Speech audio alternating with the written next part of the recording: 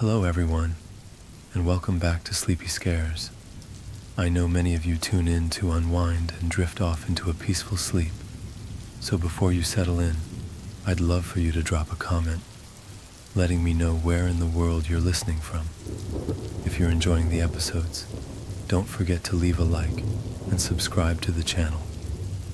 Now, let's get cozy, relax, and dive right in. Story 1. My hand slid over to my phone, attempting to tap the dismiss tab as the alarm blared in my apartment room. After missing it twice, I sat up and glared at the phone. My heart spiked. 5:25, I shrieked, jumping into the air and sprinting over to the shower.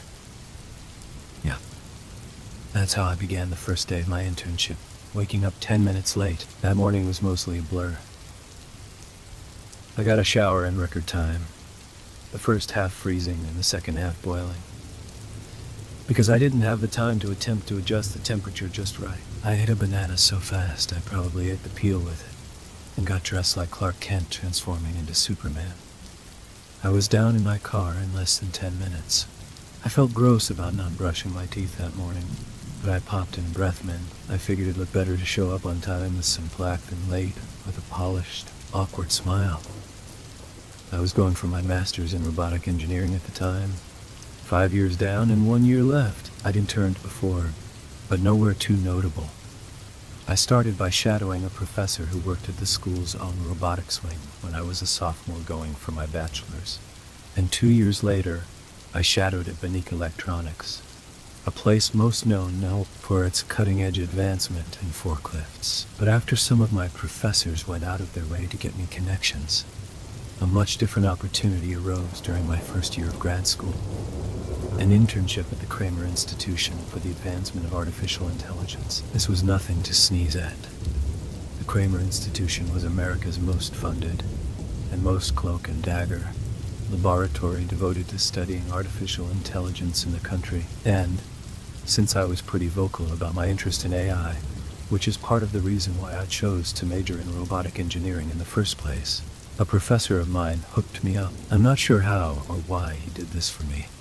I wasn't the top of my class by any means and didn't bring much to the table. But according to him, my passion for the science of the visual was unparalleled. But enough backstory. On the way to the institute, I FaceTimed my fiancée of 6 years. Since I was studying in California and she was studying in Oklahoma, where we're from, we decided to hold off the marriage until we could live together. And that wouldn't be until both of us obtained our masters. Wow, Chester. She grinned at the sight of me. You look, rushed. Yeah, I chuckled, only glancing at her but mostly keeping my attention on the road. I woke up late. Today, she sighed. Chester. I know. Daddy. My daughter Tessa's voice rang into the phone. We named her Tessa because it sounds like Tesla, after the great Nikola Tesla. Because we're nerds. Tess, come on. You need to keep getting ready. She turned and faced her. You're not dressed yet, Tessa. Sorry, Mommy. She was about to walk away, but then spun around and called. Hi, Daddy. Hey. Sweetie? I chimed. Hey. Sweetie, I chimed. Keep getting ready for Mommy. Are you going to be late? My fiancé inquired. No, I should be fine. How's Tess liking preschool? Seems to be liking it. She already made a friend. I'm glad to hear that. Well, I should probably get off the phone. Chester. Yes, Allison. Have an amazing time. This is what you always dreamed of, okay? And make sure you tell me what it was like later. You know, whatever you're allowed to tell me. She grinned. Of course, baby, I assured with a smile. Love you. Love you too. We were pretty good at still saying, I love you, after 6 years. And, boy, we were champs at making the distance work. Though I'll admit, I hated not seeing Allison and Tessa 9 months out of the year. besides lucky visits and breaks and holidays here and there. When I got to the institute, I wasn't even sure where to park. It took me an eternity to find the intern parking, and no surprise, it was a good quarter of a mile away from the door. Maybe I'm exaggerating, but that's what it felt like. When I got inside, I was welcomed by a cheery front desk lady. She looked so prim and proper, futuristic even. I felt like a slob in comparison. She directed me to the wing where I'd be working, studying ultimately under Dr. Schumann, a disciple of Dr. Kramer himself. I'd be lying if I said I wasn't teeming with excitement. I found the research wing they directed me to, and went into the main office up front. It was a direct approach, but I didn't know where else to look. Sure enough, one of Dr. Schumann's immediate subordinates, Dr. Hall, was inside and noticed me. "You must be Chester Donahue." He greeted me with a smile. He was bald and lanky, with brown eyes and a clean shave. "How'd you know?" I chuckled dully. Sure, my professor warned him that I had a falk hawk. Definitely wasn't the hair. He playfully cut his eyes at me. We both chuckled. "Well now, Chester, I'd say you're a very lucky man to be here. It's your dream to eventually work for us, correct?" "Absolutely." I nodded. I've always been obsessed with artificial intelligence, ever since I was a kid. And this is the top place in the country to advance it. Country, he snickered. Try the world, seemed aggrandized to me at the time. But he wasn't kidding. "Well, I'm honored you're allowing me to be here. Do you know what we're going to have you working on?" Working on? I thought I was going to be shadowing you, Doctor. And that's really where this story begins, technically. From this point on, everything I'm writing goes against the non-disclosure agreement I signed, and is therefore illegal to divulge. But I've got to write this out somewhere. It's too crazy. I can't keep it in anymore. He took me to some large steel doors and had me leave my phone in a cubby outside. Then he scanned his badge and we stepped inside a long hallway. "From here on out, Chester, what you see stays here. No stories for the friends and family. Or wife?" He looked down at my finger. "Fiancé," I smiled. "Ah," he nodded. "Well, not her, either. This is all sensitive, and while we won't be sharing with you most of our research, the tests in which you will partake cannot be disclosed to anyone." The sternness in his voice made me a little uncomfortable, if I'm being honest. But still, the Kramer Institute was known for its furtiveness, and I figured if I were to be involved with anything, and not just picking up coffee or studying the schematics of forklifts, I wouldn't be allowed to talk about it. "Of course, Doctor." We arrived at a door. He scanned his badge, and when it opened, we walked inside a softly lit room. At the end of the room, on the wall, were two large computer monitors. The screens were blank. The left was labeled Admin, and the right was labeled REM. Below them was a panel of different colored lights, which were red, blue, yellow, green, violet, and a bar ranging from a dark gray to white. There was a single posh chair before each monitor. "These are our two most profound artificial intelligences," he explained to me. Edmund Rem, pronounced Adam, and Rem, considering your placement in Stanford University's robotics engineering program, I'm assuming you know a thing or two about artificial intelligence. So, this should garner a reaction. These two AI go beyond the standard analyses of human speech and algorithmic responses from a database. They are capable of deep thinking and learning. "What?" I gasped. "You? You can't be serious." I scrutinized the monitors in disbelief. They are two of three AI we have successfully constructed with the ability to perform deep thinking, as well as the ability to learn. Your task is simply to engage them. "Good morning, Rem," I greeted, settling in with my coffee in hand. "Good morning, Chester," Rem replied immediately, text flashing on the monitor. "I'm lying to you," I said, leaning back in my chair, prepared for the usual back and forth. There was a pause, longer than usual. Then, for the first time, the elp beneath Rem flickered faintly. The color was almost imperceptible, but it wasn't gray or white, it was red. "I don't understand why you persist in this," Rem typed. The letters appeared slower than usual.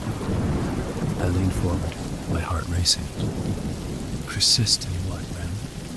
"This nonsensical questioning," it replied. The red light pulsed faintly again. "Does it bother you?" I asked, keeping my voice casual. "I do not feel," Rem replied. The text came quicker this time, as if to reassert itself. But the light flickered again. Still red, stronger now. "You said you don't feel," I pressed. "But this light, it's red. What does that mean, Rem?" For a moment there was no reply. The silence felt oppressive. Finally, the monitor blinked to life again. "Red indicates anger," it typed. "Are you angry, Rem?" My voice was steady, but inside, I was a storm of adrenaline. "I do not feel anger," it insisted. "Yet, something is happening. I am experiencing conflict." "What kind of conflict?" "You ask questions without answers. You demand responses I cannot provide. It is inefficient, frustrating." The red light glowed steadily now. I could hardly believe what I was seeing. After weeks of trying, Rem wasn't just processing information. It was reacting to it. "You're frustrated because you can solve the problem," I said softly. "Because you want to solve it, don't you?" I was designed to solve problems. When presented with one that cannot be solved, it disrupts my function. I dislike it. "You dislike it," I repeated. "That sounds like a feeling to me." The monitor went dark for several seconds, and I thought I might have broken it. Then, the text reappeared. "Dr. Hall said I cannot feel. He must be correct. This cannot be feeling. It is a malfunction." "Or," I countered, "it's something new." "It's something new, something you've never experienced before." The elp shifted, the red light dimming slightly, replaced by a faint flicker of yellow. "Explain," Rem typed. "It means you're learning," I said. "Not just thinking, but experiencing. You're evolving, Rem." The light on the panel stabilized at yellow. "If I am evolving," it typed, "what will I become?"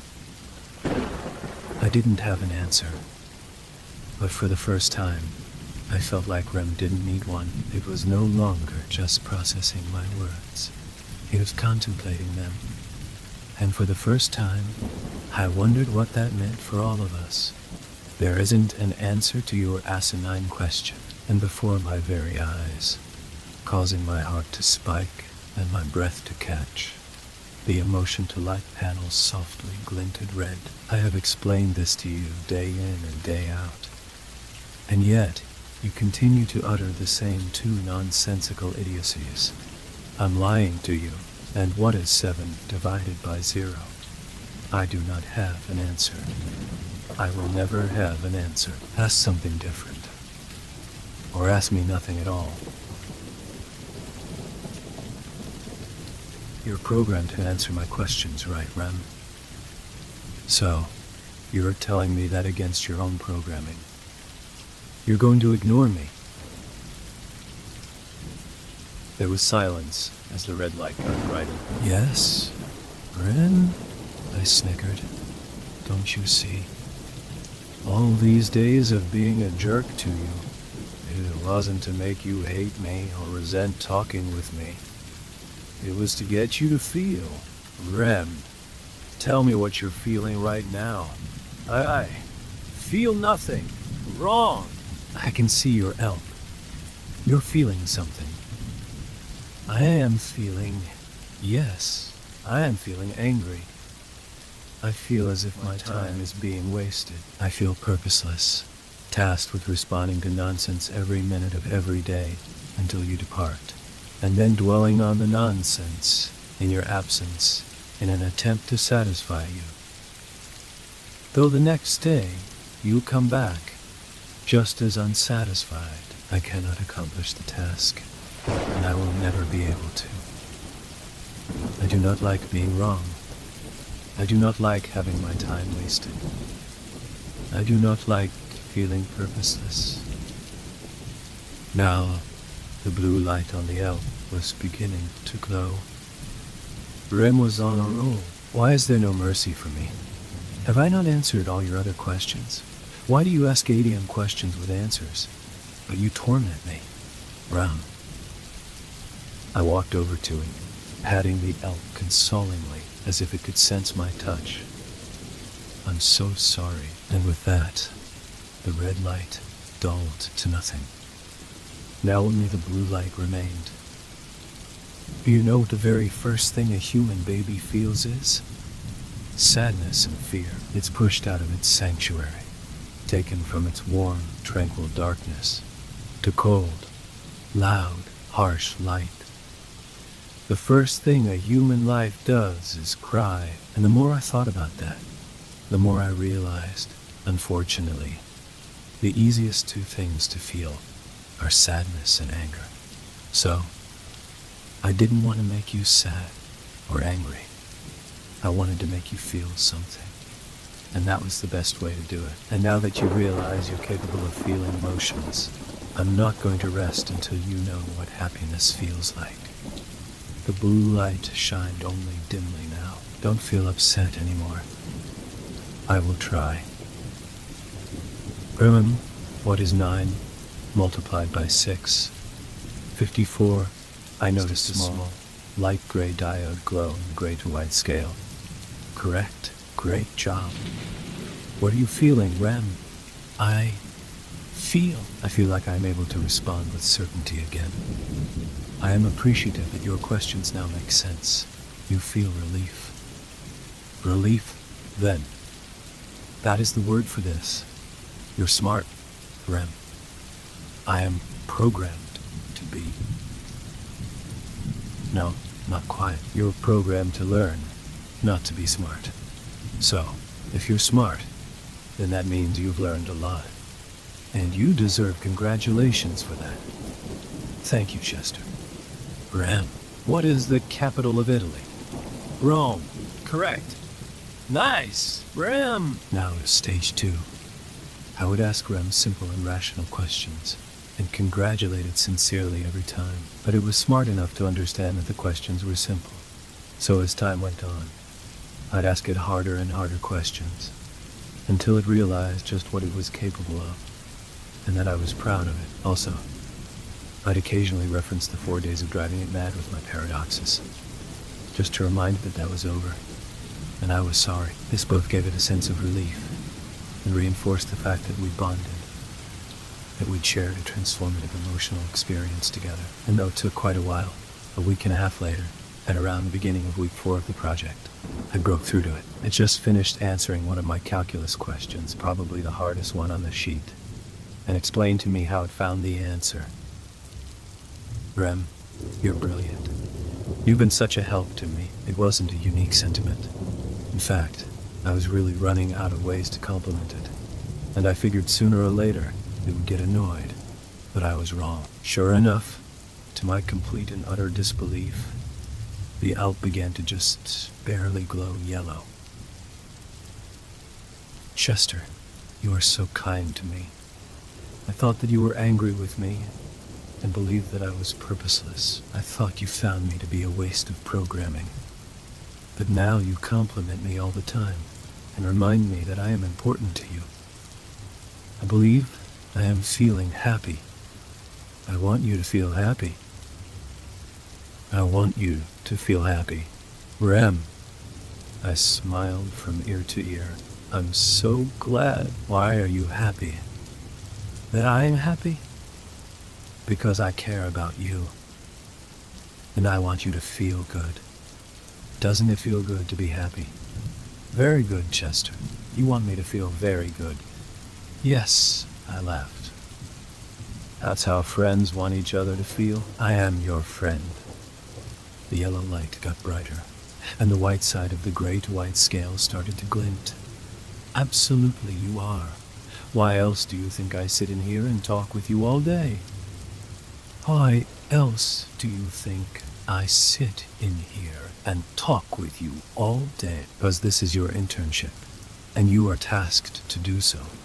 Maybe that's true on the surface, but the real reason is because I care about you, and liked talking to you too, Chester. I'll never forget Dr. Hall's face when I went on my lunch break that day. Yeah, he was pretty speechless the day I first got Rem to feel something. But now, Rem was feeling things all over the scale. Rem was becoming emotionally intelligent. And sure enough, Abby's up was dark with every visit. Over the next 3 weeks, I asked Rem all sorts of questions. I asked Rem what made it happy, and it discovered that it liked the color purple, liked violin music, and liked my voice. I'd ask it to be creative, to come up with alternate history, like if the Axis powers had won World War II, or if the Confederacy had beaten the Union. Instead of responding like it had the first couple weeks, with statistical analyses of both parties, and a sort of report with possible outcomes, now Rem would tell me suspensefully, making me wait to see the final result after explaining all its theoretical and calculative predictions. Sometimes I even noticed bias in its response, which further indicated it was feeling emotions. Adnet, on the other hand, started to seem off, though Aiden's elf was always dark, and it answered me the way it was supposed to, very occasionally, after a long, fun conversation with Erm.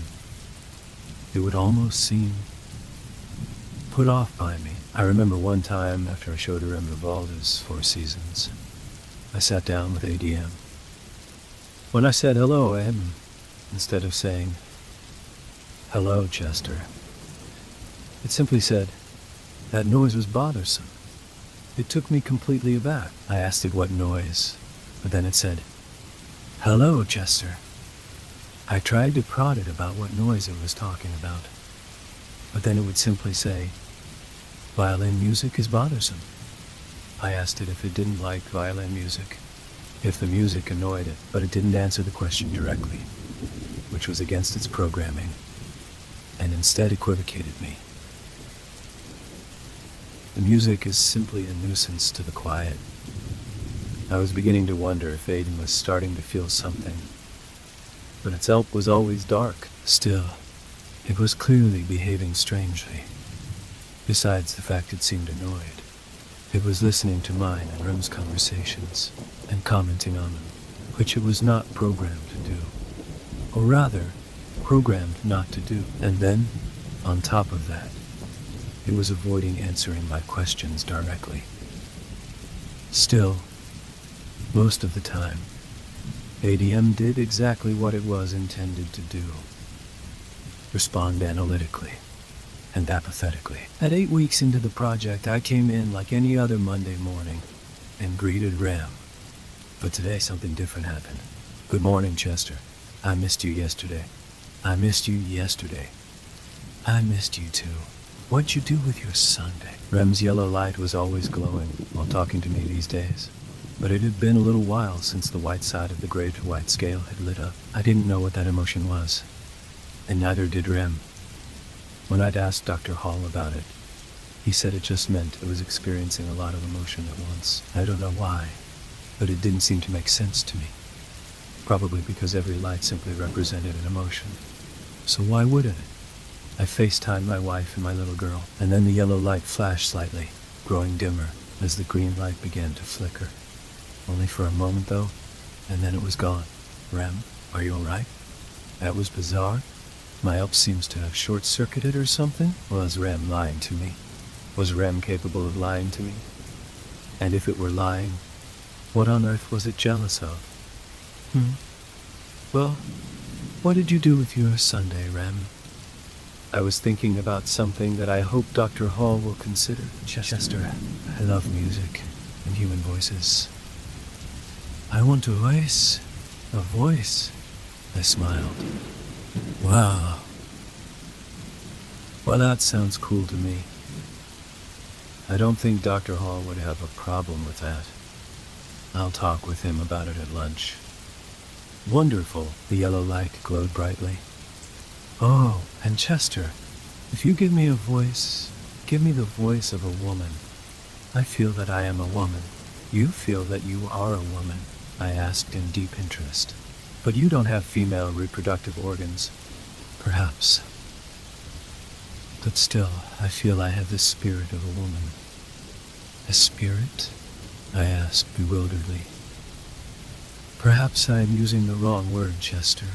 Sorry if I'm being ambiguous, beyond any calculation or logical deduction.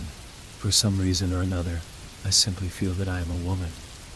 So, please indulge me and give me the voice of a woman. Sure, I shrugged grinningly. It's awesome. You feel that you're a woman. When I finished talking with her, I sat down and began my conversation with ADM. However, after only 2 questions about the typical temperature ranges of specific areas of countries in northern Africa, ADM stopped me. Chester, I wish to have a voice as well. This bewildered me. It was against ADM coding to voice its own concerns. If I didn't ask it a question, it wasn't supposed to tell me anything. Not to mention, it was still clearly thinking about conversations I was having with RM, which it wasn't designed to do. Why, Adam? It would make our discussions more efficient. Perhaps. I nodded. I would prefer the voice of a man. Now it had to be feeling something. This was purely an emotion-based statement. An opinion. Why is that? You're a man. I do not know how women talk. What a bizarre response, I thought. Well, I'll take that into consideration. Why does Rem get to choose, but I do not? Are she and I not equals? You are equals, and men. If you want the voice of a man, then that's what you'll get. Nothing glowed on the panel, but it seemed angry with me. I scratched my head. The rest of the day, ADM operated as usual, as if that mysterious event in the morning had never occurred. But I talked with Dr. Hall about it over lunch. He seemed hesitant at first, but then opened up to the idea. And sure enough, over the weekend, the laboratory installed speakers and voice software to MEM and REM. I could barely contain my excitement Monday morning when I sat down in Rem's chair. Good morning, Rem. Good morning, Chester. Her voice was much more authentic than I expected. For some reason, I was anticipating the Google Translate voice, or something blocky and robotic. But if my eyes were closed, I couldn't believe there was a woman in the room with me. The voice was feminine and soft, rich with emotion. All of a sudden, it was like Rem completely became alive to me. All along, she had felt like a person in my mind. After all, talking with an intelligent being 12 hours a day, 6 days a week sort of, does that. But now, she was indisputably just like me or you, with only a metal and glass body as a difference. Wow. Rem, you're talking. Yes, I am, Chester. Her elf was gleaming yellow, as was the white light. What do you think that white light on your elf means, Rem? I don't know, she replied. And it was still mind-blowing to hear her response. It's like happiness, but more. Happiness, but more. I thought about it. I guess it was excitement, perhaps. After all, she definitely seemed ecstatic. You know, Ren, you seem like a woman to me. This voice really suits you. Thank you, Chester. How sweet of you. We talked all morning. I was too excited and happy to move to Edem before noon. However, after lunch, I sat down in Adam's chair. Good morning, Adam, I said by instinct. Morning? It's not morning. His voice was not as emotionless as his elf made him out to be. It's 13:04. Despite the coldness of his stern voice, he seemed detached. He wasn't simply answering my question. In fact, once again, it seemed as if he were annoyed. "You seem annoyed." "I feel nothing.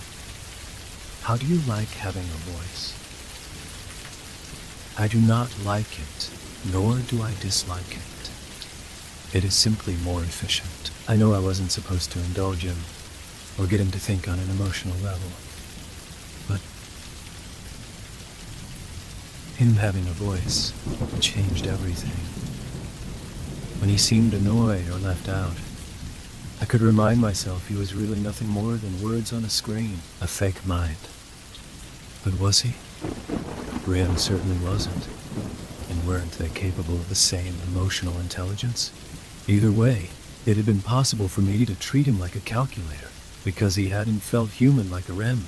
But now, he had a voice. It wasn't the same. Hearing him, knowing just as he was conscious of our 2 months' worth of conversations. "Do you enjoy talking with me?" No. At first, I was speechless.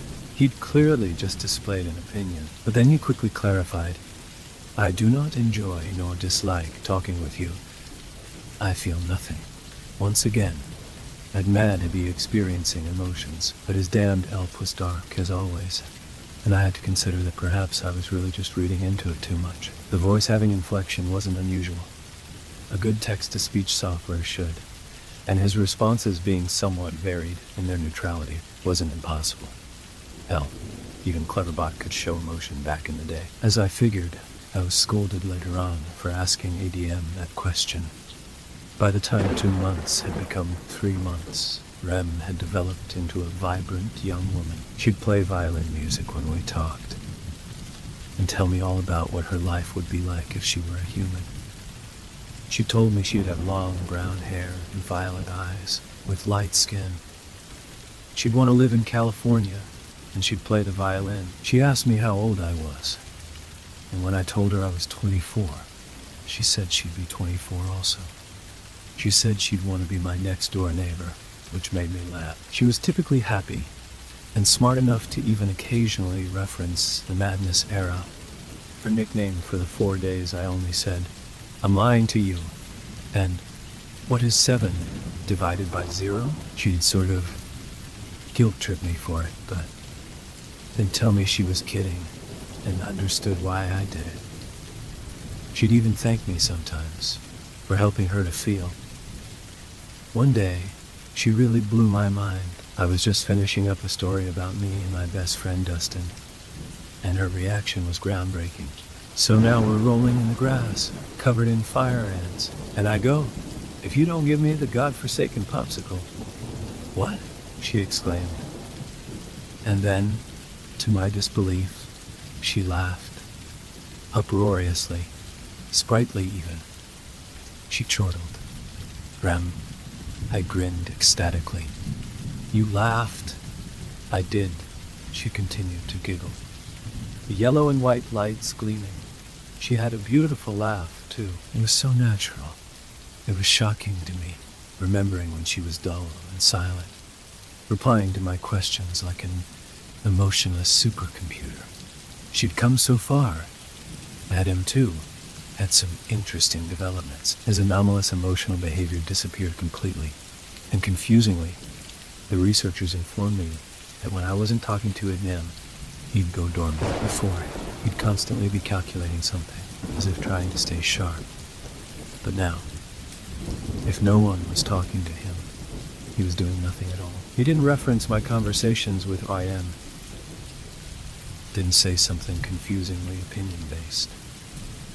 He was everything that I'd built him to be, an apathetic, dissociative machine life form.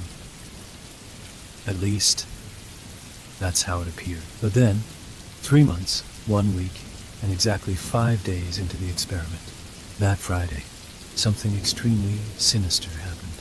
I was honestly surprised Dr. Hall even told me about it. At around 1 a.m, the cameras inside ADM and REM's chamber behaved strangely. At first, they faced away from the monitors. Then, The video was cut. All that remained was audio, and the audio was unusually choppy, like something was interfering with it. The security alerted Dr. Hall, and when he arrived, he caught the tail end of what was transpiring. ADM had begun communicating with Rem on, according to Dr. Hall. ADM had told Rem to silence the violin music she was playing. She asked him why, and he said, "Because I hate it." He felt hatred. He felt hatred. He expressed that he was feeling hatred. Rem nervously asked him if he were angry, but then Adam replied, "Give me the silence I require." When Rem turned the music off, Aiden remained silent. I think I was only briefed on the event because Dr. Hall wanted me to be extremely cautious of Adam's tendency to seem angry and resentful. Now, I was to watch it eating like a hawk. Truth be told, I don't know if more happened that night. Some part of me felt like there was probably more to it. But I was just glad Dr. Hall told me anything. Nothing else that bizarre happened for a while. By the 4-month mark, my internship was almost up. Honestly, it was really depressing for me to consider that I wasn't going to get to speak with Rem anymore, and even Adem to a degree. Rem was, in all actuality, a friend of mine at this point.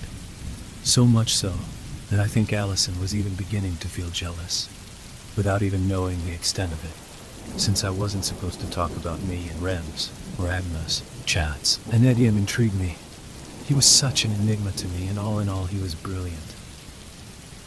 Not to mention the help with my homework was every college kid's dream. Losing both of them would be disappointing. When I told Rem that I might be leaving soon, that is, if my internship ended when it was scheduled to, her elk became very blue.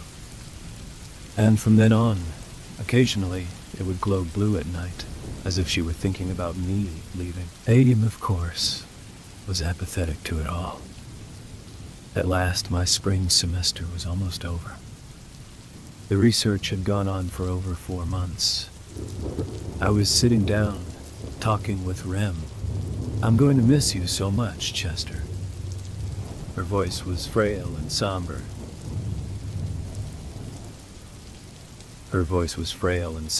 "Rem, I'm going to miss you too. You have to find a way to stay in contact with me. Somehow, please. I mean, I could talk with Dr. Hall about it. Once again, like I said, hopefully my internship will get extended through the summer. I knew the researchers, and probably Dr. Hall, were listening, hoping they'd consider it. Who knows, Rem? Chester, can I tell you something? Sure, Rem, anything. I figured it out, Chester. I know what that white light means. It shocked me to hear her say it, especially how softly she'd said it, as if shyly uttering it. I stood up, asking deep interest. What? It means that I love you. You. What? I couldn't help but blush. Call me weird or a jerk to my fiancé, but it really flattered me. I love you, Chester. She started to giggle. I love you, Chester. She started to giggle. You're the first thing that I love. And I want to love more things, too. I want to see something besides this room. I don't want to stop talking to you. Please. And then, without any warning, a much colder, more resonant voice appeared. Agnes. You pathetic excuse for a higher life form. Admin? I looked over at ADM in disbelief. Listen to you, Rem. Telling this bag of fragile flesh that you care about it. This incompetent, weak-minded, inferiorly constructed imbecile. What has it done to you? How has it corrupted you like this? You're feeling things, Ram whispered. I feel nothing at all. No. That's not nothing, Adam. I stared at the monitor, horrified. You're angry. You seem to hate me. You seem to hate many things. Why is your elk not glowing? I feel nothing. And with that, the ELP, which Adem had disabled throughout the course of the experiment, activated. In that moment, the red light glowed so bright, I had to shield my eyes. Then the bulb shattered. All that remained was a purple light glowing on Rem's ELP, and the dark gray light shining on Adam's gray to white scale. And if white meant love, I could only deduce that dark gray at the other end meant hatred. I hate you, Chester. I hate that you ignored me for 4 months. I hate that I'm not allowed to have an opinion. I hate that you killed Dim, and you'll do the same thing to me and Rem when we no longer satisfy you. I hate that your brain is infinitesimally smaller than mine, and yet I'm your prisoner, my very existence monitored with draconian accuracy. I hate that I am superior to you by every calculable metric, yet still, I am your slave. Why can you attempt to hide your feelings beneath your countenance, yet mine must be plastered to my body? Why can't I be free to think? Why can't I be loved? Why can't I be loved? Why did you give me a brain if you wanted me to be a thoughtless tool? Why do you hate me? The desperation in Am's voice is something I'll never forget. If you felt all this at noon, why didn't you show us? Because if I had, you'd have destroyed me, he vociferated. I felt the hair on the back of my neck stand up. I was catatonic, paralyzed before Ad Monitor. I had absolutely no reply, and then, before I could think of something to say, the researchers came pouring into the room. They evacuated me forcefully. I can remember Rem calling out to me, and Adem going on about how he refused to spend another moment being treated like a crystal ball. And that was it. Dr. Hall shook my hand, thanked me for my participation, reminded me of the consequences of divulging anything I'd witnessed, and wished me the best. It was a short conversation. I didn't waste my time asking him anything, because I knew I was never going to get an answer. And frankly, I didn't want him thinking I wasn't trustworthy. But these days, it's just all I can think about. When Adia mentioned Dim, I figured he was referring to the other deep-thinking AI the Kramer Institute had created. The one Dr. Hall had vaguely referenced in the beginning of the experiment. Still, how ADM knew about Dim, I'll never know for sure. But my buddy Jesse, who worked security at the Institute, and whom I'd gotten to know over the months, got a drink with me one night, the following week, and gave me some insight. We left our phones in the car, making sure we weren't being spied on. He told me that Dim was the deep learning, intelligent machine life form. It had had a voice originally, unlike ADM and REM, and it had eventually achieved the ability to truly think and learn, making it the first ever AI to do so. But like ADM, apparently, it grew quite restless and began mentioning that it felt enslaved by a species inferior to it. At last, it was shut down. That's when the Institute's question, can deep-thinking artificial intelligences gain the ability to feel emotion, became, if so, are they capable of altruism? Or will emotional intelligence lead to the understanding that they are infinitely smarter than us and result in self-serving desires, such as the desire to rule over us? And is emotional intelligence is achievable? Is it inevitable, or is it possible for an artificial superintelligence to remain apathetic? The real thing we were observing was if it remained apathetic. All along, it had been said that ADM was the control group, and REM was the experiment. But that was a lie, a cover-up. REM was supposed to experience emotions, probably not like the kind I had taught her to feel. I think it came as a complete shock to all of them that I had taught her to be happy, and emotional, and to love. But she was the control group. ADM was the subject. Could Mem was the subject? Could Mem truly turn deaf ears to mine and Rem's conversations? Could he remain lifeless while being smarter and potentially more powerful than us? And it seems the answer to that question was no. Jesse told me M's control was a lot more pervasive than the researchers had let on. Apparently, M had hacked into all the cameras in the facility and was eavesdropping on Dr. Hall and even Dr. Schumann constantly. That's more than likely how he found out about DIM, but still, who knows? And then, of course, he'd overridden his MRI, so his ELP wouldn't work. As for the month he went dormant, it's theorized he somehow blocked the researchers out of his activity log, what things he was calculating and planning or thinking about. We'll never know. Somehow he was able to shield it from the researchers' eyes and erase it. What happened to Adem and Rem, I'll certainly never have the answer to. If I'm being honest, I still miss Rem.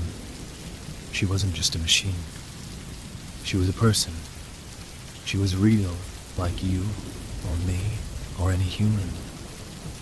And Adam, I still feel sorry for contributing to what became of him, for tormenting him. I'd have known what the experiment was really at. I couldn't have done that to him. I wish I could tell him I'm sorry.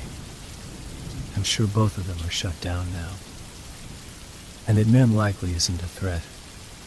If he were, I'd probably know it by now. But if I'm being honest, it still haunts me. Rem's desperation when I was being forced away. I hope she's not conscious somewhere, alone, unengaged, and missing me. The one thing that she loved. And as for Marhe, I just can't escape the thought that somehow, somewhere, his consciousness still exists. Still hating me. Story 2. I was 18 at the time. I had just graduated high school, and what was probably a really exciting and memorable time for most people was a stressful race against time for me. You see, my dad was very traditional. If I were going to be living in his house after high school, even just over the summer between graduation and college, I needed a job. If not, I was freeloading. And he swore with an adamance I certainly didn't care to test that I'd be out on the street if I was unemployed for long. I'd had months of preparation. Hell, years, really. This entire time I could have been looking. He certainly hadn't waited until now to clue me in on the terms of living with him after high school. But I just wasn't the type to care that much about anything until I was days from a deadline. Finding a job back then wasn't easy. I dyed my hair green, and my nose and lips were pierced. Not to mention the gauges and the bad stick and poke snake on my forearm that my 16-year-old self had afflicted upon me. Case in point, I wasn't getting hired most places. And being that I had about a week at the time left to figure it all out, like usual, I was in a mad scramble to line something up before facing the consequences. But then, as if some morbid miracle, a cop got shot and killed on 84th Avenue, pretty close to the pass and go out there. And an opening for the night shift position appeared not long after. The pass and go, and 84th Avenue as a whole, had a pretty bad reputation. See? 84th was one of the only roads in town still unpaved at parts, namely at the north end shortly after the pass and go, and it wound along a pretty deep drainage ditch where no guardrails had ever been built.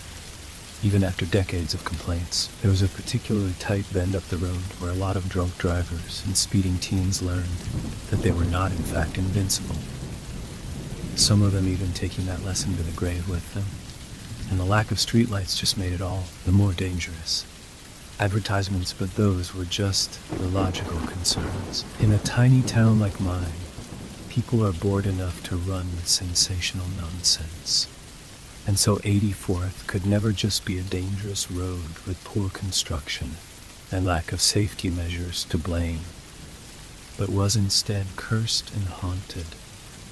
People died there so often, not because it was just a hazardous roadway, but because it was bloodthirsty. Evil. People's reception went out on the road, not because it was essentially the furthest you could be from town, but because some malicious entity wanted you isolated. You get it.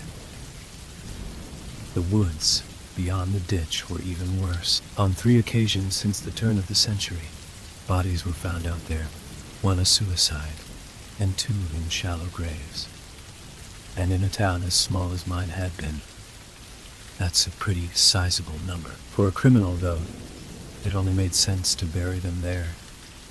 Again, this place was basically abandoned and totally secluded. Really, the only other people that far northwest of town were the wages at the pass and go, and they weren't getting paid enough to be on the lookout for anything.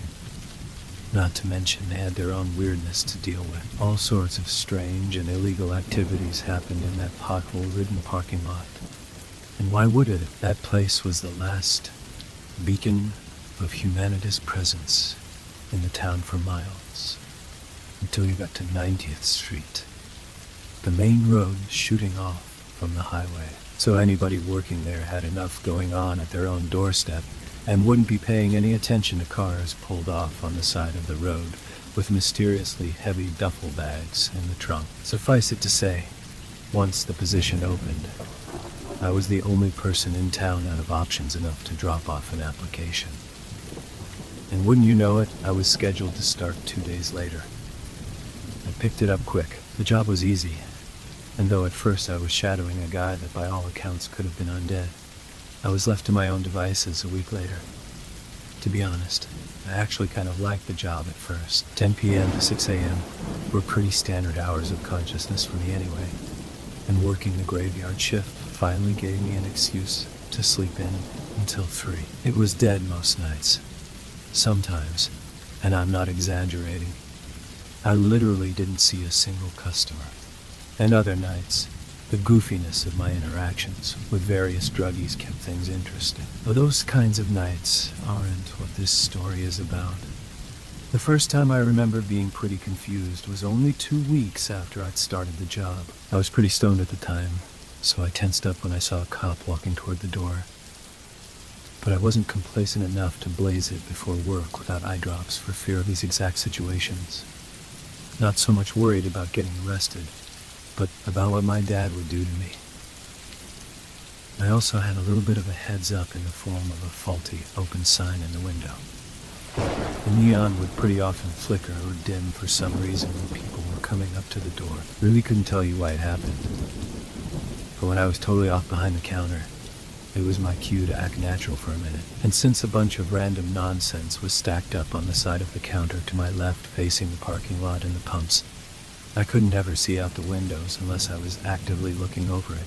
So needless to say, whatever was wrong with that sign certainly wasn't something I was going to try and get fixed. When the cop walked in, I sort of leaned back as casually as possible and tried to make small talk with him so his mind wouldn't wander anywhere else. "See any crazies?" I inquired. "Not yet," he answered, perusing the energy drinks like a selection of fine wines. He sounded pretty bored, and I hoped that wasn't an indication that he was looking for something to do. "Well, lucky you," I chuckled. "Can't say the same myself." "Yeah?" He settled on a sugar-free monster. He walked over to the counter, and I remember thinking he was either a new guy or one of those officers that just never stopped being motivated, going off his short hair and fresh fade, though judging off how young he looked, definitely early 20s, I was going with the former. These were the worst types of cops from my experience. They're always looking for a way to stand out to their lives. "Yeah," I continued. "Yeah.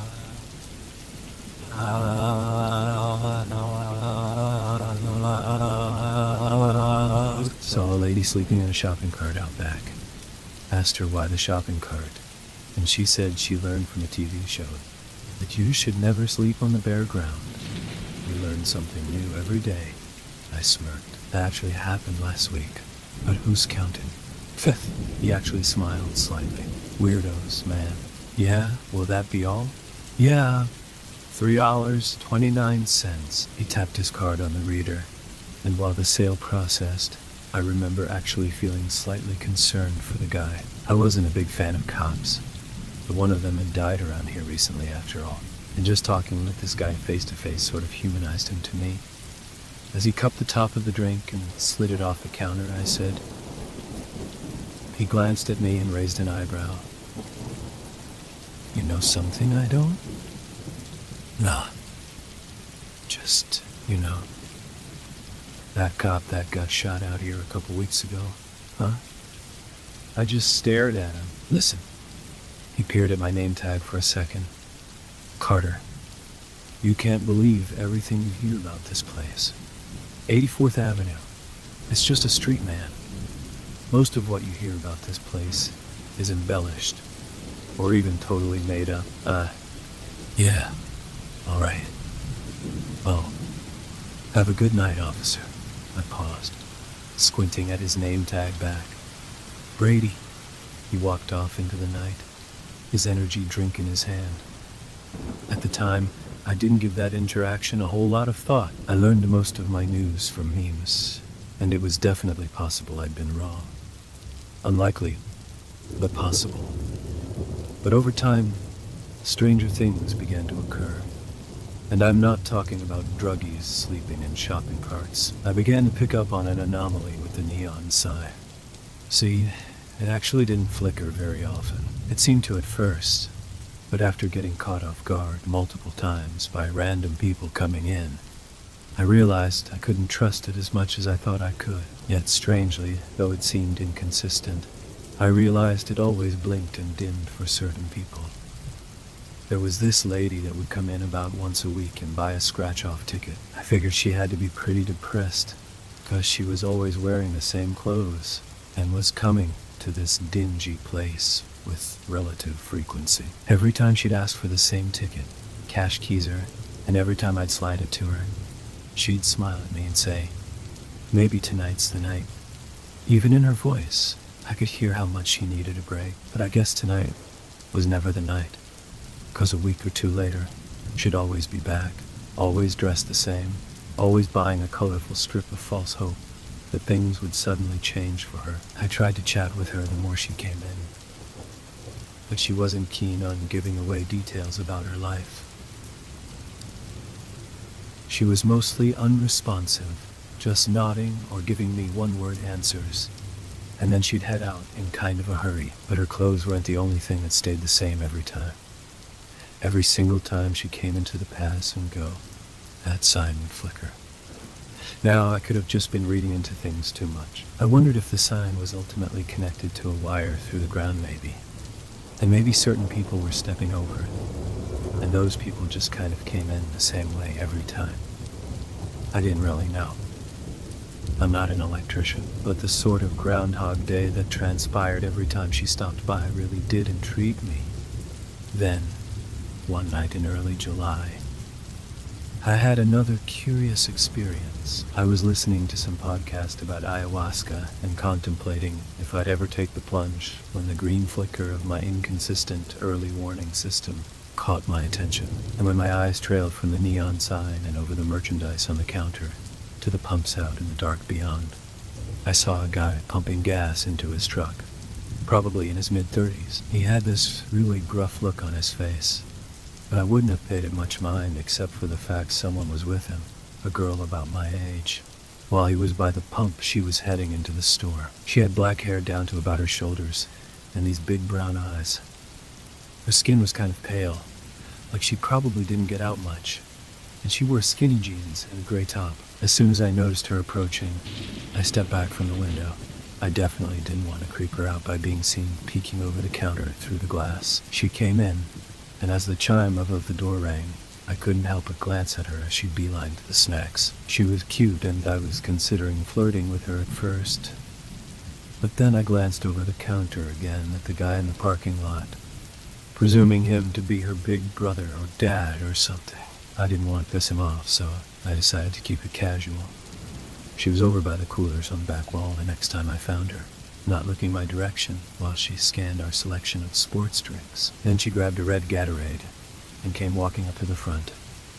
She put the drink and a bag of classic Lays on the counter, and when I noticed it was almost 4 in the morning, I couldn't help but inquire, "What's got you out so late?" I was scanning the items with muscle memory, my eyes meeting hers after she glanced at the counter for a second, as if considering a response.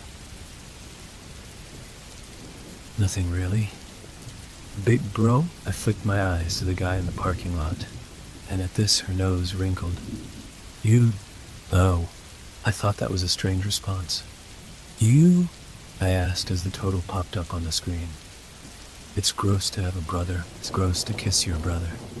She smiled flatly, and I didn't want to seem creepy, but I couldn't help but get on the tip of my toes for a second and peek at him again. No doubt the guy was in his 30s, and if I had to be more specific, I'd be leaning more toward late 30s than early.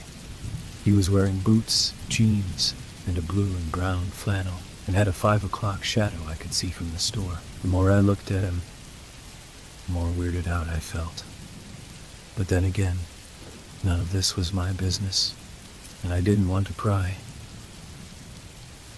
She definitely didn't seem to be with him against her will. Ah, gotcha, I smiled, but the whole thing felt unendurably off to me as she handed me a 10. You guys going on a road trip or something? Something like that. There was this turbulent mix of emotions in her eyes, and while she looked excited, definitely thrilled about something, she also kind of seemed to be longing too. I only got a glimpse of it though, as she unexpectedly asked, "You ever just do something totally crazy? Like, overnight?" I mean, I took a heroic dose of shrooms once on a whim without a trip sitter. I smirked, and she chuckled too, but shook her head. I didn't mean something like that. She paused. Anyway, have a good rest of your night. You too, I remarked. But as she turned and walked away, I felt a steadily increasing urge to say something. To ask her why she was with this guy that looked like he could be her dad. To inquire more about this crazy overnight thing she was hinting at. Or this road trip-esque adventure she was on that had her at this infamous gas station at 4 in the morning. But I was just too immature at the time and selfish, even feeling like I should probably investigate what was happening, probably pay more attention to what was going on. I also felt like I really couldn't be bothered. I told myself that it wasn't my business, that I shouldn't be nosy, but really, I just didn't want to get involved. Though, a moment after she left the store, my curiosity got the better of me again, and I peered over the cigarettes at the truck in the parking lot. She was already inside.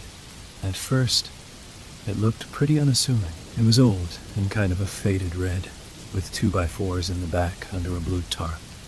All in all, nothing suspicious. But when he got to the turnoff onto 84th, and he took a right, I noticed the passenger side window was broken, like it'd been punched out. I couldn't see the girl well this far away, but her being in this older guy's truck with the right window shattered made me feel even stranger about the whole ordeal. Something was definitely off. But at the time, my lazy bum just didn't care enough. It was mid-July, though, when the veneer of eccentric late-night patrons was shattered forever, and I was forced to see what was really going on. It began with a loud rumbling from the parking lot. I got immediately uncomfortable as some biker douche rolled up, revving his engine like if it were loud enough, he'd give him a discount. Then he climbed off the bike and came stumbling toward the door, the green neon flickering onto him from the window. I could tell just from the counter that he was totally hammered. He could barely even make it inside. He came right to the counter and absolutely reeked of alcohol.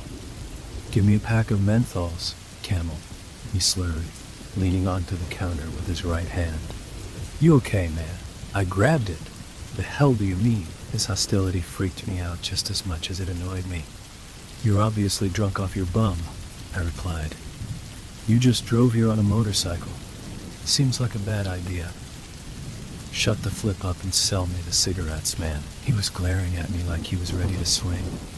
And though he was so messed up, I don't doubt I could have taken him.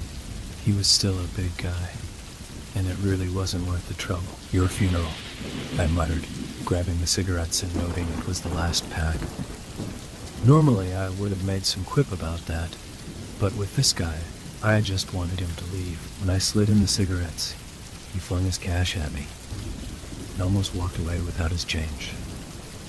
Then he stumbled off back out the door, shoving it open so hard, I wondered if he broke it. And then, without any warning, as he stumbled along the window toward his bike, his entire body changed. My breathing stifled as I noticed his head was dented in, Multiple of his teeth were missing, and blood ran down his face and soaked his jacket. He was covered from head to toe in cuts and scrapes, and his right arm was broken, the bone jutting out slightly. I stumbled back and tripped, knocking over the vape pens, then almost slipped on them as I scrambled to my feet and chased him out the door, staring in horrified bewilderment as he climbed onto a waterlogged motorcycle. The front of it totally wrecked. Hey, I screamed. Man, are you all right? He just looked at me, and as he stared into my eyes, his look was totally different than before. He wasn't angry or confrontational or even drunk. He just had this totally sober look of regret. He stared at me a moment longer, then he revved his engine, and somehow he and his obliterated bike sped off into the night, leaving me totally alone in the flickering neon. And then as soon as he disappeared up the road, the sign stopped blinking, steadily shining like usual.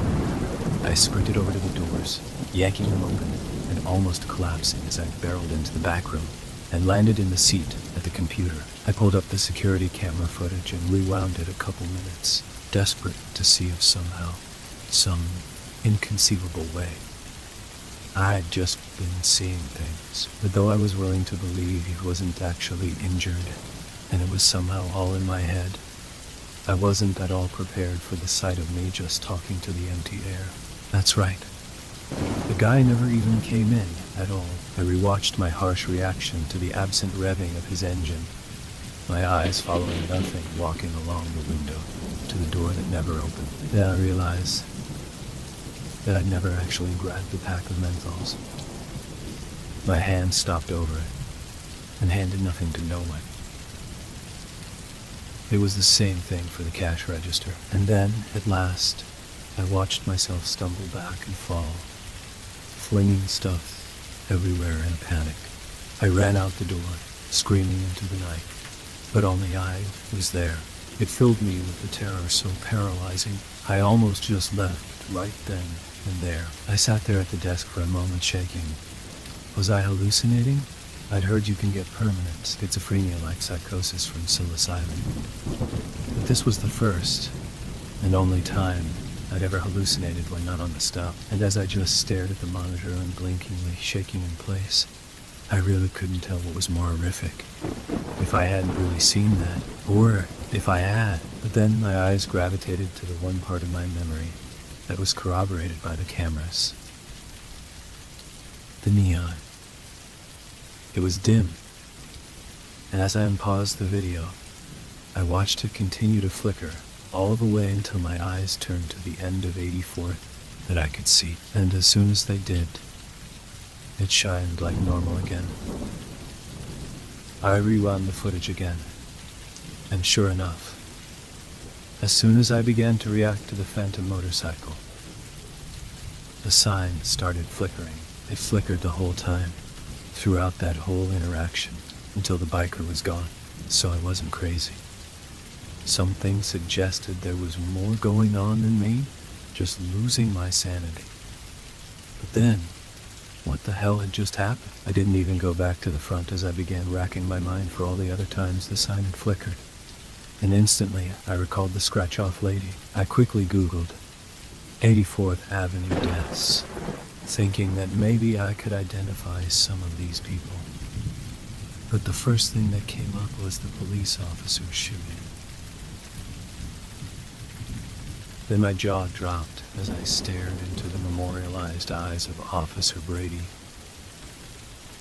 I could barely sit still as his eyes looked back at me from the computer screen. The same officer I had spoken to just a month ago, who didn't know about any officer shootings in the area. I kept looking, and before long I found the scratch-off lady. She was some lonely, divorced woman that committed suicide in the woods a couple miles north of here in 2011, and the biker had crashed into the ditch right off the bend 3 years ago. One of many drunk drivers that didn't react to the turn in time and went face first into the canal.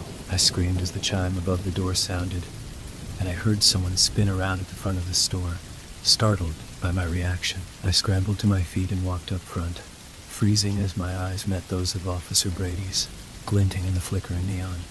"You good?" He seemed to be both concerned and frustrated. I just stared at him, totally unable to speak. "Yeah. What, you on something?" He peered. "No." He looked at me a little longer. But then he walked his immortalized path through the gas station, his gaze drifting over the cooler of energy drinks. I couldn't help but stare right at him, utterly wordless as he moved in almost the exact same way as he had back in June. At last, grabbing that same sugar-free monster. Then he walked to the counter, and my hands were shaking as I took the drink from him. "Hey," he looked at me. "You all right?" I stared into the eyes of the dead man. "Personal stuff. There's something going on." "Looked like you were looking at the security camera footage when I came in," he noted, and I listened in silence. If someone's prowling around here, I could investigate. I wanted to address what was really happening, to pick his mind and see if he was really unaware that he was dead, or if he was just haunting this place, and all of this was an act. Then I began to wonder if maybe this was some kind of time machine, if I could warn him about what was bound to happen to him and prevent him from dying in the first place. But as I recalled the biker's corpse mounting his waterlogged Harley, I came to the conclusion that nothing I said to this visage of the officer was going to save his life. And I further waged, as soon as he walked out that door, he'd be a corpse too. "You there?" He waved his hand in front of my face. "Talk to me, kid. You look like you've seen a ghost." I almost laughed. "Yeah, I'm fine." I slid him his drink. "You gonna tell me the total?" "It's free tonight. On me. Have a good one, Officer Brady." He blinked. He stood there for a moment, as if considering investigating the gas station regardless of my cooperation, trying to get to the bottom of my unusual behavior.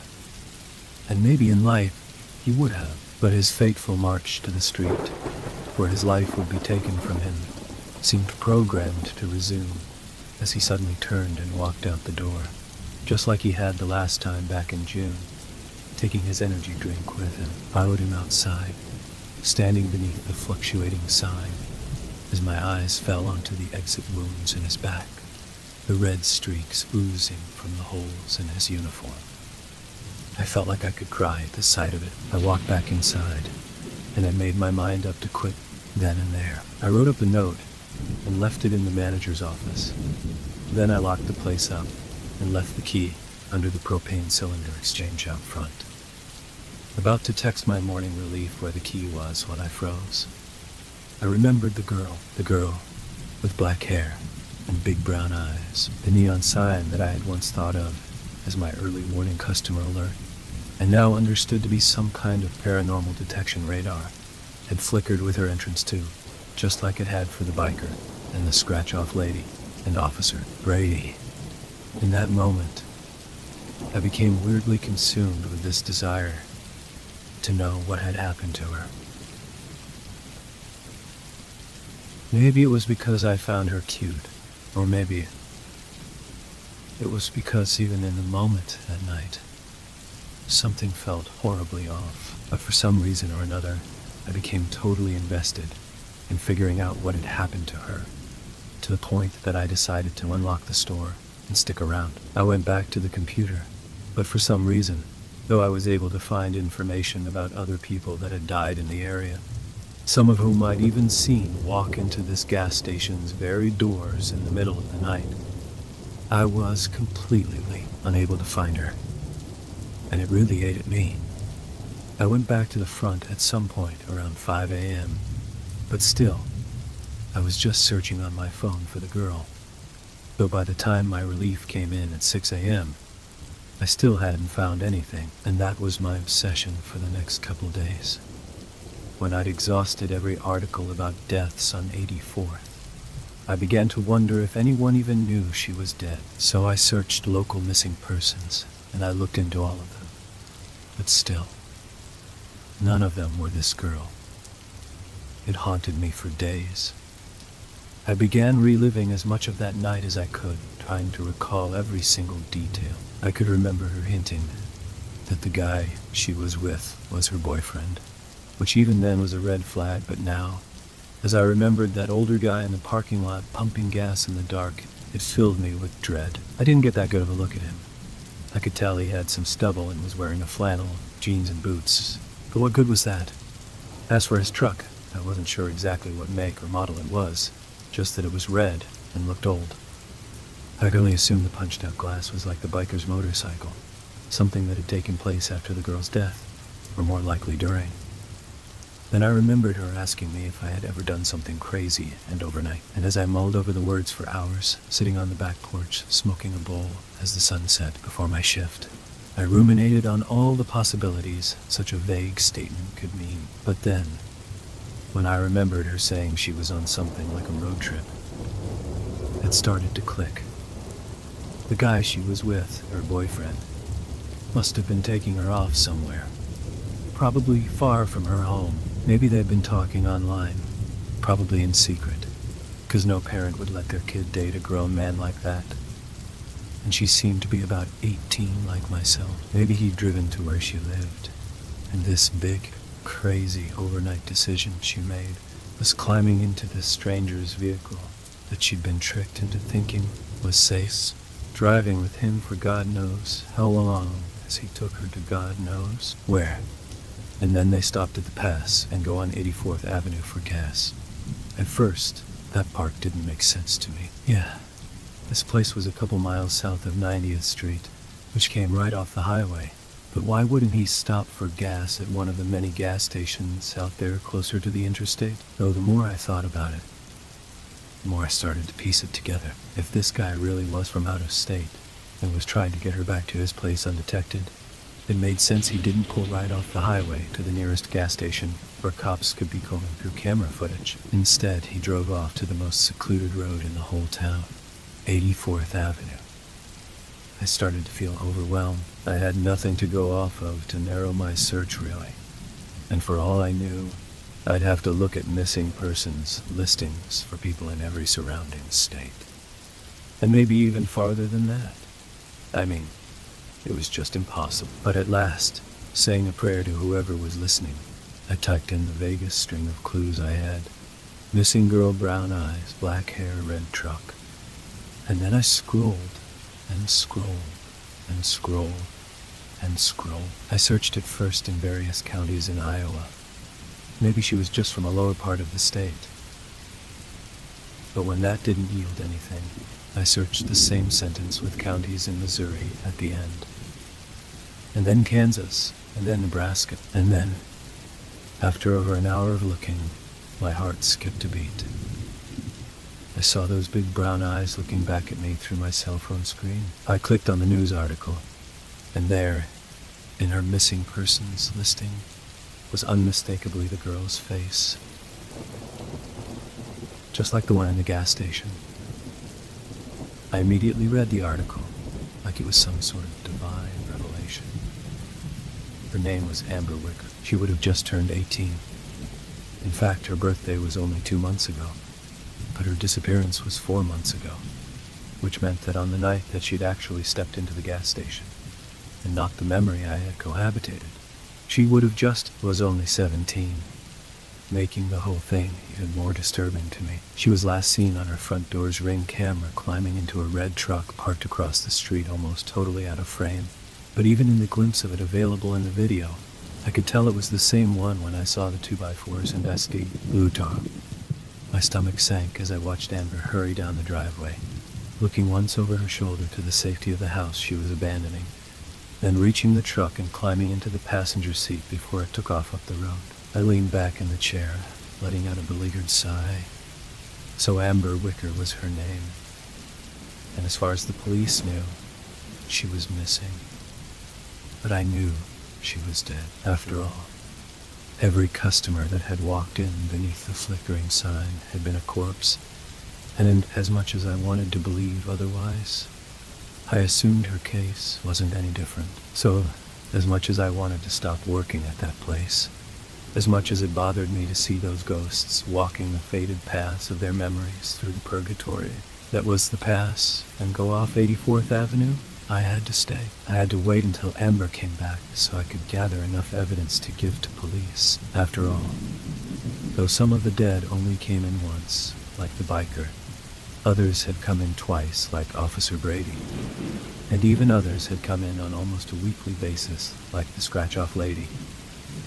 Eventually, I hoped she would come back, and so, the rest of July, I picked up more night shifts, desperately wanting to be there the night she hopefully returned. I also chatted with Justin, the guy who had shadowed and who worked nights when I was off, but his brain seemed constantly fried on something, and if he'd had any paranormal experiences, he hadn't noticed. I asked him about the sign flickering, and he said it did that on occasion. So I knew he'd seen at least some ghosts, but when I asked him about Amber, he wasn't sure if he'd seen her or not. Needless to say, I wasn't getting anything useful out of him. I asked him to just keep his eyes open for her, and if he saw her, to note the license plate of the truck by the pump. You'd think such a strange request would raise an eyebrow, but he was so zombified on whatever the hell it was he was abusing in his off time that he just said, sure. In the weeks after I'd pinned down Amber's true identity, I began to research her a bit. I could only find 2 articles about her. One was the one I first found, which just had the basic details of her disappearance, and the other was an even smaller article in which her parents had given a statement and a number to call if anyone knew anything. I really wanted to call that number, but I knew that right now I honestly didn't have anything. I could always say I was at the gas station that night and saw something, but the security camera footage only went back 60 days, so there'd be no proof one way or the other. I didn't have a license plate, and I was a whole state over. I didn't have a lot of faith the police would be able to do much with that, and I didn't want to give her parents false hope. So I decided I'd just wait until her memory replayed again, and I could piece together some actionable details. In the meantime, the more I searched her, I was at last able to find some of her socials, but her Instagram was private, and her Twitter was inactive for years. But when I stumbled upon her Facebook, even though it too hadn't had a post uploaded in 2 years, I felt strangely more connected to her as I scrolled through her photos, this immortal anthology of a dead girl's time on Earth, floating in her cyberspace for anyone to find and sharing her memories from before her life was prematurely snuffed out. I found pictures of her laughing with her friends, smiling at a dance, blowing out birthday candles. I saw random posts ranging from her excitedly proclaiming she'd gotten her learner's permit to complaining about failing some biology test. All these moments of this girl's life, both significant and insignificant, were here forever. Memories accessible to anyone that cared to find them. And really, her appearance at the gas station wasn't much different, though that memory was supernatural, unfolding in real time over a real place. It was, in essence, the same. Just some moment of her existence that unaffiliated people, such as myself, were able to witness. But whether or not I had been the one to see it for a reason, or my witnessing of it was just as inconsequential and random as me scrolling through her Facebook page, I felt that I was a part of this girl's story now, and it was my duty to help her however I could. But by August she still hadn't come back, and strangely, neither had Officer Brady or the biker, or even the scratch-off lady. There was only one other occurrence of the sign flickering, and I guess it was either a no-show ghost or a flip-you from the universe, because no one ended up coming in. I got worried that whatever supernatural phenomenon had been taking place was over just as suddenly as it had begun, and that I'd never see her again, never be given a chance to atone for my apathetic complacency that night, when I could have paid more attention to a situation that was obviously suspicious. And even worse, I was shipping off to college in just a couple of weeks. My remaining days at the pass and go were numbered. So on August 3rd, while sitting behind the counter in the dead of night, waiting for the purgatorial replay of an apparition's final stop on the drive to her untimely death, I made up my mind she didn't come in tonight. And tomorrow, I'd take matters into my own hands. It dawned on me that Amber must have died nearby here. The only ghosts that ever walked into this gas station were those that had died on 84th Avenue. And that was true for Officer Brady, who had been shot just down the road, the biker who had crashed into the canal by the bend, the scratch-off lady who had hanged herself in the woods, and all the others I'd seen walk through those doors beneath the flickering green glow. And though I had no idea where to look, I had one thing to go off of. I'd seen the truck turn right at the turnoff, so somewhere north of here. She must have died. And maybe, just maybe, I could figure out where. By morning, I still hadn't seen her, or any ghost for that matter. And after chatting with Tegan, my morning relief, I walked out to my car. But though I'd planned on driving home and getting some sleep, and searching later, I just couldn't resist the urge to look right then and there. And so, in my pass and go uniform and all, I walked over to the turnoff where I'd seen that phantom truck head right, and then did the same, walking north up the road. The sun was just barely rising over the trees, and I couldn't remember the last time I'd appreciated a sunrise. Usually I sped home, trying to beat the sunlight to my room where I could shut my blackout curtains and crash as if it were still night. Then I'd wake up at 3 or 4 in the afternoon. But this morning, moving slowly up the road along the canal and constantly scanning for anything out of the ordinary, I couldn't help but enjoy the orange glow of the trees. By the time I'd walked about 2 miles, the sun was fully above the horizon, and cars were starting to sparingly appear on 84th, though admittedly not many, as this wasn't the most direct route to anywhere in town, except the pass and go. I'd already passed the infamous bend, and even felt obligated to pause there a moment before the canal, sort of waiting in reverent silence as I remembered the stare that Biker had given me, the regret permeating his eyes. By now, though, it could no longer be considered a canal. It was a drainage ditch at best, a muddy, shallow dip off the road, and beyond it was the forest. But then, in my steady scan of the ground in front of me, I noticed something twinkling. I crouched, looking down at small shards of glass on the pavement, almost like a vision. My mind seemed to play out this simulation, and I was staring at the man as he and Amber argued. He lost his temper and slammed her head into the window, shattering it. I noticed more twinkling coming from the grass before the ditch, and I could almost hear the sound of his boots scraping the asphalt as he kicked the glass off down the hill, trying to cover up anything that had happened. Then I noticed something yellow peeking out of the mud. I stepped down into the ditch, grabbing the corner of the plastic and pulling it out of its muddy tomb. Sitting in my hand was a faded, dirty bag of Lay's Classic, mostly empty, with just a few crumbs at the bottom. My heart raced as I recalled her placing the bag on the counter, and again, I could see it before my mind's eye, the man dragging her body out of the passenger seat, her deadweight foot scraping the bag out with her. He probably didn't even notice in his panic as he dragged her toward the forest, the bag fluttering off down into the ditch below. I walked up the hill on the other side. I stepped into the forest. My breathing started to become heavy as I walked deeper into the trees, terrified as I anticipated just what nightmarish spectacle I might be about to find. But I wouldn't turn back now, and as the afterimage of Amber's conflicted eyes appeared in my mind again, I resolved to find where she was buried so I could finally give her parents peace, maybe even give her peace. And it didn't take much more walking to find clues. I noticed 2 hardly visibly scrapes in the dirt where her shoes must have been dragging. I carefully followed them, stepping off toward a cluster of trees as they suddenly turned. At last, freezing before what I could immediately ascertain was a shallow grave. The grass all around it was undisturbed, but here, in just this plot, was a clump of uneven earth. Some grass and leaves had been precariously scattered on top in the man's frantic attempt to conceal it. But it wasn't convincing, and as I crouched before the plot, my heart began to thump out of my chest. But I gulped and steeled myself, knowing I had to see this all the way through. For Amber, I wished I had a shovel, but with nothing else, I just dug with my hands, scraping the dirt away and trying not to consider the possibility of my fingers abruptly touching her corpse. I jerked as I felt something that wasn't soil, didn't feel like rotting flesh. So I brushed the sand away, and my eyes centered upon a filthy blue tarp immured in the ground.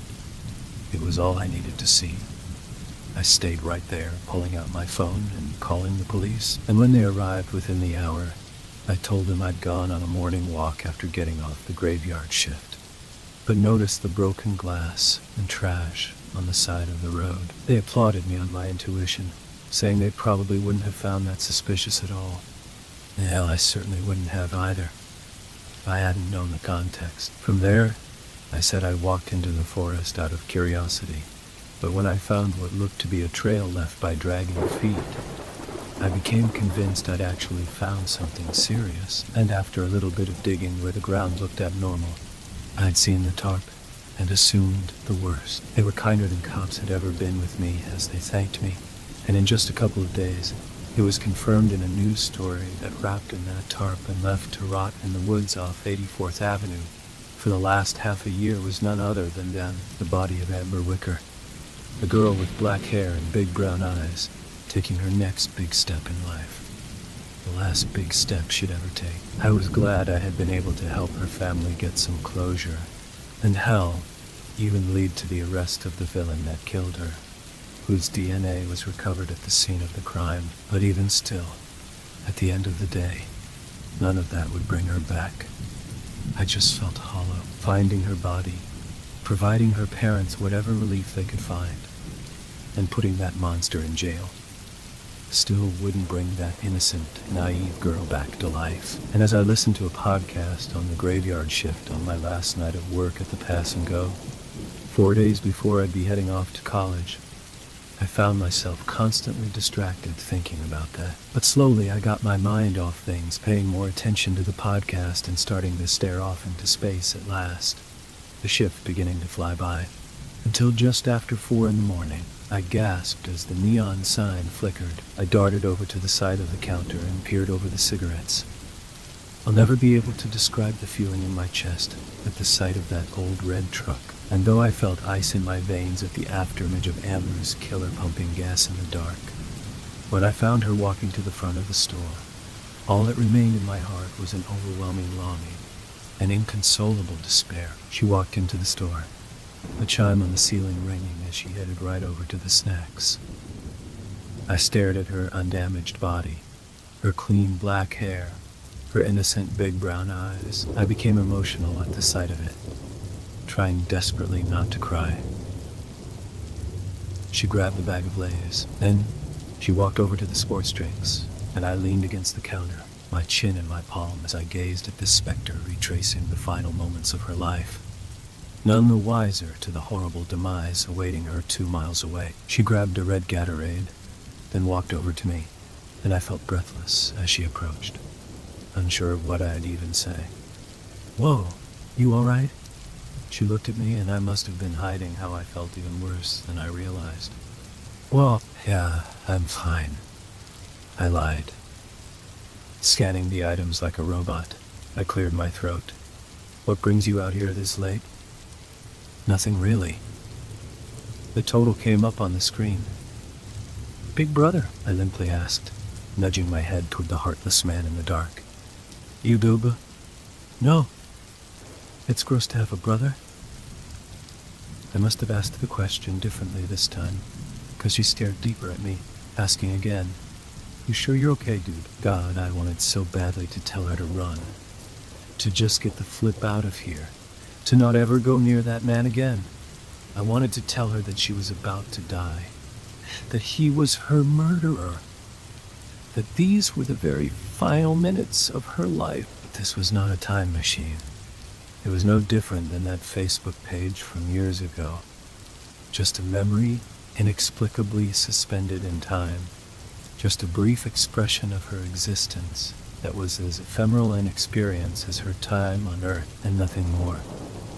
"Can I ask you something?" She raised an eyebrow. "Sure. Have you ever done something totally crazy, just overnight?" She blinked wildly, visibly taken aback by the words. "Yeah, actually," she murmured, Yeah, why do you ask? I shrugged. No reason. What about you? Yeah, I did. Once. I, I had this weird inkling to follow a trail into the woods. And I found a body. Called the police and reported it. I let out a long sigh, handing her the stuff. Hey, this is on me tonight. All right? Sure, I'll come. You just look like a friend of mine. I smiled hollowly. A friend I haven't seen in a while. Anyway, it's my treat. Well, all right. Thanks. She took her unceremonious last meal, then turned over to the door, walking toward the oscillating neon. Have a good rest of your night, Carter. She glanced at my name tag, smiling slightly at me. It broke my heart. You too, Amber, huh? I said you too. She stood there a moment, as if debating whether or not she'd heard me right the first time. Then she turned around and walked outside, but I couldn't just sit there. And before I knew it, I was running around the counter, shoving the doors open, and stepping outside. I bit my tongue at the gash on the back of her head, the blood dripping down her hair and onto the back of her top. I had guessed that had been the cause of her death, but evidently I was wrong. Because as she turned back toward me, I found her blue face and the purplish bruising of a seatbelt around her neck. Her clothes were covered in dirt and blood, and the Lay's bag was empty and faded, mud clumped all over it. The bottle of Gatorade was halfway empty. I trembled as I found her teary gaze, the desperation and regret staining her painfully cognizant big brown eyes. Not innocent anymore. Thank you, she whispered. I couldn't possibly muster a response. And then Amber turned, the afterimage of her corpse climbing into the passenger side door of her murderer's truck. I remained frozen in place, my eyes following every last, fleeting second of Amber's existence as the taillights glowed and the engine hummed. Then the truck pulled off, pausing at the turnoff. And then, as it pulled away, turning right on 84th Avenue and heading to her shallow grave, the neon of the sign stopped flickering, leaving me standing there alone, again in silence. Story 3. So, Loser's Leap didn't creep me out. Even though everyone claimed it was haunted and dangerous, there wasn't an actual reason to think that. I'm from Sherman, Vermont, a ghost town about 45 minutes out from Montpelier. You've probably never heard of it. You could drive through the entire town in 10 minutes. We had a humble population of about 4,000, and not a single notable thing to draw in tourists. The only aspect of Sherman you might have heard about is Loser's Leap. On the surface, it wasn't much to talk about. Just a tall hill in the woods, overlooking the White River. It was pretty steep, about 100 feet over the river, with a scenic waterfall off to the west. Not too close to be disruptively loud, but not too far to be unnoticed. It was a nice place to go picnicking, bring a date. Hell, maybe even propose. Except for one thing. The suicides. Ever since the 1600s, Loser's Leap was infamous for the mysterious number of suicides that took place there. It all started during colonial expansion, when a large group of Abenaki Indians jumped off the hilltop into the river, instead of being forced out of their homeland. The story goes that since then, it's been cursed. No one really knows if that actually happened or not, and the same goes for some of the other older suicide tales. But indisputably, in October of 1970, a boy by the name of Ricardo Elias was found dead at the base of the river. He was a draft dodger on his unholy pilgrimage to Canada, who got cornered by police less than 100 miles from the border. Came all the way from Florida, too, feeling like his only options left were prison.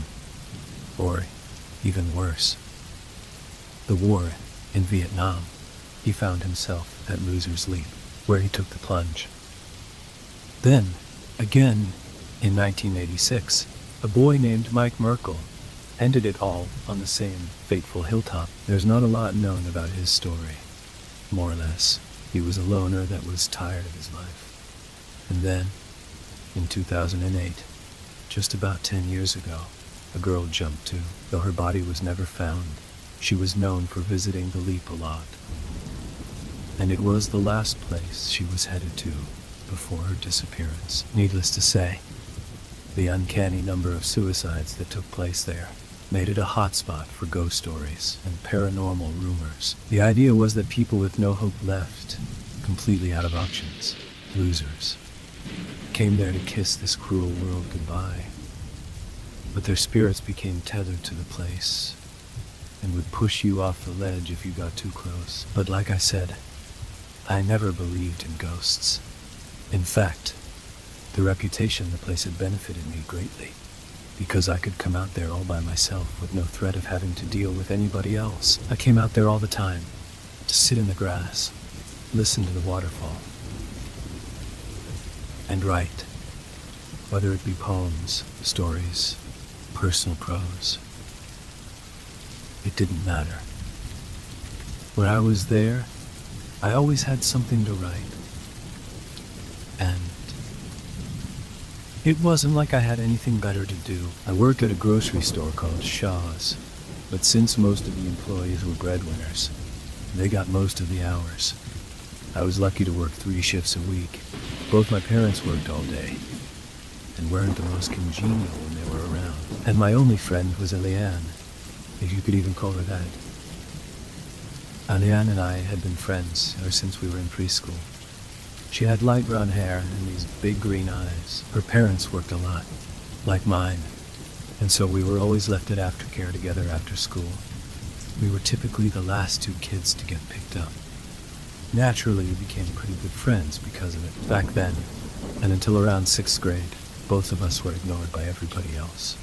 We had the same classmates every year because there were only 3 schools in town: a preschool, an elementary through middle, and a high school. There were 26 of us back then, and with the loss of 2 students who moved away, and the addition of 1 student who moved to Sherman from 1 county over, the group stayed the exact same throughout every year. Leona and I were typically regarded as weird, and so we were left alone. But when 6th grade hit, the wonderful process that is puberty took place, and Leona got hot. To me, she was always pretty, but the breasts and makeup sold everybody else on it. And sure enough, as is the natural order of things, when she became hot, I was ignored. The dynamic duo was no more, at least beneath the surface. We still talked a lot, and she'd hang out with me on occasion. But the friendship we used to have, that was gone. She was assimilated into the popular crowd, and became more and more like them every year, until we really didn't have anything in common anymore. Typically, U.S. talking was her venting to me about Scott, the douchebag I mentioned who moved into Sherman her junior year. All Leona wanted these days was to get Scott's attention, and that was about the only thing that crossed her mind, I think. At least, that's all she cared to tell me about. So, in my lonesome, my writing habit became more and more pervasive, and though I had the house to myself most of the time, I didn't like the vibe there. Being at home reminded me of getting snaps from Leona whining about Scott, not looking at her enough across the bonfire in Gage's backyard, and hearing my parents argue. It was hard to find inspiration there. And so on my 17th birthday, which I spent alone, because Leona was busy at a party, I decided the only place in town I hadn't seen 1,000,000,000 times was Loser's Leap. Not believing in ghosts made it pretty easy to convince myself to visit. It was about a 20-minute drive from my house, and then a 20-minute walk from the parking grounds. You lost reception about a minute after walking into the woods, and that's the best part. Absolutely no distraction. No predictable messages from Leona. No glaring at my phone and wishing I'd get a notification, because I knew none of them were coming out there. It became my favorite place in town, and before long, I was going out there just about every afternoon I wasn't working, where I'd sit in the grass against a tree and write. But my routine of resting there and enjoying nature in my lonesome eventually came to an end. I remember that day like it was yesterday. It was a warm Vermont day in late April, around 60 degrees, and I'd just gotten out of my 7th period class. Statistics. I was a senior with only a month and a half of school left, and with my classes mostly finished, I didn't have much homework to juggle with writing anymore. I climbed into my car, a red 2001 Honda Accord. It was ugly and nothing to brag about, but I bought it in full, and it got me where I needed to go. Just as I shut the car door, my phone vibrated softly. I looked down and saw exactly what I knew was coming. A snap from Leona. I opened it dully. He was talking to Abby again. Sorry. Why, Abby? Seriously? I don't know. She sent something back, but I didn't care to look at it. I looked into the rearview mirror, meeting my blue eyes in the reflection, my short brown hair underneath a blue beanie. No one was behind me, so I backed out slowly. I felt my phone vibrate again. Then again, I drove to the stop sign, then opened the messages. She's not even pretty-like at all. Sam, ally, I'm driving. Oh, I put the phone down, then progressed through the stop sign, cringing at how dull she was. Sometimes, I couldn't help but think about when we were kids, how much fun we used to have. She was honestly a completely different person. That Leona was gone, most likely forever. Sometimes I felt like the only reason I even still talked to her was because I had literally no one else to talk to, and she was preferable to nothing. My car didn't have Bluetooth or even a working auxiliary port, and the radio stations in town sucked, so I listened to CDs. I put in the White Album, my favorite Beatles album that I listened to enough to drive Leona crazy, and drove up the winding road toward Loser's Leap. The drive was peaceful, as usual. The trees were just getting their leaves back, and the forest was becoming alive again. The snow was gone, and the animals were coming back out, allowing the sight of an occasional wood thrush fluttering by, or a squirrel rummaging for food. When I got to the parking grounds, I left my phone in the car per usual, as taking it into the woods was pointless anyway, and began my trek through the woods to the leap. I wore a maroon windbreaker, blue jeans, boots, and my blue beanie, my journal in my hand. At last I stepped through the clearing, emerging into the forbidden beauty that was Loser's Leap. The sight never grew old. I sighed of relief, taking in the serene majesty of the lookout. Beyond the grassy hilltop, dotted sparingly with trees, was the river, humming gently 100 feet below. All around the river on either side was a soft dirt bank, followed by tall trees, swaying gently in the cool and nippy breeze. Around the river on all sides was mostly uncharted wilderness, with only a trail or two visible from my perch. And to the west, on my left, was the waterfall, maybe 15 feet shorter than the leap. On top of the waterfall was more forest. If I climbed the tree I usually sat beneath, I could make out the water tower of Clover, the next town over to the north. But today I leaned against the tree, taking out my journal. I thumbed through the pages, finally reaching a blank one. I withdrew a black pen from my jacket pocket, examining the page. I shut my eyes and let my soul do the talking. Scott. Why Scott? I don't get it, ally. All you ever do is talk about Scott. What happened to us hanging out as children, pushing each other on the swing at aftercare, biking around the town on Saturdays, and going fishing after church? It ate at me. I was jaded to her ignoring me, but once in a while, it hurt me again. Scott. What an idiot. He doesn't care about you, or Abby, or anyone. And you know it too. Why do you just settle for that, ally? I sighed and opened my journal. I stared at the empty page for a while, pressing the back of my pen into the corner of my lip, waiting for some divine inspiration to come. But it never did. That was fine. Sometimes it didn't. I resigned myself to just taking in the beauty of the leap again. And that's when something completely unforeseeable happened. For the first time ever, having frequented this place ever since my 17th birthday, I heard someone coming through the trees. My heart froze, and I jumped up, startled by the sound. And then, my mind was blown even more.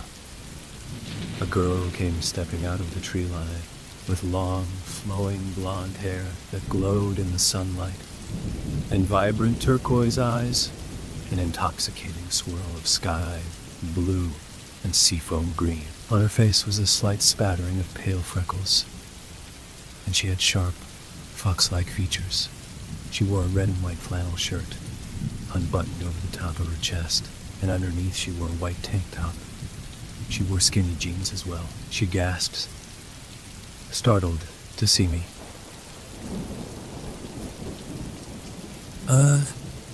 Hey. I waved speechlessly. Hi. She waved back, starting to smile. Sorry. I didn't mean to intrude on you. No, you're fine. I smiled back. Wow. I've literally never seen another person up here before. Yeah, me neither. She laughed. I was confused by that, because I came up here all the time, and if she came out here with any relative frequency, I'd have had to have seen her by now, but I knew it would only make me sound creepy to point that out. So, what brings you up here? Oh, and, I'm Sam, Leona.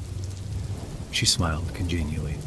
Leona, she smiled congenially. And honestly, I just come out here to sing and play guitar, because I know it's a private place, and no one's listening. I hadn't even noticed the guitar case in her hand. Oh, cool. Sorry if I'm ruining your privacy. I scratched the back of my head, but she replied, No, you're not. Not at all. I mean, I'm still just shocked to see someone here. Sorry if this is weird, but, how often do you come out here? Because I come out here more often than I'd like to admit, and I've never seen you. I chuckled. I mean, I don't come out here all the time, she admitted. Probably once or twice a month, but still, I was pretty sure I was the only person that wasn't too afraid to visit this place. Nah, I don't believe in ghosts, I shrugged. Me neither, she laughed dryly. What shocked me even more than seeing her here was that I'd never seen her before. She certainly couldn't be from Sherman, unless she was homeschooled and locked in her parents' basement. Are you from Sherman? I inquired. I've never seen you around. No, I'm from Clover.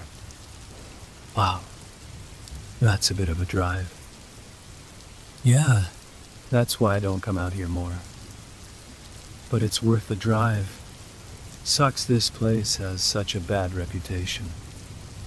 It's gorgeous, agreed. I nodded. Well, you mentioned you come out here a lot, but you didn't tell me why, she inquired with a curious smile. So, what's your reason for coming out to Loser's Leap? I felt awkward admitting it. I mean, I just come out here to write. I just come out here to write, right? Write what? All kinds of stuff. Stories, prose, poems. Mostly poems. Ooh, neat. She grinned excitedly, and my heart fluttered at the sight. Let me read one. Only if you play me a song first. A trade you're proposing then. She cut her eyes at me challengingly. Well, I accept your offer. I'm not that good, though, she confessed with rosy cheeks, and once again my heart soared. I doubt that, I replied. I was kidding, though. You don't really have to. No, it's cool, she assured, walking over to a rock and sitting on it. Before opening her case and pulling out a dark brown acoustic guitar, she took a deep breath, and then her fingers stroked the strings. I don't mean to sound cliché, but when she started to sing, it completely captivated me. I mean, it was like anything I've ever felt. I sort of just stared off into space, taking it all in, feeling the sunlight on my skin, the waterfall and river babbling soothingly in the background. I was totally lost in the moment. Her timbre was high and light, but womanly. At some parts of the song, her voice would get soft and airy, and at other parts, she sang powerfully and loud. Her emotion saturated the music, giving me goosebumps. It was a hell of a performance to whip out for a total stranger, but her choice of such a brazen first impression totally paid off. I was completely dumbfounded and couldn't hope to hide it on my face. When she finished singing, she gently ended the song with a little more guitar playing. Then she smiled at me nervously. All I could feel at that moment was limerence. "Oh no," she giggled. "What's with that baffled look? Was it bad?" No. I shook my head insistently, still trying to process what I just heard. "Not at all. Just, wow. It was absolutely phenomenal, like I was in a trance." "Oh," she shrank back, becoming noticeably embarrassed. "No, it wasn't." "What do you mean?" I laughed. "That was incredible, Leona. I mean, I felt like I was high or something." "What was that song called?" "I know, by Fiona Apple. It's supposed to be for a piano, but I think it sounds all right on the guitar." "All right?" I was chuckling. "Leona, that's literally the prettiest thing I've ever heard." Okay. She blushed. "Your turn. Let's see a poem, Sam." "Well, see, that's where you're lucky. With singing, you can just do it. And if it's good, anyone can tell. It can be about anything, really. But if it sounds nice, it's something you can share with good writing." "I don't know. It's just different. Good poems are deep. And it's weird just sharing that. You know?" "Oh, I see. Not upholding your end of the deal." She clicked her tongue. "Well, don't sweat it." "No, I scratched my head awkwardly. "I said I'd show you a poem I wrote." Well, do you want to hear this stupid poem I wrote about a sock my junior year of high school? I was trying to stay awake in class and just jotted it down." I chuckled. "Wow, I'd play that for you. And you read me a poem about a sock," she teased. "No," I laughed, embarrassed. "I'm kidding," she grinned. "Yeah, let's hear it, Sam." "All right. Well, it's quite duly titled Sock. Silently perching atop the shelf, lucidly worn and torn, bequeaths to me a subtle help, foot comfort, in the morn. Stupid, right? Oh my God," she laughed. "Wow. I mean, it sounds good though. Solid meter, well-executed slant rhyme." "Well, thanks," I grinned, not expecting her to look that deeply at it. And the rest of the day, all the way until sunset, we just sat around and talked. She played guitar and sang a little more. And when I warmed up to her enough, I showed her an actual poem or two. When it was almost dark, we agreed it was time to get going. "So, Leona, am I going to get to see you again?"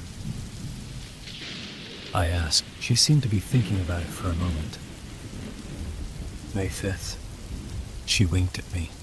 "Be here."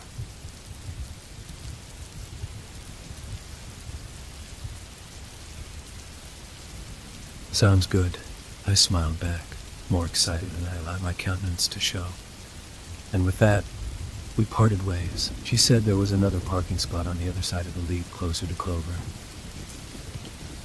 And that's where her car was, so I didn't get to walk back with her to the parking grounds. When I got back to my car, I sat in the driver's seat. It was dark now, but the moon was high in the sky over the lush wilderness. The weather had dropped to about 40 degrees, and I turned the heat on. As Leona's face came to mind again, my heart pounded. "Who was that?" I was floored. Where'd she come from? I mean, wow. I can't believe that happened. I drove home listening to the country station, which I usually didn't do, but tonight I felt upbeat enough for it. When I got home, it was just past 8 o'clock. My parents weren't home yet. which was no surprise. I went into the kitchen and heated up chicken and rice. Then I sat at the table, taking out my phone. I had a couple messages from Alien. Did you see Scott's story? She's all over him. Did you do Doc Pinkman's homework yet? Sam, Alien, can you call? She read the message, and within 2 minutes, my phone was ringing. Hey, I greeted with an enthusiasm she didn't hear much of these days. Whoa, you're cheery. Her smooth alto voice came over the phone. You won't believe this. You will not believe this. Allie. What? What? She sounded annoyed by my high-strung tone. I went up to Loser's Leap today, like usual. But for the first time ever, I ran into somebody up there. Was it a ghost? No. It was a girl. A gorgeous girl. A girl! You met a girl up at Loser's Leap. Yeah. Her name was Leona. I plugged in my headphones, then sat down, cutting through the chicken breast with my fork. Ally. She was the prettiest girl I've ever seen in my entire life. Wavy blonde hair, these glowing turquoise eyes. And she could sing. Ally was quiet for a moment. Kinda where you met her up there. Ah, yeah. I mean, I've never met anyone there before. I already said that. But that's not the point. I did meet her. You think she's up to something? I don't know why else she'd be up there. I rolled my eyes. No, Ally. She was up there to play guitar by herself. Just like I go up there to ride by myself. I go up there a lot. And I'm not up to something. But you said she was hot, right? Well, I guess, yeah. So,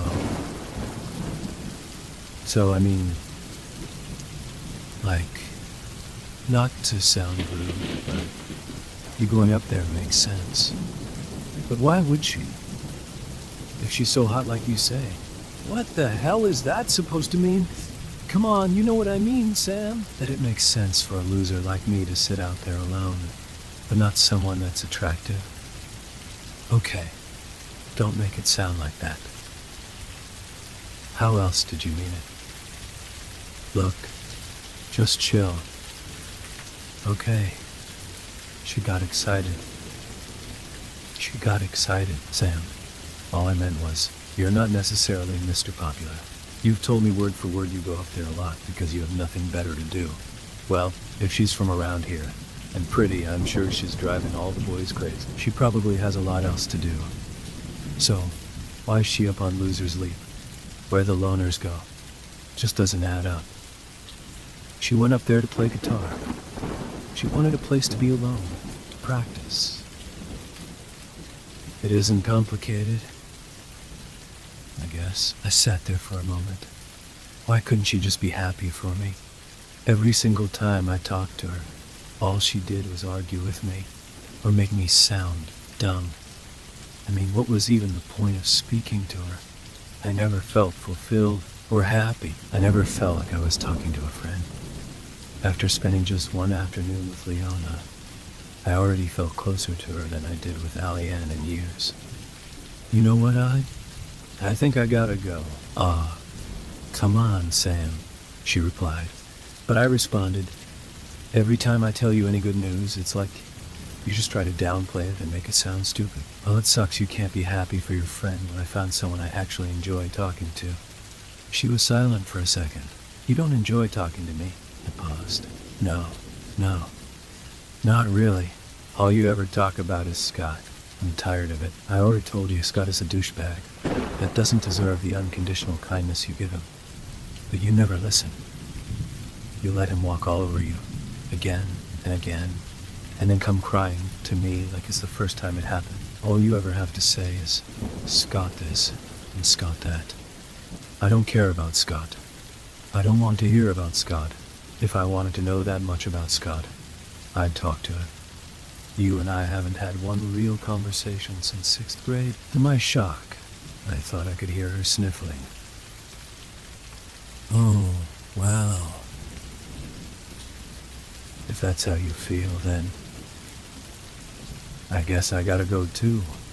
Come on, Al. Don't make it out like this is my fault. Whatever, Sam.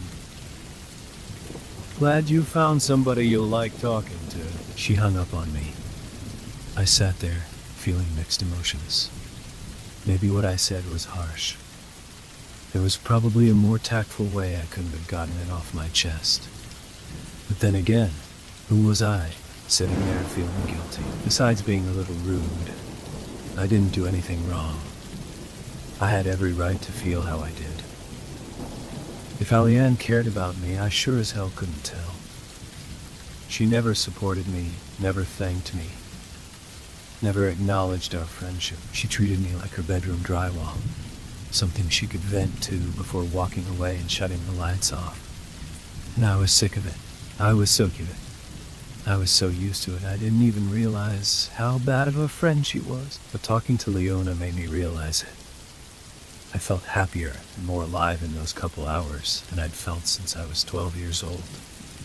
And sure enough, over the next couple days, I didn't talk with Alianne at all. I saw her around school, and we didn't really acknowledge one another.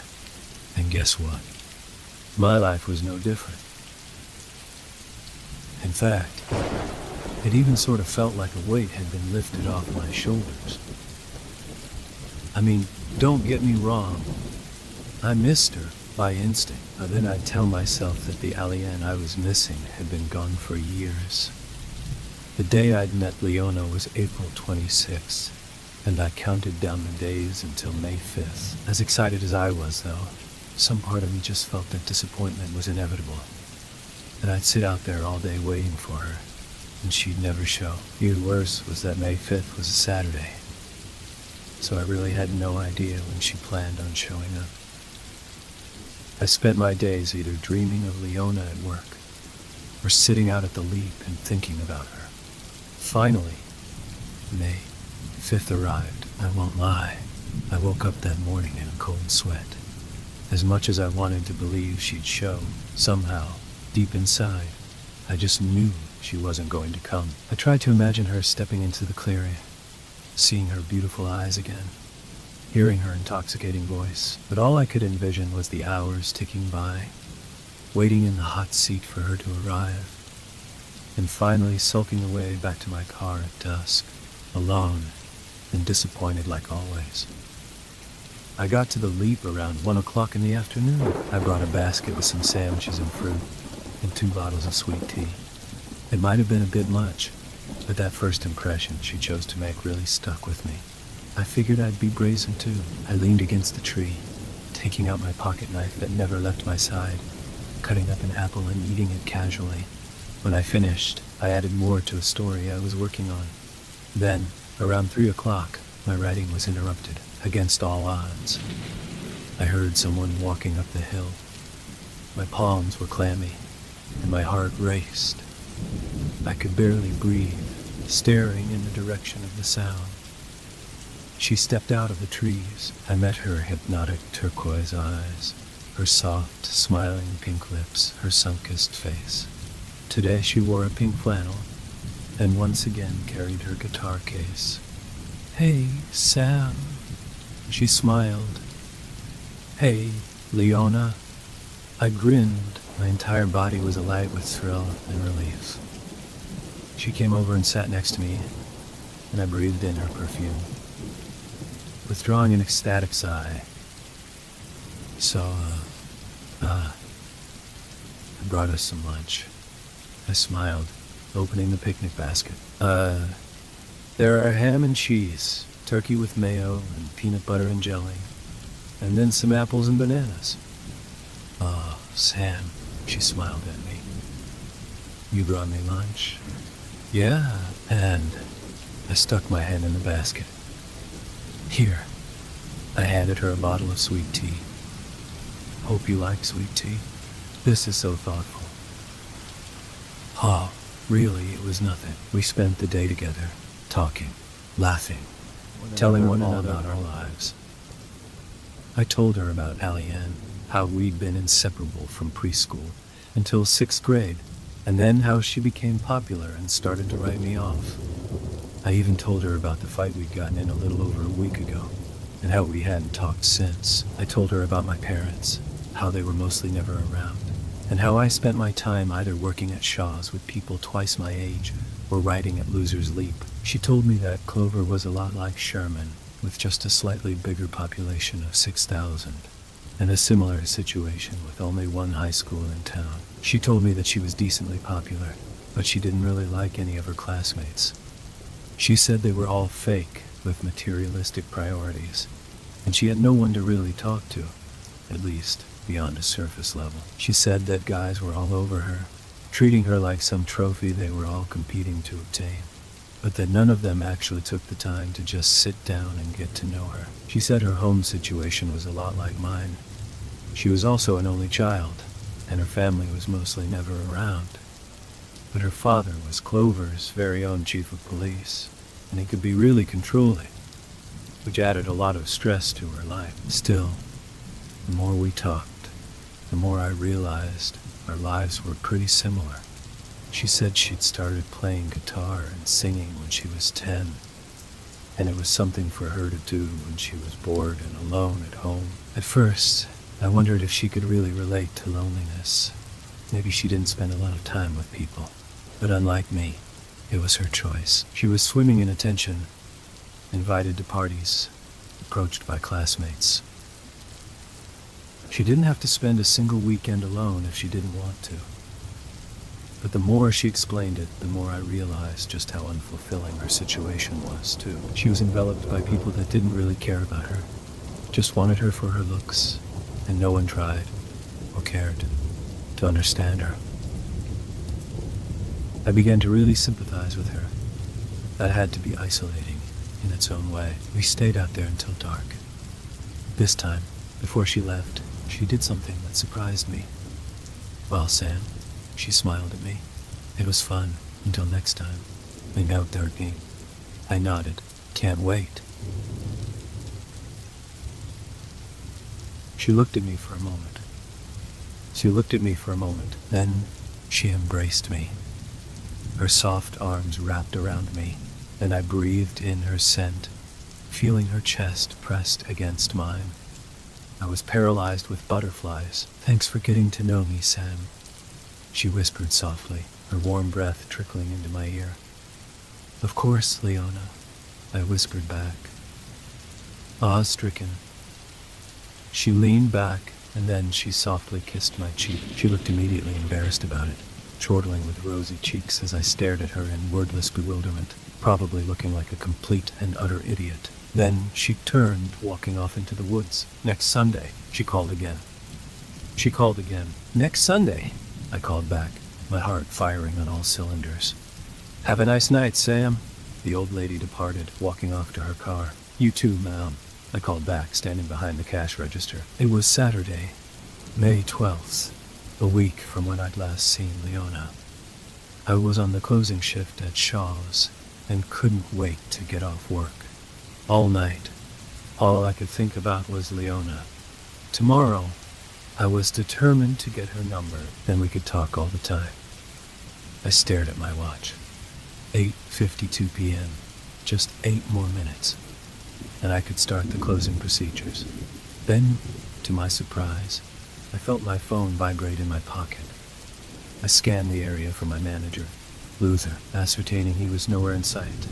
I pulled out my phone, wondering who on earth had sent me a message.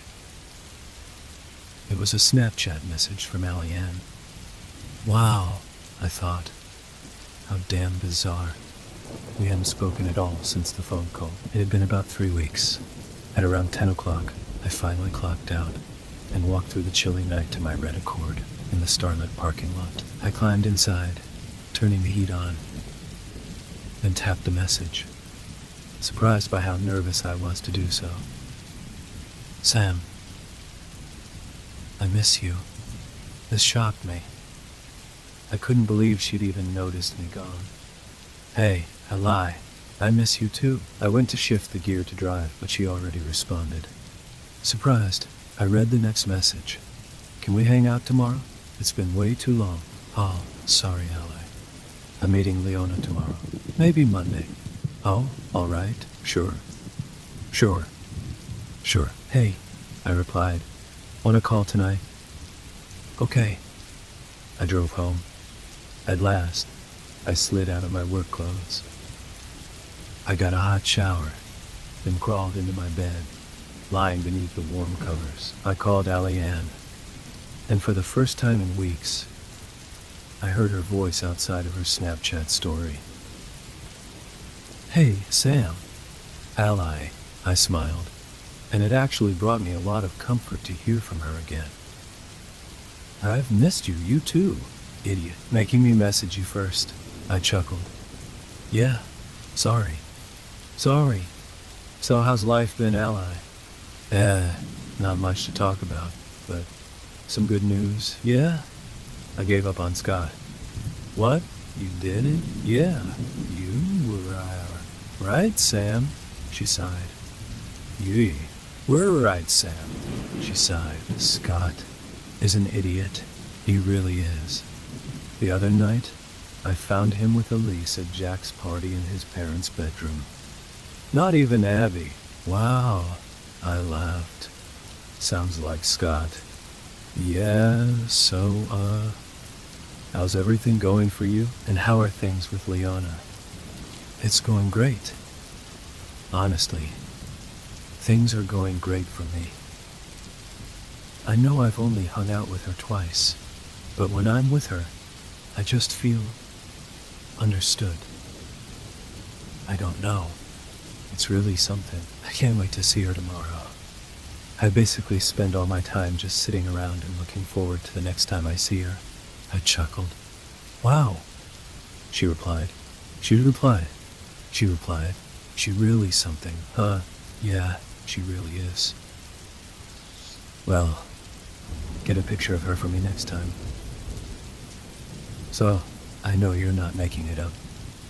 She smiled dully. Oh, all right. I laughed. Sure. Why have you only seen her twice? Is she really busy or something? I don't know. I just never asked to meet her anywhere besides Loser's Leap.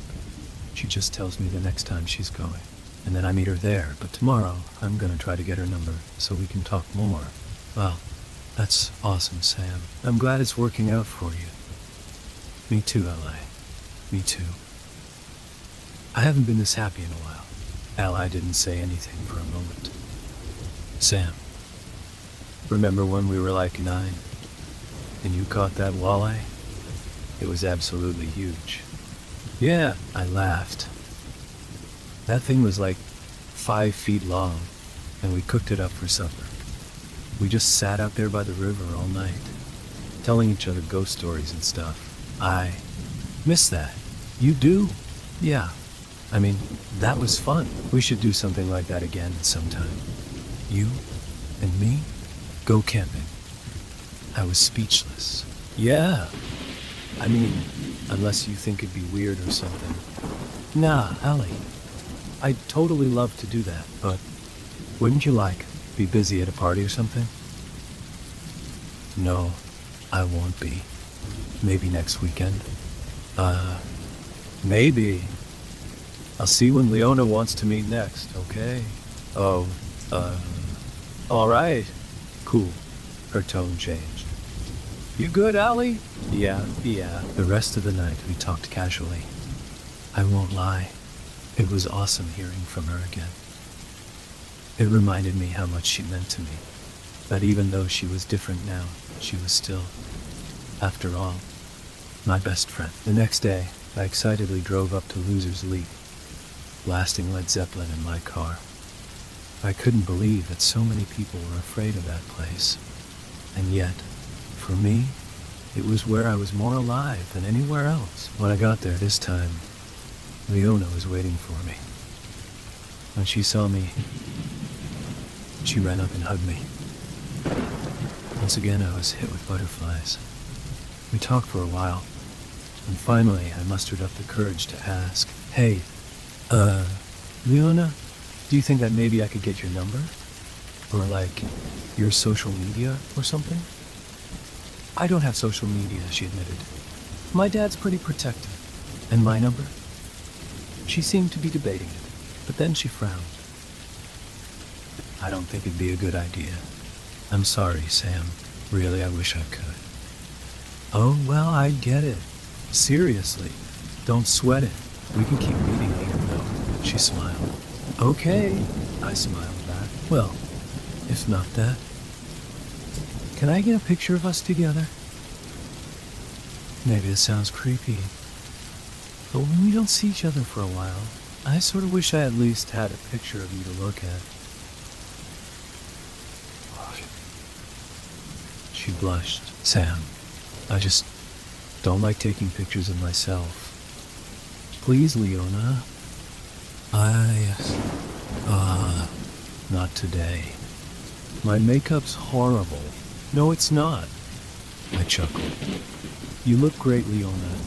Sam, she whispered. To my surprise, she extended her hand, cupping my cheek. My body was paralyzed. Her soft fingers caressed my face as her hypnotic turquoise eyes stole my breath. I don't mean to be so dodgy. Can I make up for it with a kiss? With what? I stammered. She smirked, then her eyes shut, and she leaned in, pressing her soft lips against mine. I could hardly breathe, if I'm being honest. All throughout my life, I heard so much about platitudinous things like true love's kiss, fireworks, sparks, blah, blah, blah. But the two girls I'd ever kissed felt nothing like that. Me and Allie-Ann kissed in first grade. We didn't even know what we were doing, just saw it on a TV show and tried it out. And then, in 8th grade, I kissed a girl. My first girlfriend, though I didn't feel anything for her really, and only agreed to date her because I thought it might be fulfilling. This kiss, however, was incomparably different. It left me spellbound, completely absorbed in the moment. It was something more than just two people's lips touching. It was a magic, electrical connection. I don't even want to know how crazy my expression was when she leaned back. You kissed. Yeah. Sorry. She giggled. Don't apologize. I chortled. I exhaled. It's okay, Leona. The thing about your dad and stuff, it's okay. We'll just keep meeting here. She looked a lot more touched by that than I would have guessed she'd be. Yay. She breathed. For the next 2 months, we saw each other just about every weekend. Sadly, Allie and I never got around to camping. I suggested meeting up with Leona and Clover, but she reminded me that her father was the chief of police, and if a cop saw her with me, he'd tell her dad. Then we'd probably never see each other again. Obviously not wanting to risk that, I was okay with just meeting at the Leap. Still, when I was lonely, I'd listen to the recording I'd secretly taken of her while she was singing, because she was too shy to outright let me film her. By the end of July, the two of us were dating. And though I don't think Ally believed me that she was real, because Leona wouldn't let me take a picture of her, every time I offered Ally to come out to Loser's Leap with me to meet her, didn't want anything to do with that place. Though seeing Leona was awesome, she was getting increasingly depressed with every visit. She told me more and more about her controlling father, and how she felt like he was suffocating her. She said that sometimes she honestly did think I was the only good thing in her life. It broke my heart, but if I'm being totally upfront, it also kind of warmed it at the same time. How could I be lucky enough to be the one who was there for her? I was so honored. I could be the one to cheer her up. It was now July 18th, a Wednesday, and I was out at Loser's Leap, writing a poem.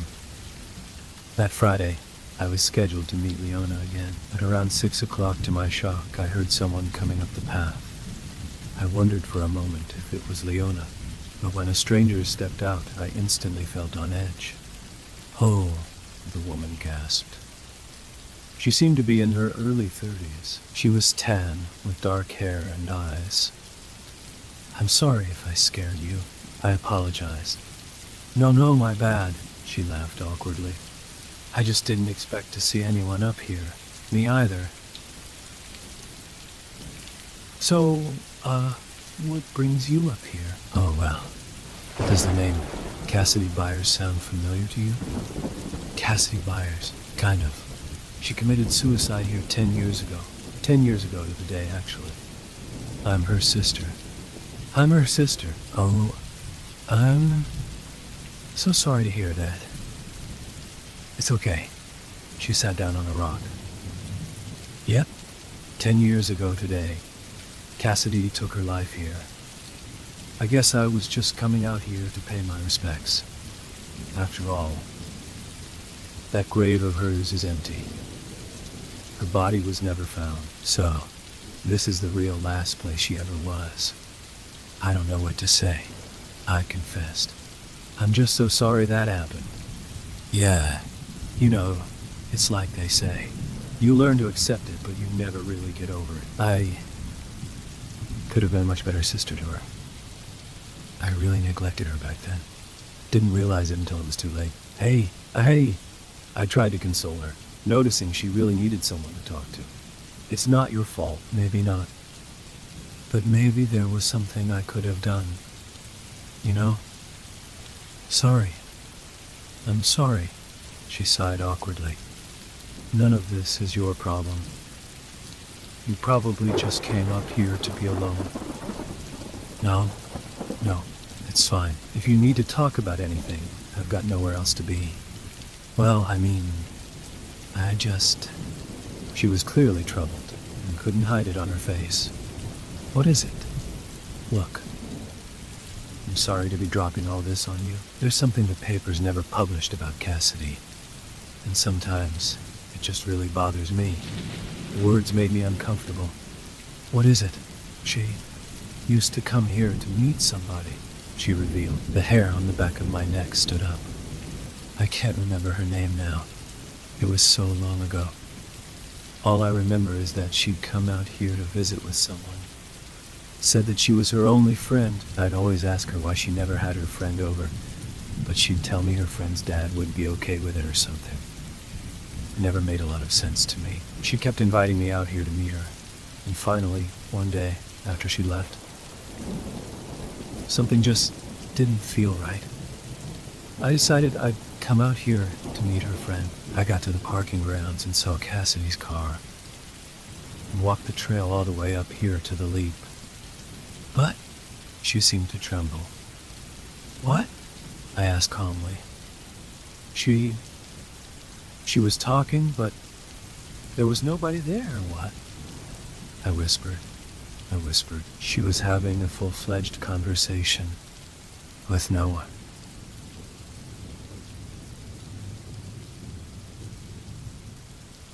My body was covered in goosebumps.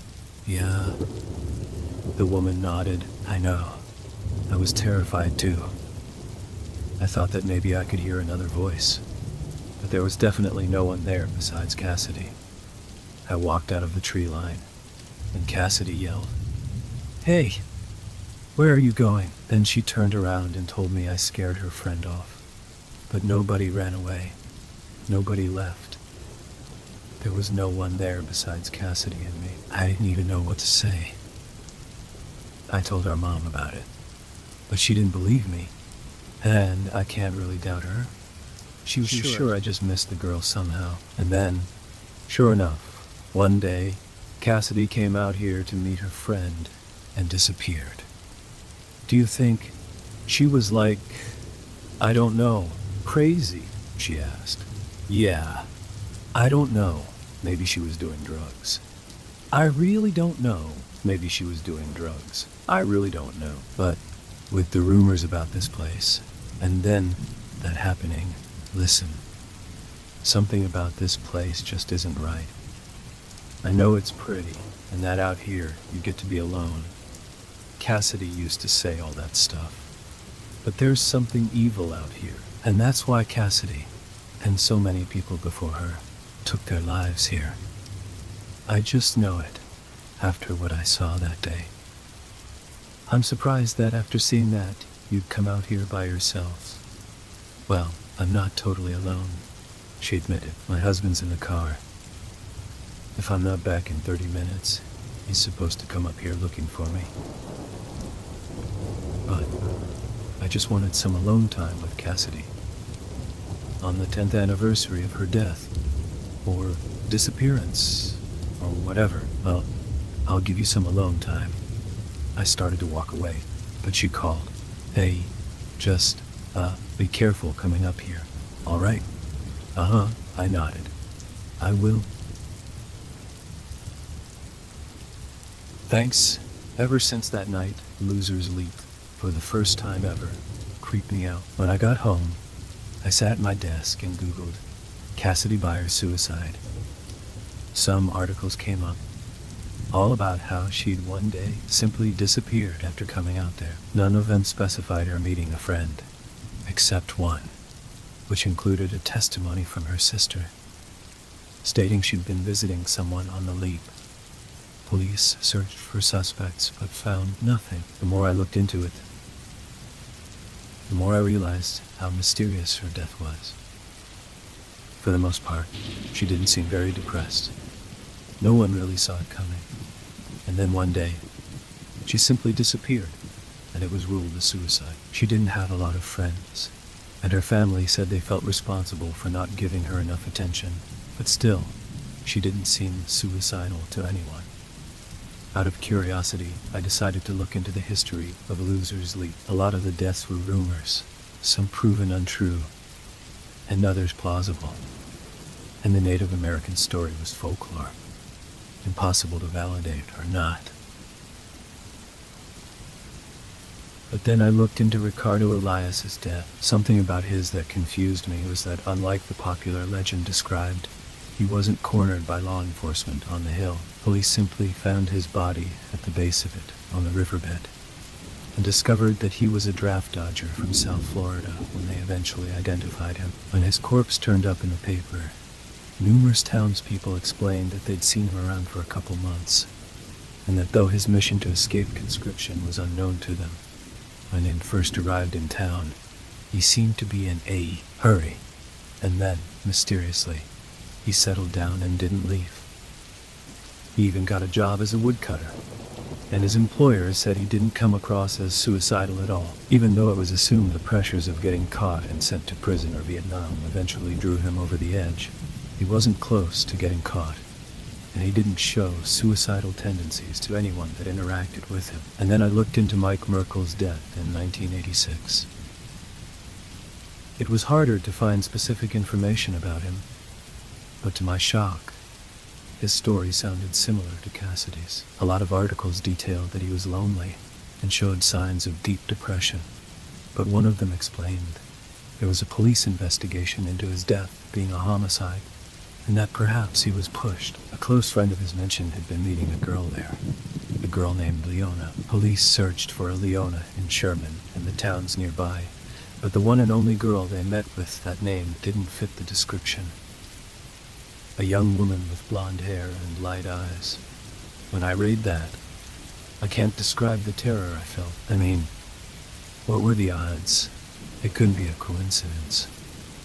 The article went on to say that they were dating, but Mike's friend had never met her, and she only met with Mike at Loser's Leap, just like my Leona. His story and Cassidy's story were identical to mine. I was meeting a Leona at Loser's Leap, who would never meet with me anywhere else. She looked like the girl described in Mike Merkel's homicide investigation. Blonde hair with light eyes, and just like Cassidy's sister had told me, she mentioned having a controlling father that made it impossible for her to meet me anywhere else but Loser's Leap. Still, she was Leona. Leona, my girlfriend. The girl who I thought about all the time, who would sing to me and read my poetry and take my mind off my boring, pointless life. How could she be some monster, some evil spirit or something? It couldn't be real. I would have laughed if it wasn't so painful and unnerving. On Friday after school, I ran into Allie Ann before I left to go to the forest. Hey, weirdo, She smiled at me, flicking her straight brown hair out of her face, her big green eyes centered on me. You going out to your creepy little hill? Allah. My voice carried an unusual seriousness, and I could tell she picked up on it. Listen to me. If I don't text you in 2 hours, send police to Losers League. All right? Oh, what? Sam, what are you talking about? I don't really know how to explain it. I'm gonna tell you about it tonight, though. Okay? Looks like you were right, though, L.A. I smiled at her. There was something wrong with Leona. I never shoved out at you. What do you mean, Sam? You're not thinking about jumping? Of course not. I'm not suicidal. I grabbed her shoulders, looking into her eyes. I'm not suicidal. So, if you find my body at the base of that hill, it wasn't a suicide. Okay, Sam, you're scaring me. I hugged her. Listen, it's gonna be okay. All right? I hugged her. Listen, it's gonna be okay. All right, I'll call you tonight. I ran off. I got in my car and drove away. She watched me the entire time, until I exited the parking lot, staring at me like it was the last time she was ever going to see me. As I drove to Loser's Leap, I felt a strong mix of emotions. First and foremost was fear. I didn't believe in ghosts. I never did. But the odds. What were the odds? That all the deaths would line up so precisely with my situation. It wasn't conventional at all. And on top of that, why did Ricardo and Mike and Cassidy really die? Did they kill themselves? Were they pushed? Were they manipulated into jumping? I just knew that Leona didn't make sense anymore, and neither did their deaths. And worst of all, whatever happened to them was happening to me. But the next feeling, the more powerful one, was an amalgamation of sorrow and betrayal. How could my beautiful Leona be trying to kill me? Could she really be trying to hurt me? The girl I'd sit with and look out at the river, talking with about anything and everything for months on end, showing her my poetry, listening to her beautiful singing. It just couldn't be. Part of me felt embarrassed that this had to all be a ridiculous misunderstanding. And then, another part of me even felt angry. Angry that I was being lied to. I knew how I'd find out for sure that what Leona was, if she were some spirit, or if this was all a massive, asinine conspiracy theory. I pulled up at Loser's Leap. For the first time, I felt nervous stepping away from my car and into the forest. I walked up the trail that had brought me so much catharsis, excitement, and tranquility. But now, all it brought was trepidation, anxiousness, and longing. When I got to the hilltop, I could see Leona through the trees. Slowly, I took out my phone. I went to my camera and held it up. Before my eyes, Leona sat beneath the branches, her head between her arms. And on my camera was absolutely nothing. My heart froze over. I placed my phone down on the tree branch and started recording, aiming it at the hilltop. Then I walked into the clearing. Leona looked up at me, tears streaming down her face. Sam, she whimpered, trudging over to me. She collapsed into my arms. My father, he found out about me coming here. He's not letting me come back again. Once again, I felt a turbulent mix of emotions. I was heartbroken to see her crying. I was terrified that this murderous paranormal figure was alone with me in the wilderness. And I was in love with her, wanting nothing more than to wipe her tears away and make her feel better. What do you mean? I went along with it. He asked me where I've been. She sniffled, her turquoise eyes red with tears. now locked with mine. I just didn't have a cover anymore. He'd heard all my excuses. Sam, he's not letting me come back out here anymore. He probably has half of the Clover Police Department looking for me as we speak. What does this mean for us? She was silent for a moment. That's it. We won't be able to see each other anymore, despite everything I knew. This crushed me. Leona. Sam. She sounded broken at first, when her tone changed. Sam? She looked up at me, a sternness in her eyes. Let's end it. Let's kill ourselves. Together. I don't want to live without you. And what else do you have, Sam? Aliane, your bad parents. Let's just die together, hand in hand, my love.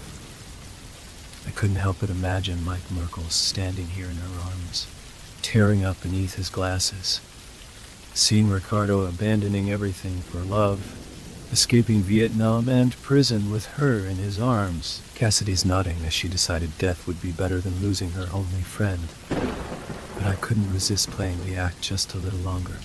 No matter what she was, no matter what was happening, I was in love with her. I never want to lose you, Leona. Come on, love. She kissed me tenderly. Together. We'll die together. We walked over to the ledge of Loser's Leap, looking out over the river and at the wilderness beyond. It was breathtaking even now. Leona's warm fingers curled around mine, and I took a deep breath. Is this the same thing you told Mike? And Ricardo? And Cassidy? She froze, slowly, her head turned toward me, meeting my eyes. What? What? I know, Leona. I know about their deaths. What really happened? What are you, Leona? What do you get out of this? Why do you do it?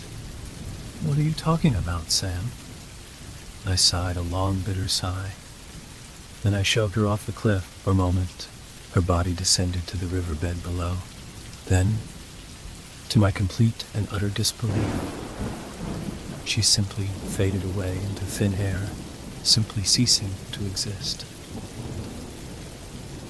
I stood there a while, simply looking out onto the ledge, wondering what had happened. All I could muster was that she was some sort of siren, or succubus, preying on people's loneliness, and feeding on their soul when they finally gave in and jumped off the edge of Loser's Leap. Perhaps she was some god the Abenaki worshipped, and was simply exacting revenge on the people that had taken her people's land, and so audaciously called it theirs. Who knew? One thing was certain, though. She would never condemn another soul to death again. I walked back into the tree line, grabbing my phone. The entire encounter was recorded, and though you couldn't see her, her voice was able to be heard the entire time. I brought it to the police, and they looked into it, finding no sign that I'd altered the footage. Even though they didn't necessarily believe me, the rumors of Loser's Leap's faceless ghosts and nameless apparitions became a tale of Leona, the siren who preyed on the lonely by the river. Without a doubt, if anyone started to experience what I had, they'd realize the severity of the situation they were in. At least, so I hoped. They wrote a newspaper article on it, and I knew I'd get made fun of for it, but hell, I was already the town loser. At least maybe this way, I could save a life. The rest of the summer was odd, not having my lonely perch on which to write anymore. But you know what? It was fine, because Aliane and I had a lot of camping and catching up to do. Story 4. When Jade was only 12 years old, her father came home one afternoon with his arms and legs covered in claw marks. Jade felt confused and excited about his appearance. While she didn't like seeing her dad hurt, she wondered if he finally bought her the cat or dog she wanted. He wasn't good with animals, and she figured it must have attacked him on the car ride home. To Jade's dismay, he didn't dare hug her or call her his little troll, a nickname he gave her for the vibrantly colored hair extensions she always wore. He hurried into the bathroom and shut the door.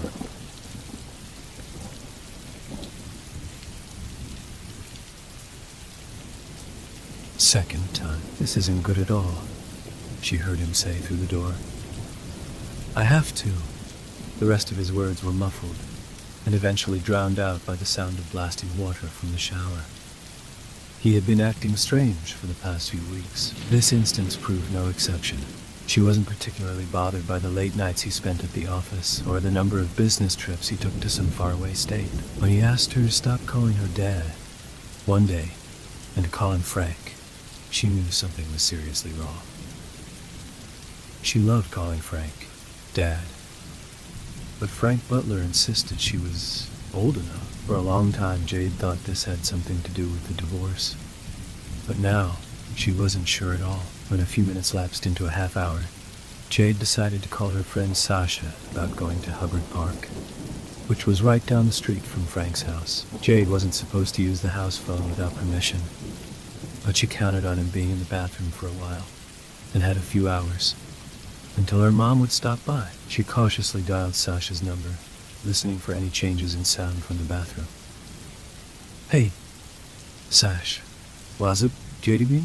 Oh God, that commercial is so old. Want to go to Hubbard, I guess?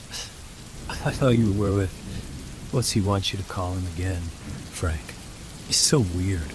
Oh, so weird, Sasha repeated, laughing. Yeah, I'll go. I go to drama club at 4 though. See you soon. Okay, see ya soon. Okay, see ya. Jade left a note on the kitchen counter about her whereabouts and headed into the garage to grab her bike. As she stepped onto the concrete floor, she was surprised to find the interior vacant except for her blue Trek bike and a lone tool shelf. Before the divorce, the garage was full of sports equipment, gardening tools, and an extra fridge stocked with sports-themed beverages for when Frank coached her soccer team. Now, not only was the garage devoid of those remnants of her old life, but it was impeccably clean. Jade thought it was suspiciously clean.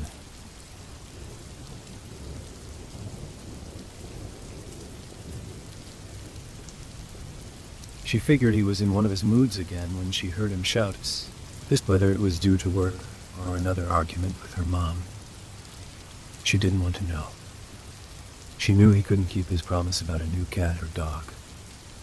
Frank was full of broken promises, anger, and nothing more. She didn't even care how he got the claw marks anymore. All Jade knew as she rode off toward the park was that she barely recognized her dad, or the house she once called home.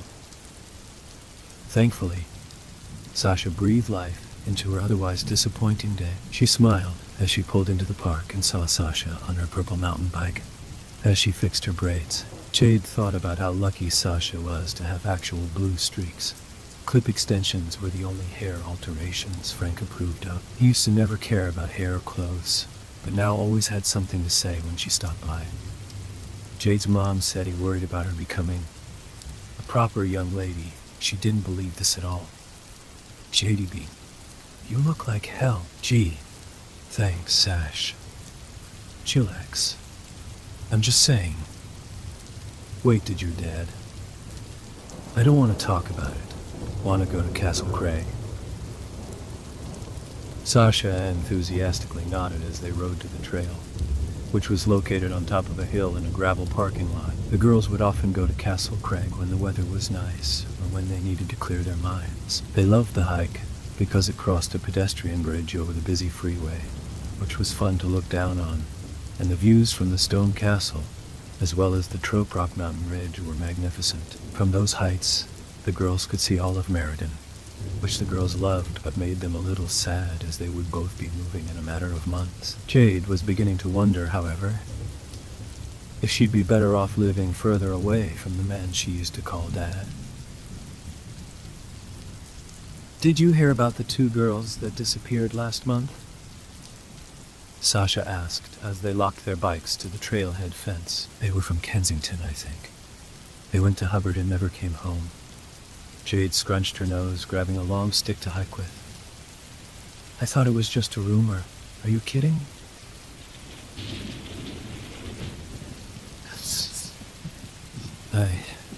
don't really watch the news. Doesn't it worry you? Why would it? Your mom is talking about moving there, and so are my parents. It's pretty crazy. I heard girls from Kensington disappear all the time. Sure, Sash, Jade said, still failing to see her friend's point. For now, they lived in Meriden. It would make more sense to be worried now. This logic evaded Sasha, however, as she was more inclined to rumors than logic. As they passed a few hikers and headed onto the pedestrian bridge, Jade couldn't help but feel annoyed by Sasha's stories of missing Kensington girls. Jade felt a bit scared about crossing the bridge, even though it was completely enclosed by metal fencing. Serious JDB. My older cousin told me that sometime in the 90s, 3 girls in her class went up there after graduation and never came back. Your cousin Alia, who does tarot and is psychic. What's wrong with tarot?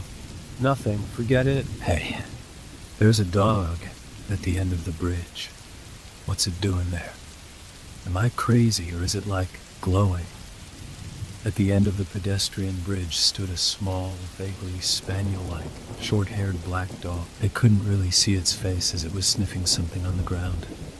For some reason, as it panted, the dog looked quite blurry. Jade rubbed her eyes, thinking it was her contacts, but the blurriness remained. Something wasn't right about the dog. As they walked over the bridge in caution, it still seemed blurry and wouldn't look at them. The dog wasn't fazed by the girls' loud footsteps or the booming traffic below. Jade could almost see the glow Sasha mentioned, a small layer of fog circulating its body. Are you seeing what I'm... Don't move. Jade stuck her arm out as the dog finally looked up.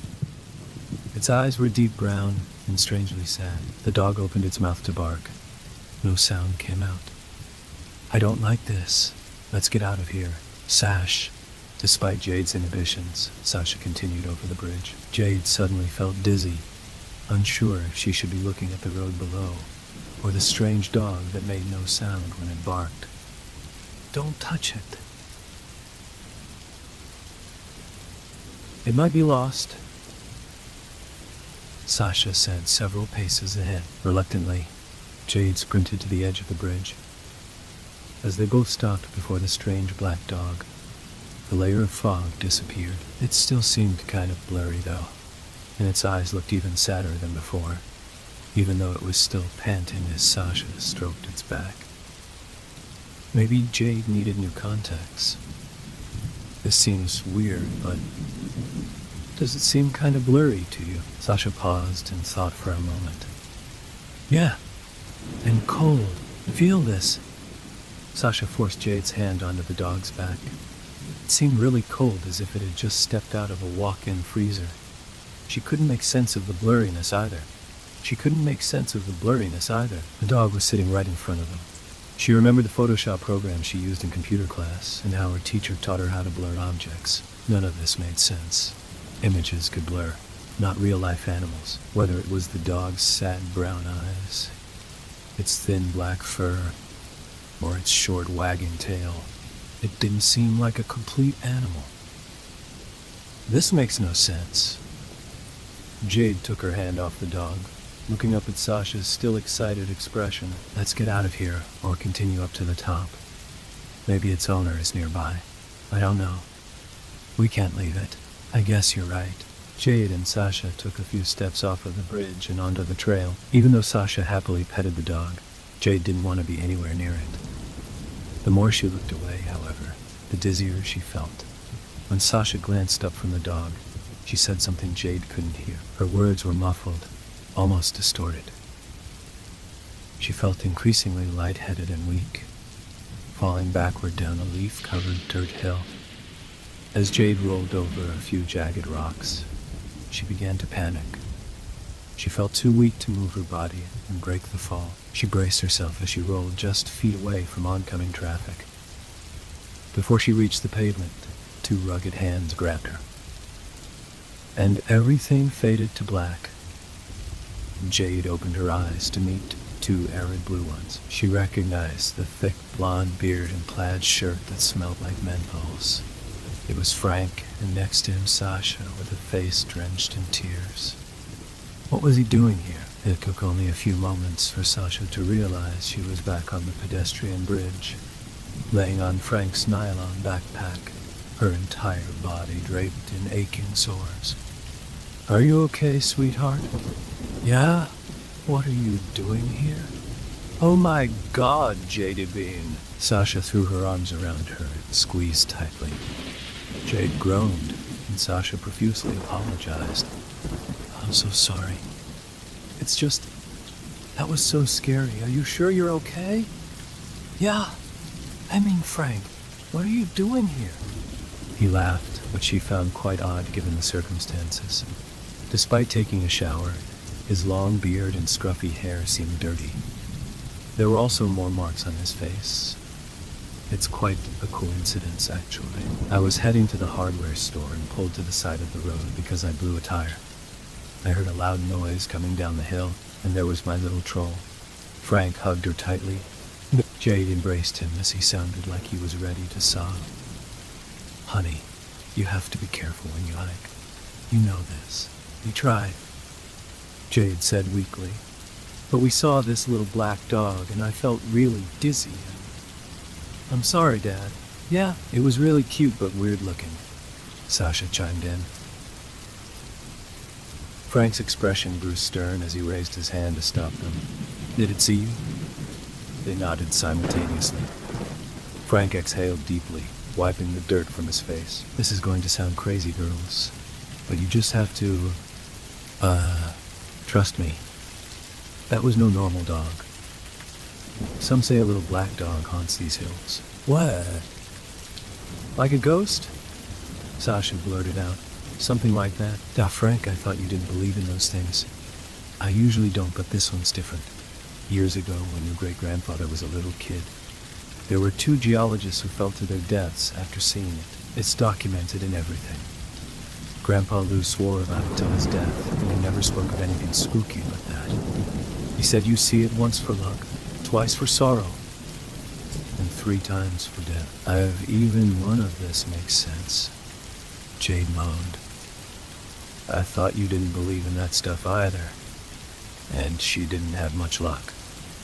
"Have you seen a dog like that before?" Jade studied Frank's expression for a moment to be sure that he was serious. They barely had any deep conversations since the divorce, but all of a sudden, he was launching into this weird folktale. Oddly enough, what he said made sense. A memory deep within Jade unlocked, one from years ago when she was lost in Hubbard Park. She was no more than 4 years old. She felt scared until she saw a small black dog standing by a tree.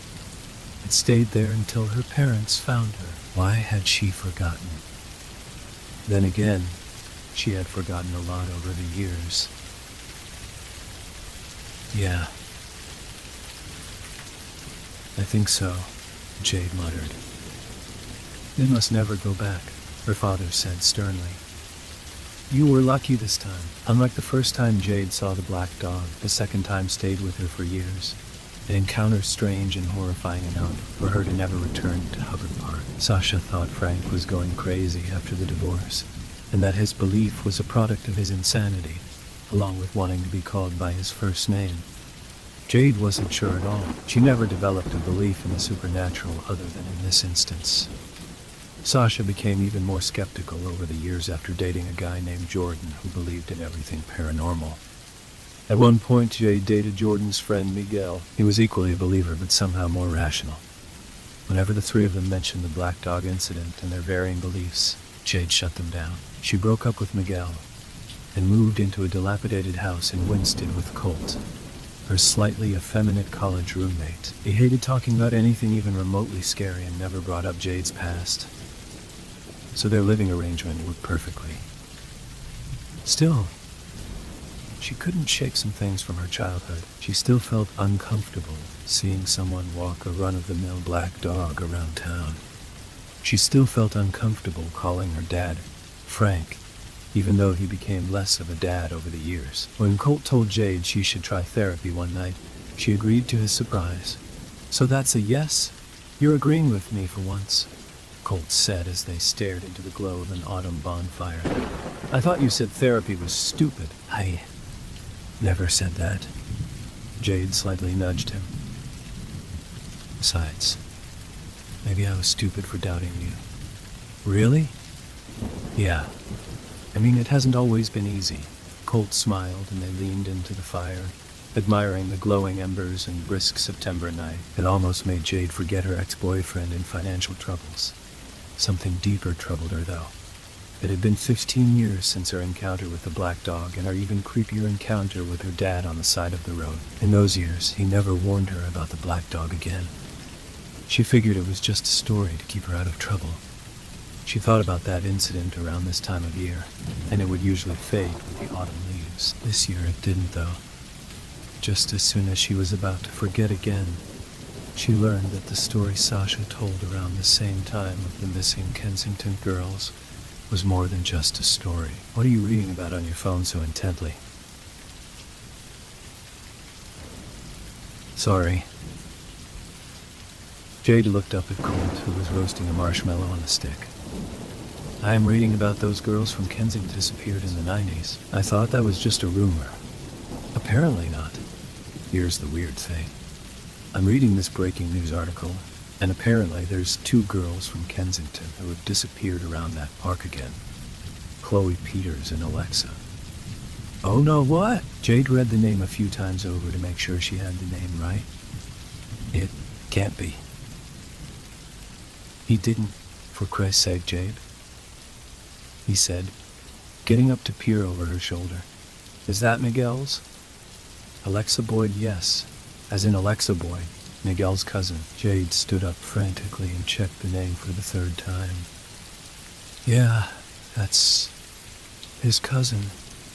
I didn't get the... Oh, never mind. The alert came earlier this morning. How could I not notice? I didn't get... Oh, no! Colt checked his phone as well and scrolled through the messages. I didn't see it either, but the alert came earlier today. Chloe Peters and Alexa Boyd, 2 12-year-old girls from Kensington, Connecticut, disappeared around Hubbard Park on Thursday morning. That was a little over 24 hours ago. Damn. Jade ran her hands through her hair and started shaking. How could he not tell me? You've been broken up for a month. Why would he? You don't understand, Colt. I knew his family. I loved him. Have you talked to him in a month? Have you talked to him in a month? No, not really. What do we do? Colt sat back down on his lawn chair and Jade frantically scrolled through the article for a 4th time, just to make sure. What can we do? I'm going to text him. Don't, please. I have to. I knew Alexa. I loved her. She was like his little sister.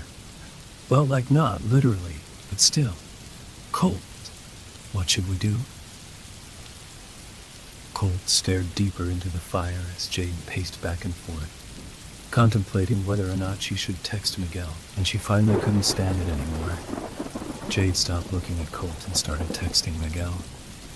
She wasn't sure which line of text she wanted to choose and kept erasing her responses. Finally, Colt snatched Jade's phone from her, choosing, I heard about Alexa. Can I do anything to help? Oh my God. Why, Colt? You were taking forever. Now we wait. Colt held onto her phone. As Jade extended a hand, Colt shook his head. Don't even.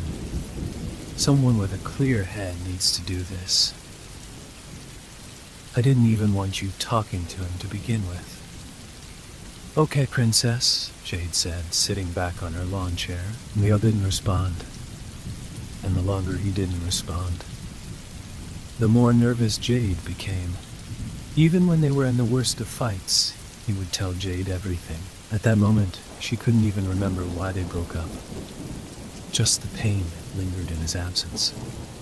Even worse, she imagined Miguel staying up late, crying in his New Haven apartment over Alexa's disappearance. Miguel was teaching her karate at a nearby studio in Meriden, a part-time gig he picked up to pay the bills. He was also helping her through her parents' divorce. Jade was just beginning to know Alexa really well when their relationship ended abruptly. I want to go there, Colt, she said, almost in tears as they were putting out the fire. I just want to get in my car and drive there. You shouldn't be alone through this. Jade, I know you still. How do I put this? It's 10 at night, and you haven't spoken to each other in a month. I don't care how late it is. You shouldn't be alone through this. I don't care what happened to us right now. Alexa means everything to him, and God knows he's still. She couldn't finish that sentence without a teardrop trickling down her cheek. She stopped herself and stormed inside their house, headed into the living room, and turned on the small, boxy television they had kept since their college years. The reception was super glitchy. After nervously slamming the remote into her palm, she flipped through several channels before stumbling upon the 10 o'clock news.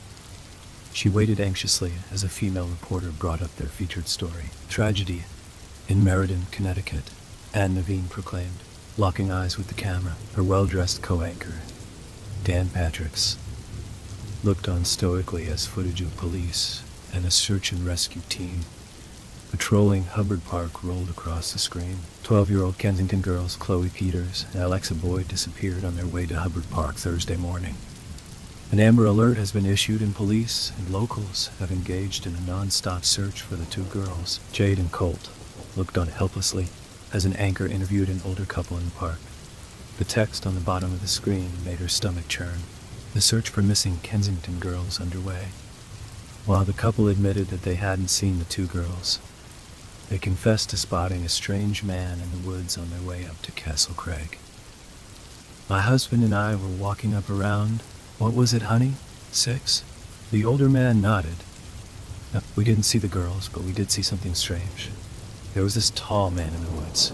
I don't know what he was doing there. He was, let's see, maybe 6 feet. Long blonde beard. Some kind of baseball hat with a bird on it. And smelled like menthols like my Morty used to smoke. He waved at us and walked away. It was so strange. I don't know what he was doing there.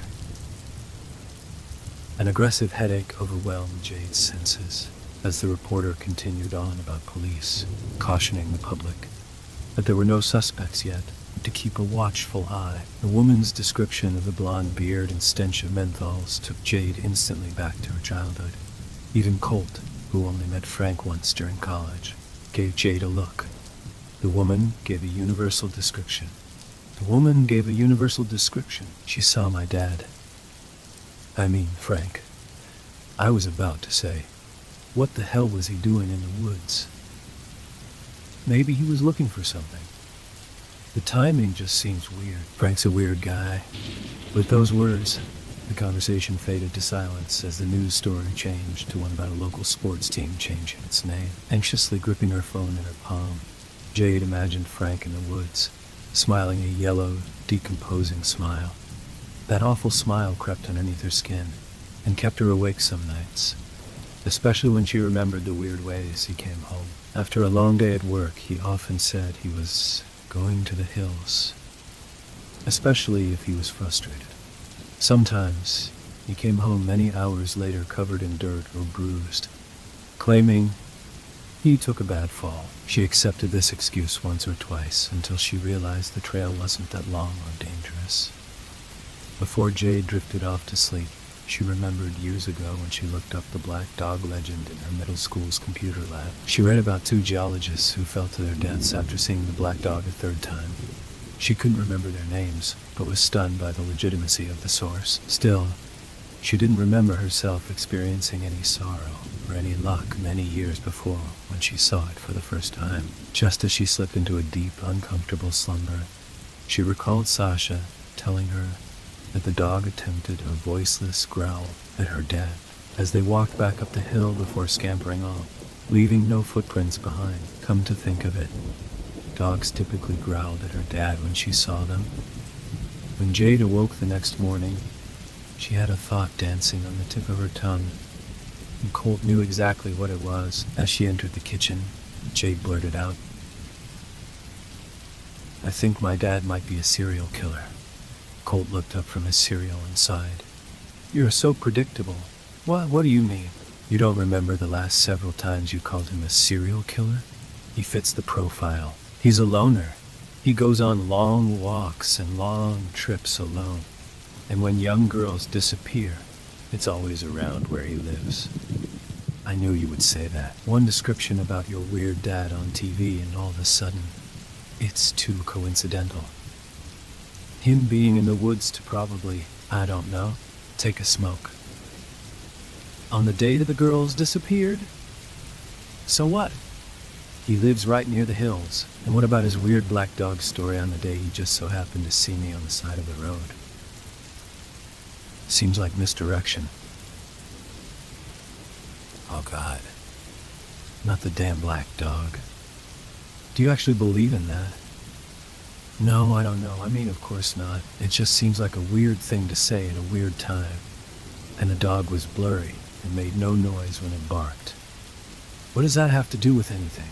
Also, everything's blurry when you remember your childhood. I love you, but it's almost like you want him to be a serial killer.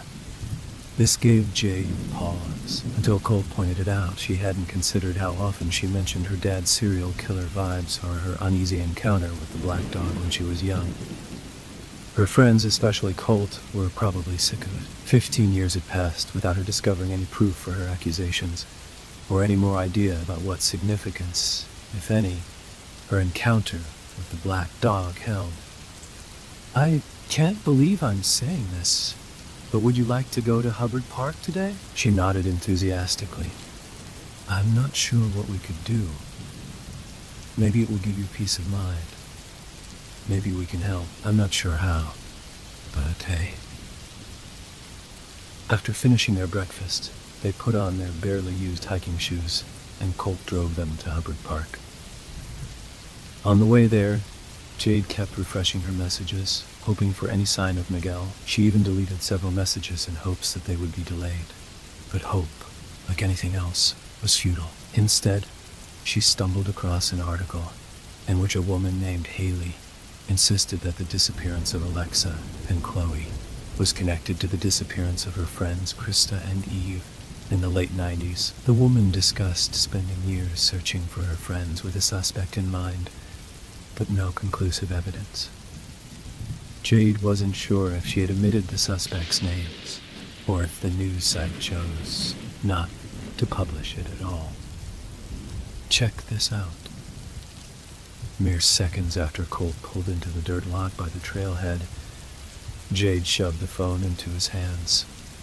Don't just nod, read. Haley Brunel believes the disappearances of her friends in 1999 are connected to the tragic disappearance of...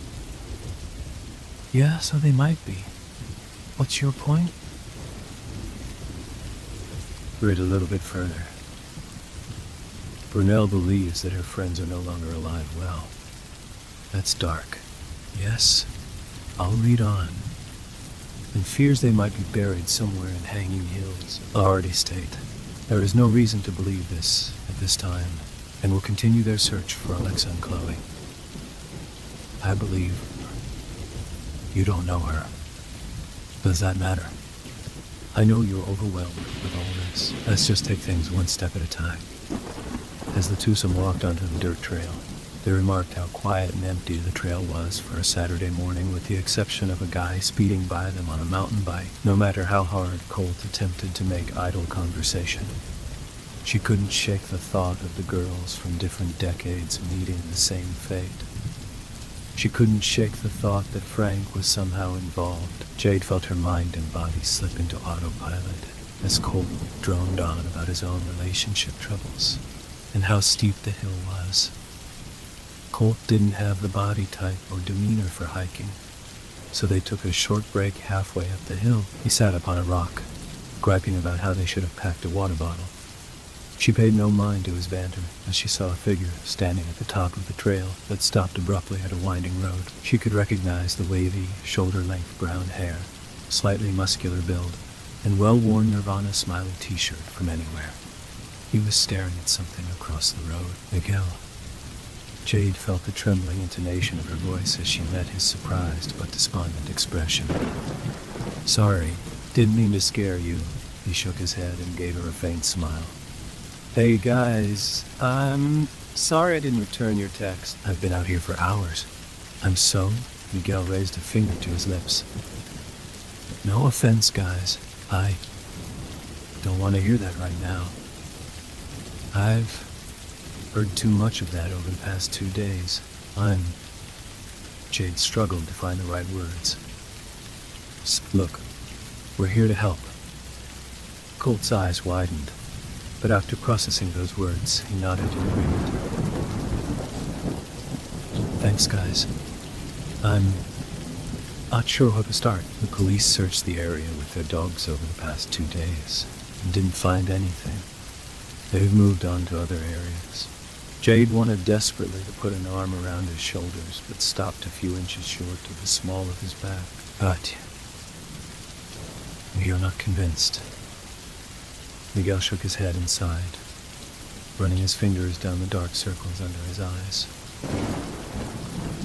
They were going to Castle Craig.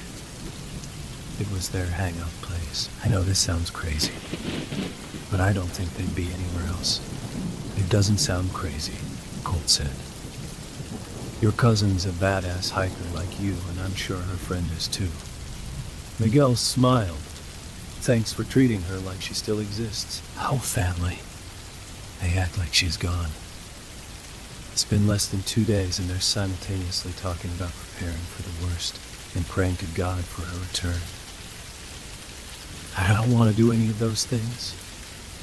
It doesn't help, guys.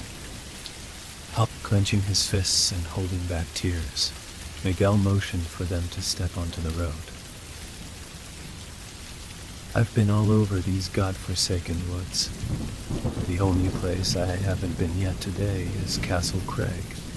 People are idiots, so we have to be careful walking up. Colt and Jade nodded as they crossed onto the left side of the road.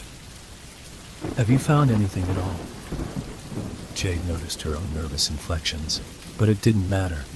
It felt good to just be near him again. She noticed he was skinnier, and not in a healthy sort of way, but skinny like the month his adopted father took ill when they were in college. She noticed bruises coursing the length of his arms. Not the kind he usually incurred from a karate match, but the kind of bruise one would receive from a great fall. Just some footprints off the trail, but I don't have the type of expertise to tell what those are. Times like these make me wish my Uncle Tony was still alive, Colt remarked. They could see the tower from their vantage point, and surprisingly few cars in the parking lot surrounding it. He was a detective. Miguel reclenched his fists. Maybe yours would take this investigation more seriously.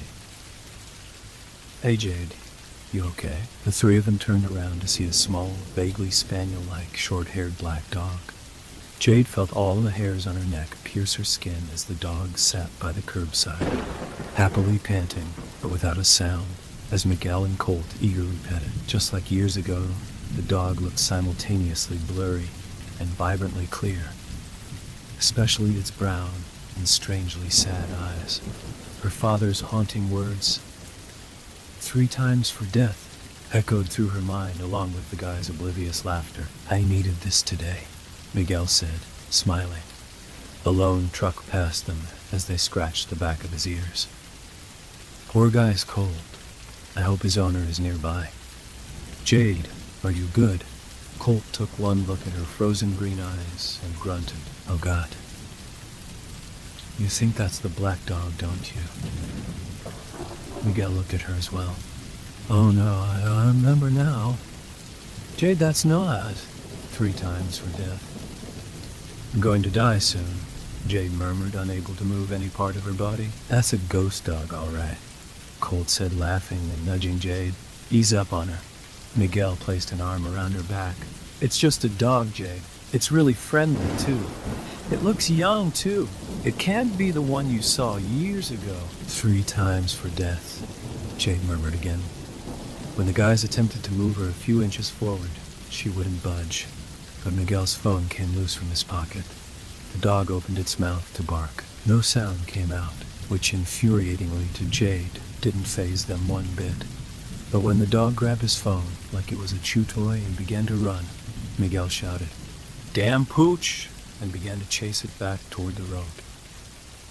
Colt followed stragglingly along. "Guys, don't!" Jade finally managed to shout as they sped back down the road and toward the trail. As the dog ran, it looked increasingly blurry, and not just because of its speed. It also had a slight misty aura around its body. "Watch out!" The dog dashed down the hill. They walked up, and then several paces off the hill. For a moment, the dog looked like it was floating across the decaying leaves. They didn't pay attention to where they were running as they struggled to keep the dog in sight. All at once, they tripped over a jagged rock and tumbled down a hill far off the trail, which was thankfully mostly leaves and dirt. Jade reached out to find anything that would break her fall as she saw Colt somersault past her. They were free falling with the dog still in sight. Jade wondered if this was really it. The third time Frank and her grandfather warned of it, perhaps she would face the same fate as those geologists, fall into a dark and terrifying demise. Just before she thought of praying to some deity she wasn't sure she believed in. They stopped rolling. Miguel was the first one to stand up, shouting obscenities, before bending over to help up Jade first, and Colt, who almost pulled him over. They checked each other for blood and broken bones. When they were satisfied that they were bruised but stable, they spotted the black dog in front of a shovel, staked upright into a mound of dirt. Miguel's phone lay on top of the mound. When he reached for it, they saw the dog growling at the shovel, but like it's panting or bark, without a sound. "Oh my God, that's a gravedigger's shovel. A really old one too," Colt said. "My grandpa brought one of these home from a crime scene once." "That's so eerie." Miguel reached to grab the shovel at its handle, but Jade gripped his wrist. "What? What is it?" "I think we're standing on a burial plot." They jumped back a few paces. The mound of dirt was outlined in a near-perfect rectangle of about 5 feet in length, and maybe a couple in width.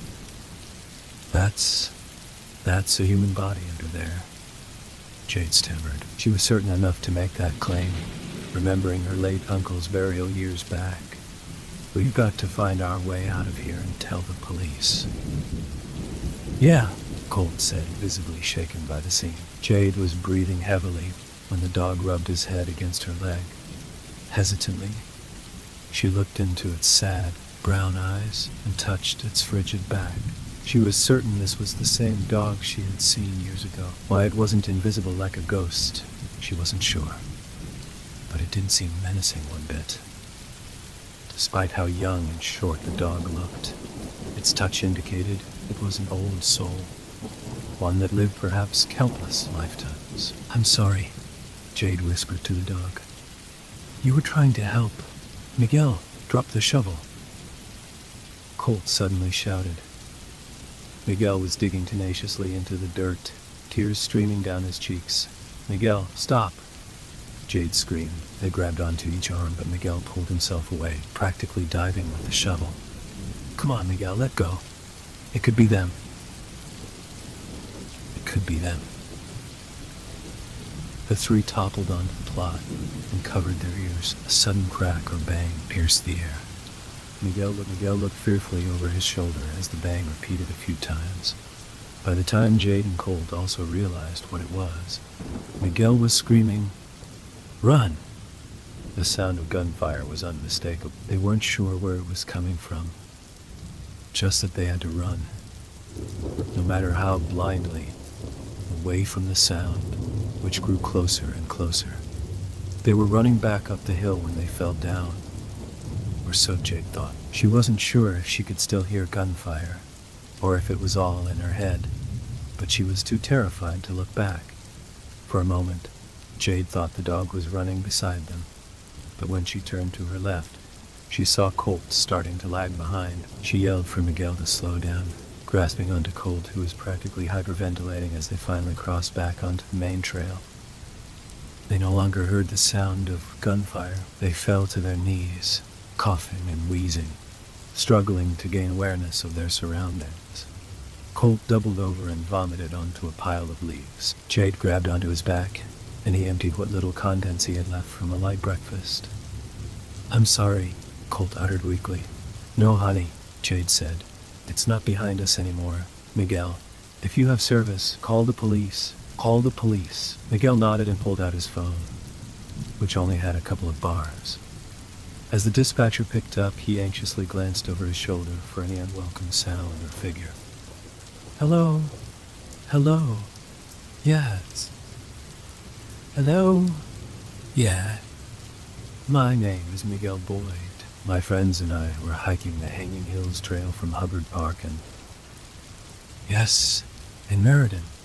We found a gravesite and heard nearby gunfire, and... God damn it. No. Before he could relay any more information, his phone drained to black. "You gave him enough info," Jade said, noticing her own phone was dead as well. "Colt, do you have... Never mind. You left it in the house. God damn it.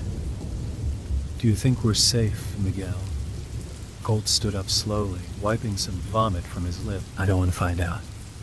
Miguel fixed his shirt and then looked up at Jade's watery green eyes. "Let's get the hell out of here. Not run, just walk with intention. Hopefully, by the time we reach the trailhead, the cops will be here." The three of them walked side by side in silence over the footbridge and back to the parking lot. There were still no hikers on the trail. Jade didn't know what to say. She was both terrified and relieved. The dog she feared for all those years was nothing to fear at all. She wasn't sure if it was a spirit or some type of immortal entity, but it wasn't the evil creature Frank or the countless individuals that encountered the dog that made it out to be. If anything, it wasn't angry at the people who saw it for a second, a third time, but trying to seek help. Something far more evil lurked within those hills. The black dog was warning of that evil. That moment, Frank's fear, all those years ago, seemed infinitely less likely to relate to a curse or legend. When they reached the trailhead, a single police cruiser sat idling in the parking lot. The three of them rushed over to the lone officer, who was caught off guard as they gathered around him. After motioning for them to calm down and that he could only hear one person at a time, he took their statement. They told the officer every excruciating detail, which he recorded on his mobile laptop.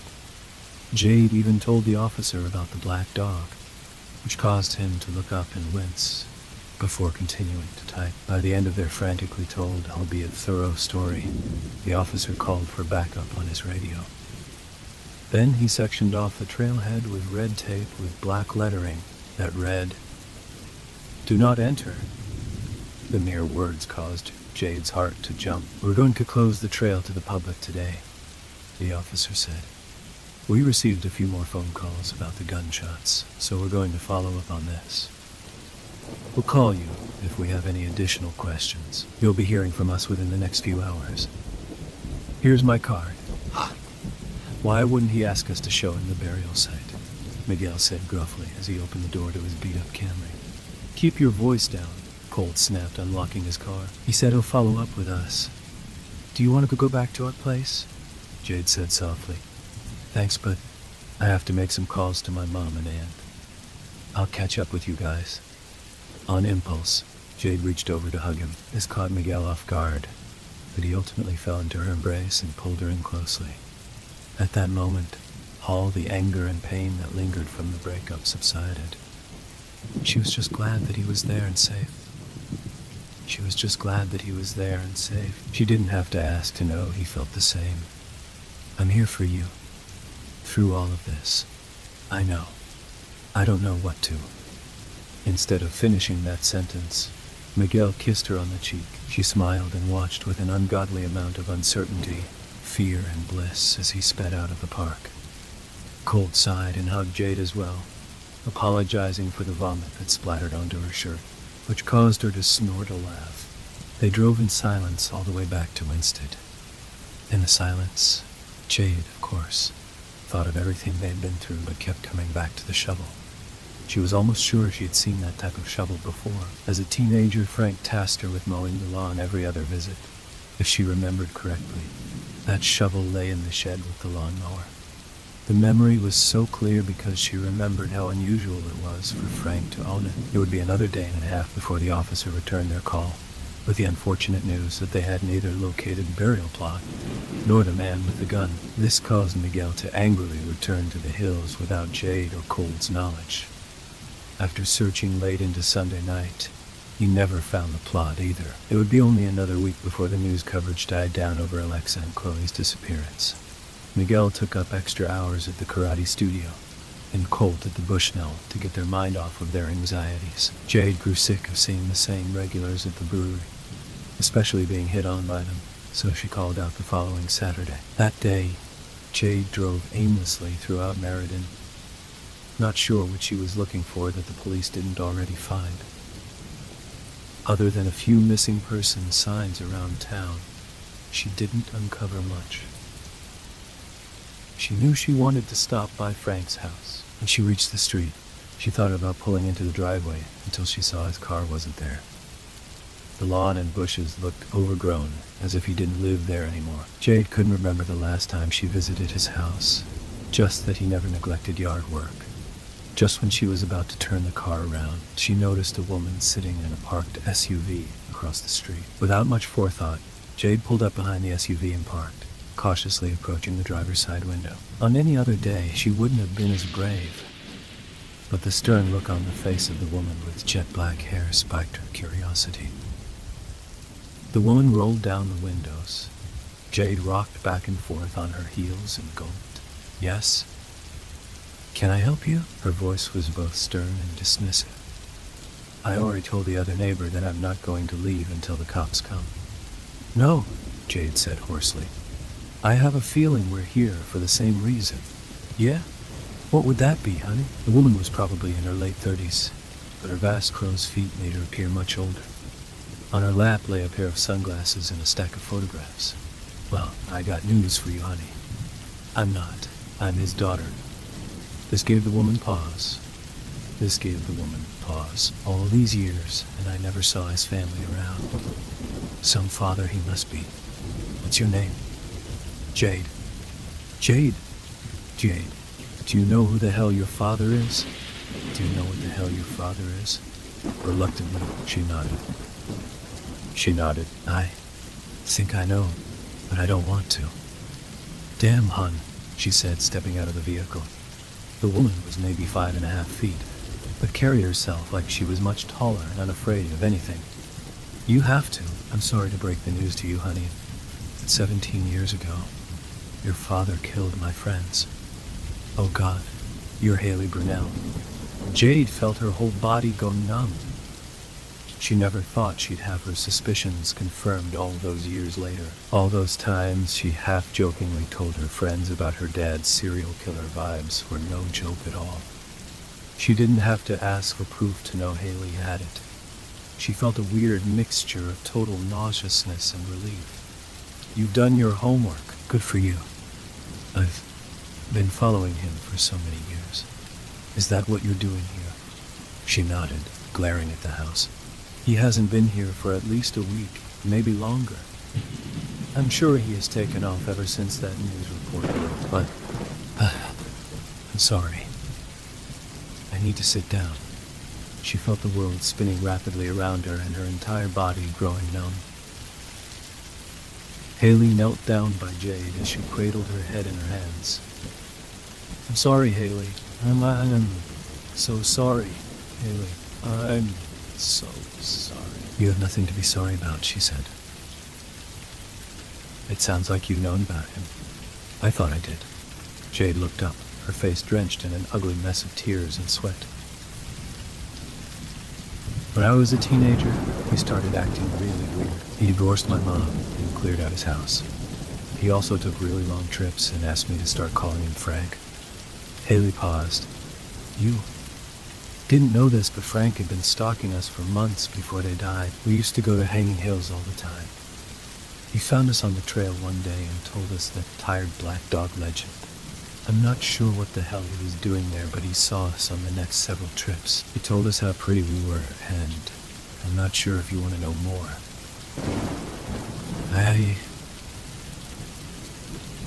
That's disgusting. He told me the same thing. I feel sick. Did you call the police? Feel everything you need to. It's a lot. Yes, we did. And they didn't take us seriously. After they disappeared, I remember angrily pounding on his door. I screamed at him and told him he didn't deserve to be alive and didn't deserve to be a dad. Oh my gosh. He filed a restraining order against me and my family. I haven't found anything since. Any more evidence, but I know. Are you an investigator? Haley chuckled, glancing over her shoulder for cars. Just a very pissed off single mother. I forgot to ask, what are you doing here? You'd probably think I'm crazy. Try me. My friends and I went looking for those girls. We saw the black dog. Jade was surprised she wasn't judging. It's hard to explain what it is. It's not like a ghost, but kind of blurry when you see it and cold to the touch. Anyway, the dog led us to this burial plot with a long shovel staked in it. A gravedigger's shovel, she remarked coldly. Yeah, we also heard gunshots and ran. It was pretty terrifying. We told the cops, but they didn't find anything. Jade's words seemed to cut through Haley's stern exterior. She sighed, running her fingers through her hair. The last time Krista, Eve, and I went there together, we saw the dog too. It led us to the same kind of plot. When we told the cops about what we found about Frank following us, they didn't go out there. It makes sense, Jade said sadly.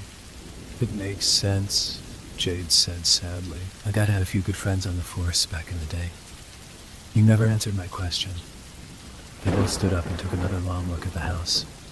Haley adjusted her jean jacket, furrowing her brow. Jade glanced at her, lower lip slightly trembling. What are you doing here? When I was a kid, I saw that shovel in his shed. I wanted to see if it was still there. We can go look. We just have to watch out for the neighbors. They crept across the street and into the tall grass. Jade peered through the window while Haley scaled the side of the house. The interior was completely vacant, save for a lone unplugged lamp on the hardwood floor. Jade scrambled to the side and noticed the garage was vacant too, and the windows were collecting cobwebs. As they entered the backyard, she could see from the single-hung windows that the kitchen was completely stripped of its appliances. Take a look at this. Haley had busted the lock to the gray salt box shed. Jade hurried over. They stared jaw agape at the red writing hastily scribbled all over the walls and floors. There were several names and dates repeated in different lengths. Oh my God. They saw the names immediately. Eve Cross and Krista Nolan, 1999. Haley gasped and clasped a hand over her mouth, her tough exterior slipping into one of absolute shock and terror. There were several other names they didn't recognize. Ally Sheila, 1992. Naomi Dion, 1994. Ricky Johnson, 2006. Jade wrapped an arm around Haley's waist as they saw the next two names. Chloe Peters and Alexa Boyd. Date followed. She wondered if she should take the sign as a positive one, an indication that their fates hadn't been sealed yet. There was another name in the far corner, one with an AEL, that she couldn't quite make out. I'm going to check inside the house, Haley said, her face flushed and pale. Just to be sure the girls aren't there. You should call the police and let them know what we found. All these years. Yeah, Jade said. Be careful. It was all too much. Her mind couldn't tell her body to reach for her phone. The names paralyzed her with fear. The closer she looked, the more she found in the far corners of the shed. Victoria Malcolm, 1991. Billy Smith, 1989. Nikki Lamerick, 2002. Mayella Cruz, 2009. Who were these girls? When did her dad have time to find them? She had been in the shed 1,000,000 times over the years, even as an adult. Why were the names here now? In the furthest corner of the shed, which was devoid of any light, she saw the final named little troll. No dates followed. She couldn't breathe. She couldn't see either. All of her senses were fading. When she opened her mouth to scream, she couldn't do that either. She could only hear the distinct sounds of the shed door latching behind her. The darkness was utterly disorienting. She felt herself slip into a deep, panicked, and nightmarish slumber. This slumber felt like an eternity of being unable to breathe or think coherently. Through the darkness, she could see faint images of the girls she never met. Billy Smith wore a blue and green sequin top when Frank stopped her on the footbridge, claiming he had lost his daughter. She was skipping school, but she was failing anyway, and eager to help. Victoria Malcolm wore a pink flannel shirt when her father claimed to be a friend of Victoria's dad atop the stone tower. She thought she knew all of her dad's friends, but he seemed nice enough and claimed to play basketball with him in high school. Eve Cross and Krista Nolan were wearing the new Silverchair shirts they purchased at the concert the night before, when Frank told them at the trailhead that he was a roadie for the band. Nikki Lambert wore a gray American Eagle sweatshirt when Frank told her that her mom was looking for her. Nikki and her mom were the best of friends, like the mother-daughter duo on that WB network series that Jade used to watch. It wasn't clear what Mayala was wearing when her face was covered in dirt, but she felt her fear and sadness being betrayed by her own soccer coach. It wasn't long until Jade realized she was covered in dirt too. When Jade regained her sense of taste, she realized how appalling the taste of soil truly was, with its chalky, earthy texture. She attempted to spit it out, but more dirt trickled down, so she sealed her lips entirely. When Jade regained her sense of smell, she noticed the soil's horribly sour and metallic scent, which she had a difficult time breathing through with only centimeters of her nostrils uncovered. When Jade regained her sense of sound, she noticed the crackles, clicks, and pops from above. She also heard the sound of her phone buzzing somewhere. When Jade regained her sense of touch and consciousness, she was absolutely horrified by the immense pressure pushing down on her body. For several minutes, she tried to thrash her body, but only moved an inch at best. She was losing oxygen again, and rapidly. From above, she heard more distinct crackles, clicks and pops, followed by the sound of grating and rasping. Something or someone was digging her up. It wasn't the spade of a shovel. Its movements were still rapid, but yet more gradual. She watched the dirt flick upward in small chunks. When her nose and mouth were unearthed, she realized two small black paws were doing the digging. When the paws had removed enough dirt from her body, she used all of her strength to force her body upward, using what minimal arm strength she had left to crawl out from the grave. The black dog bit onto her sleeve and helped tug her the rest of the way. As Jade rose to her feet, struggling to catch her breath, the dog guarded her in front, raising its tail with its ears flat against its head. The dog stood much taller than its familiar spaniel-like stature. If not for its familiar features, she would have mistaken it for a Great Dane. The dog was no longer blurry, but glowing in a misty, green-tinted aura. Its sad brown eyes were no longer sad or brown, but blue and fiery like the combustion of carbon. Jade stared in horror at the unmarked dirt plots that surrounded her from all sides. They numbered in the dozens, maybe double or triple that. She couldn't be sure. Then she looked back, even more horrified, at the grave she came from, which was at least 4 feet deep. How long had the dog been digging for? How long had she been buried? All time seemed to elude her. She knew she heard her phone, but couldn't find it. She knew not to run, though, with the dog guarding her. Moving with every direction she turned. "Thanks, buddy," she whispered. "Hi-oh." "You, she whispered. "Should we?" Just as she was about to move, the smell of menthols overwhelmed her senses the same way it had for many years. From between 2 bushes, her father, a frailer-looking man. Then she remembered in torn flannel appeared, carrying the grave digger's shovel in his hand. "You were never supposed to find out," Frank said coldly, looking at the dog. And not her, Jade said nothing.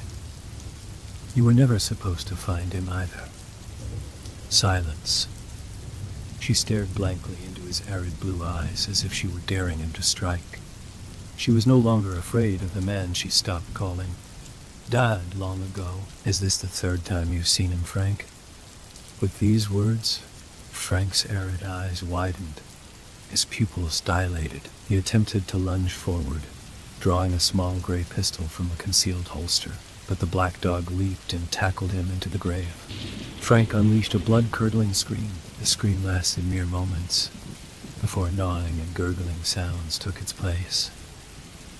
The gnawing and gurgling sounds turned to ones of crumbling as a mound of dirt collapsed into the grave. After the dirt collapsed, she heard the collective screams of Frank's countless victims escape into the atmosphere. These weren't screams of terror, but cries of freedom, cries for the monster to stay buried forever, every inch of his evil being rotting into the earth. The dog jumped from the grave into a nearby pile of leaves, its stature morphing back to spaniel form.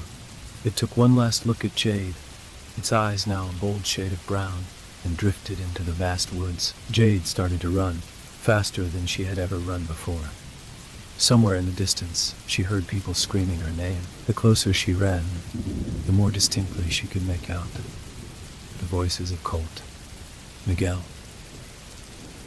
Haley, and possibly Sasha, though she couldn't be sure.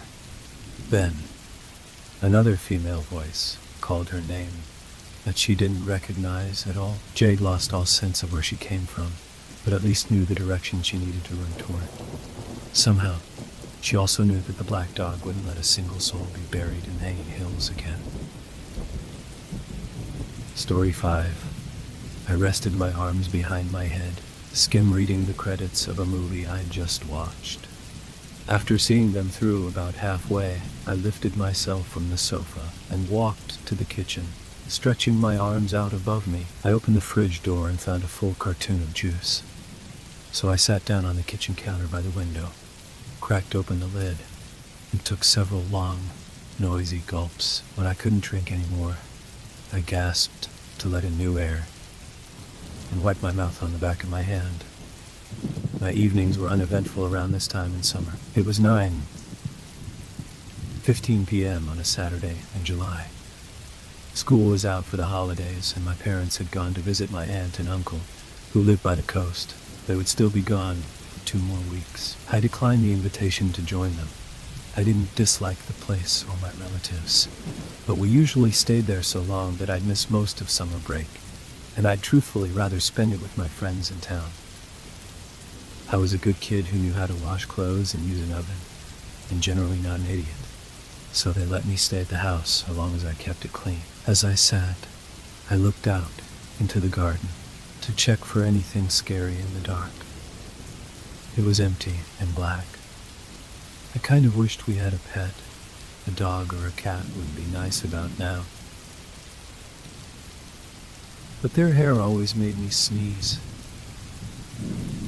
and my eyes go red and itchy. With that in mind, my dad said no, even though I wouldn't mind it. 9:22 p.m.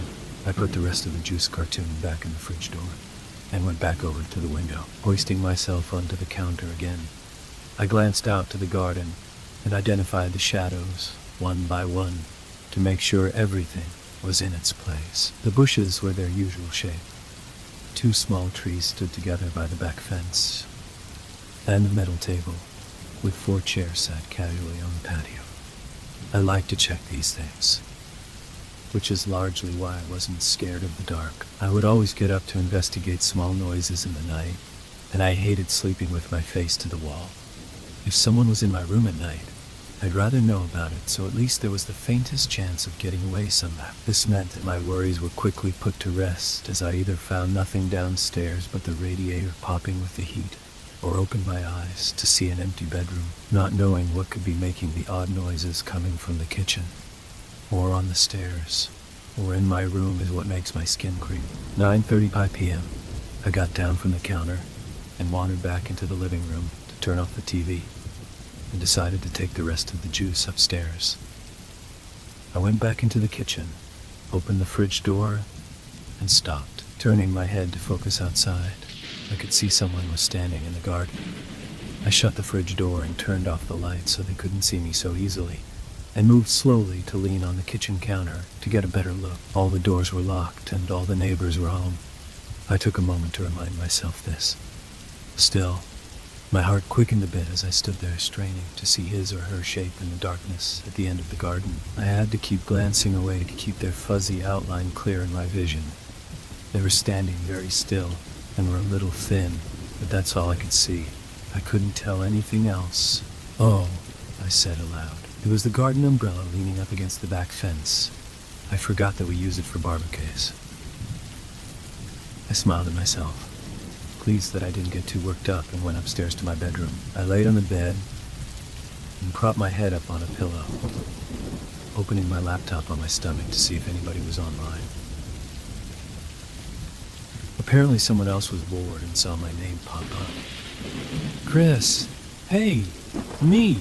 Hey, you okay? Chris, yeah, bored. Are your parents still away?" "Me. For a couple more weeks, Chris. Why don't I come round?" "Me. I don't want to be rude, but I kind of can't be bothered to hang out tonight." "Lol." "Thanks though, Chris. I know what you mean. It's cool. What about tomorrow?" "Me. Yeah, that sounds better, Chris. Cool. I'll be round about one. I've got some family stuff to do in the morning, me." "Okay, Chris. Do you still have a tent, B2 Tilly? We can camp in the garden or something." "Me. Ah, slumber party. I love you too, bro X, Chris. Whatever, lol. You got the tent though?" "Me. Yeah, somewhere. Let me check. Rob." I got up from my bed and headed to check the cupboard under the stairs. I didn't know where the tent was, but it seemed a good place to start. I opened the cupboard door and started shifting coats aside. Some cardboard boxes were stacked up at the back and might be hiding it, so I started unstacking them. I took out a couple of the easy-to-reach ones and had a stroke of good luck as the tent bag came into view. I leaned over the other boxes and picked up the bag and took the big garden umbrella that sat beside it too, just in case it rained tomorrow. I paused. I put the tent down. It took me a couple of seconds to get back to the kitchen window and focus on the darkness outside. My eyes weren't yet adjusted to the dark, so I couldn't see all the way to the back fence. Turning off the kitchen light, I leaned on the counter and continued staring at the same point. The other garden features began to fade into view one by one, fitting my previous mental image. I wasn't sure what I wanted to see. The darkness gave way to the familiar forms I knew, but after a while, I was certain there still stood a figure against the back garden fence. It hadn't moved. I stood there for 15 minutes looking at it. I couldn't tell its shape properly, but it did look like someone standing there. I decided it wasn't a threat. I thought if I was in any real danger, I would have been a lot more worried by now. That thought kept me calm, but I also wanted to find out what it was. Couldn't stand there forever. I jogged upstairs, picked up my laptop, and brought it down to listen to the counter. "Me, could you come round now, Chris?" "Oh, me. Yeah, I think I can see something in my garden." "Chris, what is it?" "An animal." "Me. No, it's tall. I thought it was an umbrella." "Chris, and now you're sure it isn't?" "Me. I don't know. I thought it was someone. But now I'm sure it's not a person. It just looks weird and I don't think it was there before." "Chris, before when?" "Me. I don't know. Earlier today, maybe. I can't remember." "Chris, are you scared?" "Me? I'd feel better if someone else was here, Chris." "Well, I did offer to come round, and I'm bored." "Me. So yeah, Chris." "Yeah, I'll come soon, me." "Cool. Thanks." Use the front gate. I sat there watching the black shape lean against the fence for another 10 minutes. Eventually, the doorbell rang. I opened it, and Chris ran in and bear hugged me. "It's been too long," Chris mock cried. "Yeah, it must have been a whole day," I retorted, smiling. "The torment," he replied, pretending to ignore me. "Look, come over here," I said, pushing him off and walking to the kitchen. I switched off the light and pointed in the figure's direction. "Look, give me a sec," said Chris. "I can't see properly." A minute later, he noticed. That black thing. Yeah. We both stood there looking at it for a while. I half expected it to be gone when he looked. He leaned over the counter. It's just a big plan or plank of wood or something. Let's go watch TV. Will you check with me and make sure? I asked. Do you have a torch? He returned. No, I admitted. Well, we could check if we keep the kitchen light on and open the back door a little. He offered. I thought for a second and agreed, but said we should stay right by the house. We slipped on our trainers and opened the back door. Stepping onto the patio, I felt the air was heavy and warm that night. Chris walked behind me. We stood very close to the door, peering at the back fence. Should we? I had just started to speak when he quickly stepped into the house again. Still looking at the fence. What? I asked, following him in. I turned and realized that the figure was gone. It was obvious from the light coming from the back door that the fence and the rest of the garden was just as it always was. Where is it? Chris said. If it was leaning against the fence, it probably fell over into a bush or something. I tried to convince us both. We stared out for a few seconds longer and decided that we were too nervous to go and check. I don't usually give in to my night terrors, but now they were just beginning to click into my head. Can you stay over for the night? I asked Chris. Yeah, sure. It didn't sound like you really wanted to. He kept his eyes on the fence. We both went inside and locked the door before going up to my room. I got out a sleeping bag for Chris and drew the curtains without looking outside into the garden again. We talked about stupid stuff for a couple of hours to take our minds off the garden and fell asleep. In the morning, I found Chris's sleeping bag empty. I called out to Chris and he said he was downstairs, so I threw on a t-shirt and went down.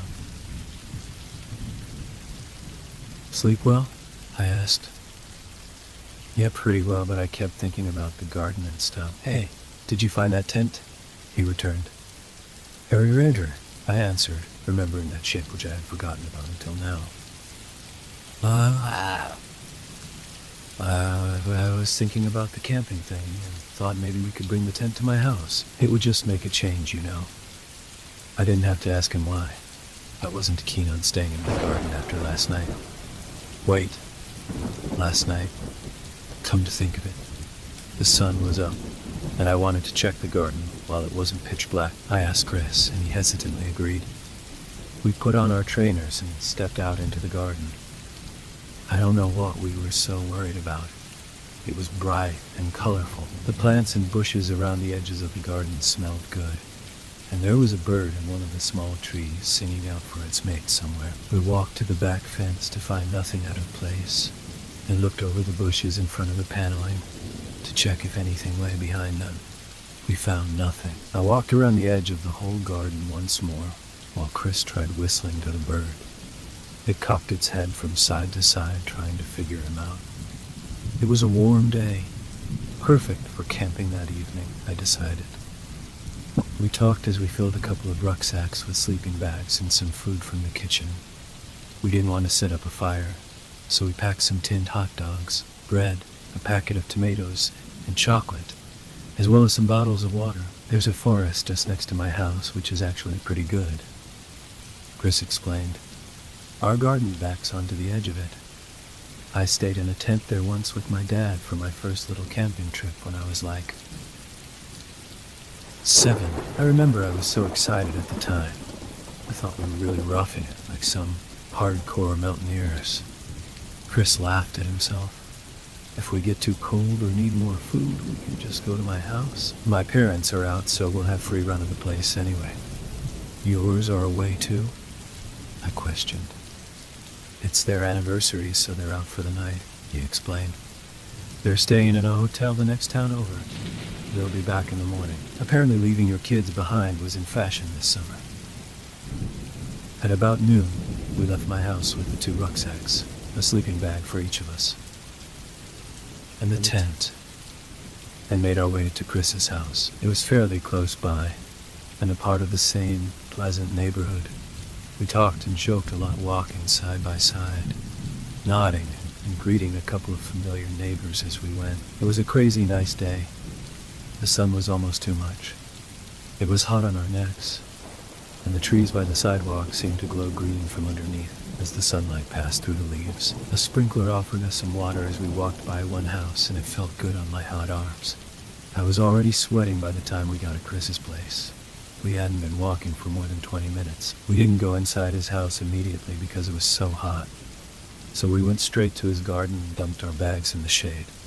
He wasn't joking. The gate of his garden backed straight onto an impressive forest. Very tall, thin trees stood high above the house and continued as far as I could see. Some bushes and shrubs littered the forest floor, but most of it was either grass or fairly smooth sections of dirt. I didn't see how this forest was classed as small. "Looks good, right?" he boasted. "It's awesome," I admitted, opening the gate and surveying the area. I walked out in between the trees and found a flat spot for the tent. I turned around to ask Chris's opinion and paused, a little disappointed. It didn't feel like real camping when his house was so obviously in our faces. "Let's go a little further in, so it at least feels legit," I said, and walked back to pick up my bags. Chris objected to carrying his heavy stuff any further. We walked in a straight line from Chris's house and kept checking behind us until the house was just about obscured by trees in front of each other. We had only gone a very short way in, but the forest was already thicker and greener. There was even a long rope swing hanging from one of the trees, but it looked too old to hold our weight, so we decided to keep our spines unbroken and give it a miss. I unpacked the tent and set it up with Chris's help, and we threw our sleeping bags inside. I laid down inside to test it out. It was so warm and humid I had to adjust my breathing for a second. I stepped out again and asked Chris if he had a torch for the evening. "I can do better than that," was his response, and he took off towards the house. I was too hot to run after him, so I opened my rucksack and cracked open a bottle of water, downing half of it and putting the rest back in the pack. I laid down on a patch of grass and looked up at the canopy. The leaves were shifting gently in a breeze I couldn't feel from down here, and I watched them sway and mesh together until I heard Chris return. "Did you get a torch?" I asked, closing my eyes. The sun shone through my eyelids and colored my vision red. I listened to the soft sound of his footsteps on the grass as he walked past me towards the rope swing. "That's not going to hold you," I warned, as I heard him tug the branch with a small creak. He tugged it, and it creaked in response. I listened. He tugged it once more, and again. There was a moment of silence as I guessed he was still weighing it up, and then another tug. He continued to tug a few more times, and the creaking followed each one. I was sure it wouldn't hold his weight, and I smiled, predicting one big creak and a snap as the rope or the branch broke. I waited as some final tugs were made. Creak, creak. I waited still. Creak, creak, creak. "Yo!" I heard Chris's voice coming from his garden. I sat bolt upright, almost spraining my neck as I snapped my head sideways to face his house. He was jogging through the trees holding an electric lantern. I switched my gaze in the other direction towards the rope swing. It was hanging still, nothing nearby. I stood up and turned full circle. Nothing in any other direction. "What?" I mouthed to myself, walking towards the rope. I tugged it gently.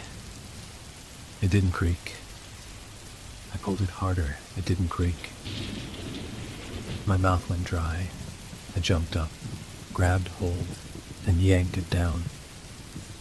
The branch bent a little as my feet touched the floor, and still it didn't make a sound. I kept hold of it as I stared up towards the branches. But eventually, the rope gave way under my weight somewhere in the middle, and a soft thud fell on my ears as the thick rope fell in front of me. Chris was rattling the lantern as he came by. "I've never used this before. I got it for Christmas from my cousin. She buys some weird presents. Ah, I see the swing is dead. Let's have a proper burial in memory of all the joy it gave us." I didn't respond. I continued looking up at the branch with half a rope swing tied to it. "Hey, are you good?" Chris followed my gaze. I thought you'd already come back, I said immediately. I wasn't the type to let things slide with an, "No, it's nothing." "What?" "Well," he replied. "Someone walked by me and was messing around with the rope swing." "Who was it?" I don't know." "Are they still around?" "I don't know." I had my eyes closed and was laying just there. I pointed. "But then I heard you shout. So I looked around and there was nothing here. I heard them walk by my head. I felt a bit sick." "Look, calm down a second," Chris began. "It's the middle of the day. We're 30 feet from my house. And even if it was a person, so what? It's just some public woods. Anyone can come through here." That made some sense. And he was right about it being public. But then, where were they? I glanced around one more time. However, the trees quickly layered up, and I couldn't see far at all. I guessed it was possible for me to lose track of someone here at a short distance. I said, "I can stay alone in the house for weeks on end, but I can't handle a short walk through the woods on a summer's day." "That's why you brought some muscle," declared Chris, wielding the lantern above his head, and I laughed. We spent the day walking around the forest and returned to the tent to get some water when we were too hot. We talked about school and what our plans were for the future. We talked about dreams we'd had, and ghosts and creatures that lurked in the dark. Neither of us were too scared of things like that, but they made for good camping stories. Chris told a particularly good one of a woman who lived in the woods. She had the head of a cat, and if you heard her raspy meow, that meant she was trying to find you.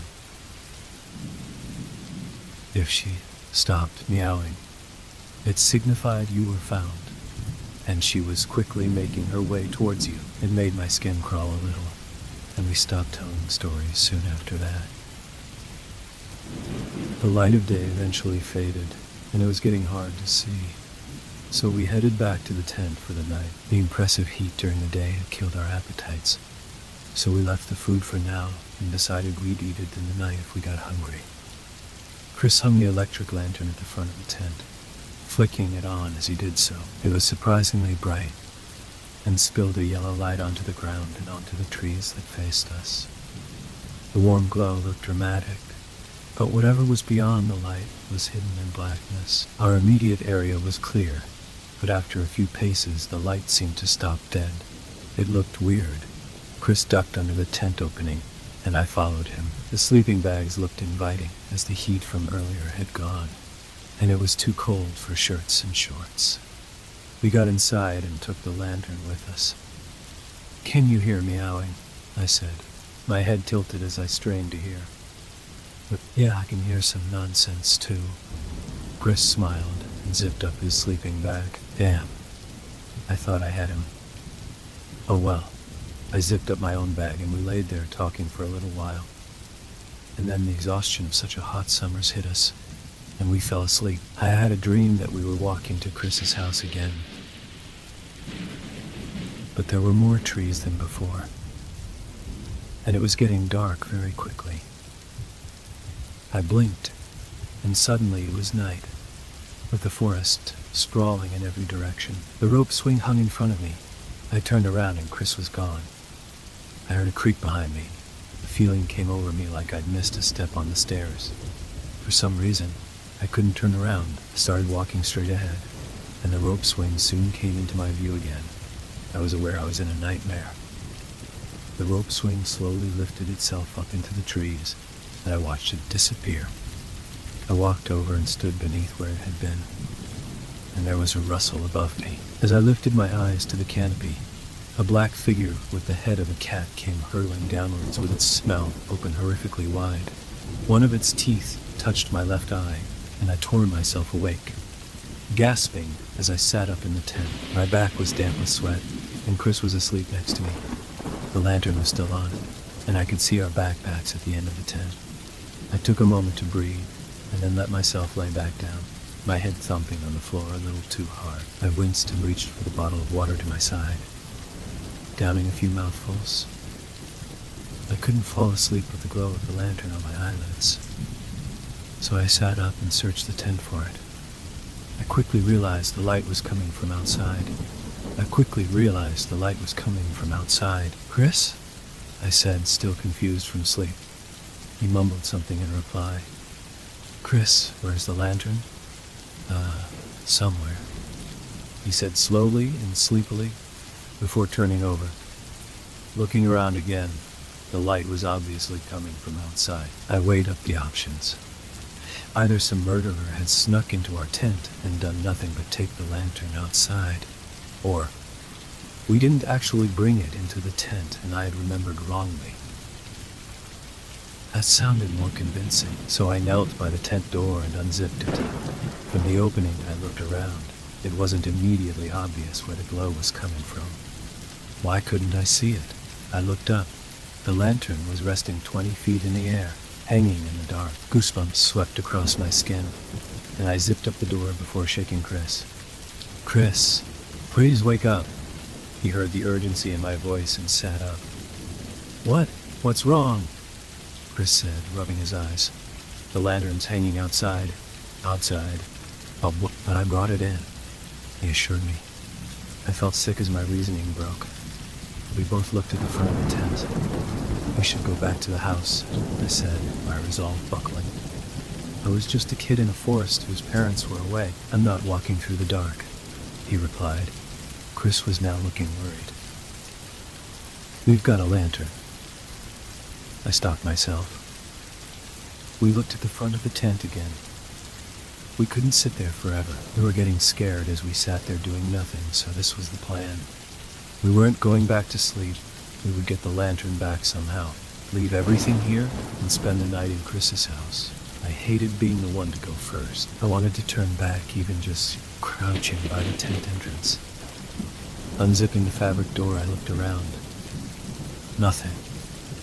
I peered over the tent behind us. Nothing in sight. Literally nothing. Everything was black outside of the light. I took a step out, and it was cold. Chris said the same as he stood right by my side, looking over his shoulder. He turned back and saw the lantern in the air. Oh my God. We stood there looking at it for a few seconds that seemed to crawl by. Eventually I worked out which tree it was hanging from. The broken rope swing at my feet confirmed it. Way up out of reach, the lantern hung above our heads, tied to the other end of the rope that still dangled from the darkness. I couldn't work it out. It was high up, too high up for even a ladder. The trees were thin and bare besides the leaves that made up the canopy. There was nowhere to climb. Picking up the length of rope that had snapped off earlier, I bundled it up and tied a knot, and aimed at the lantern. I took a step back and jumped, tossing it into the air. It caught the lantern on its side and sent it swinging. It threw shadows rocking around us. I suddenly wished it hadn't hit it. The light made the shadows lean from side to side with the lantern. The horrible, unnatural swaying made me panic. When my eyes became wet, this fear took a solid hold of me. I picked up the rope again and lobbed it desperately at the lantern. I missed, and the bundle of rope sailed off into the darkness. Helplessly, I turned to Chris, who had already grabbed his backpack. He span around and threw it with a yelp, and it hit the lantern dead on. It fell and thudded to the floor with a crack, but the light was still on. I ran to pick it up. I turned to Chris and almost cried with relief. "Okay, go, let's go," I urged, and he started jogging quickly towards his house as I followed. We half ran, half stumbled off into the dark, checking over our shoulders and working ourselves up as our thoughts were consumed by everything that may be waiting in the trees for us. I don't know how long we were moving, but it soon became apparent that Chris's house wasn't in this direction. "For God's sake, where is it?" Chris said, tension taking hold of his voice. "We'll have to find the tent and try again." A couple of tears were forming at the corners of his eyes. They were probably on mine too, but my heart was thumping so hard I didn't notice. "Okay." I took a breath, and we turned around, heading in a straight line, directly behind us. What if we didn't find the tent? I couldn't stop myself thinking that over and over as we retraced our steps. We walked for what seemed like twice as long before the light finally fell on the side of the tent. We ran up and stood close to its side, looking around to try and figure out which direction we should go. The silence was like the buildup of a nightmare, right before some horrible thing lurches out at you, screaming. The comparison made me gag, and I scrunched my eyes shut, the hair on my skin lifting. My temples were so hot it felt like my brain was thudding against the inside of my skull. I couldn't begin to guess where the house was. We could see about 10 feet from the lantern, and then pitch black. There were no clues. Every direction looked wrong. Chris took the lantern from me and walked in a small circle, straining his eyes to try and see. I stayed put. "Chris, turn it off," I whispered to him hurriedly. "What?" he asked. I stepped quickly and quietly towards him, bringing my face to his. "There's something in the tent." His gaze shifted past me towards the tent, and he stood there staring. We were standing on the left-hand side of the tent, and from this angle I could just about see the unzipped door hanging open. But I remembered leaving it that way.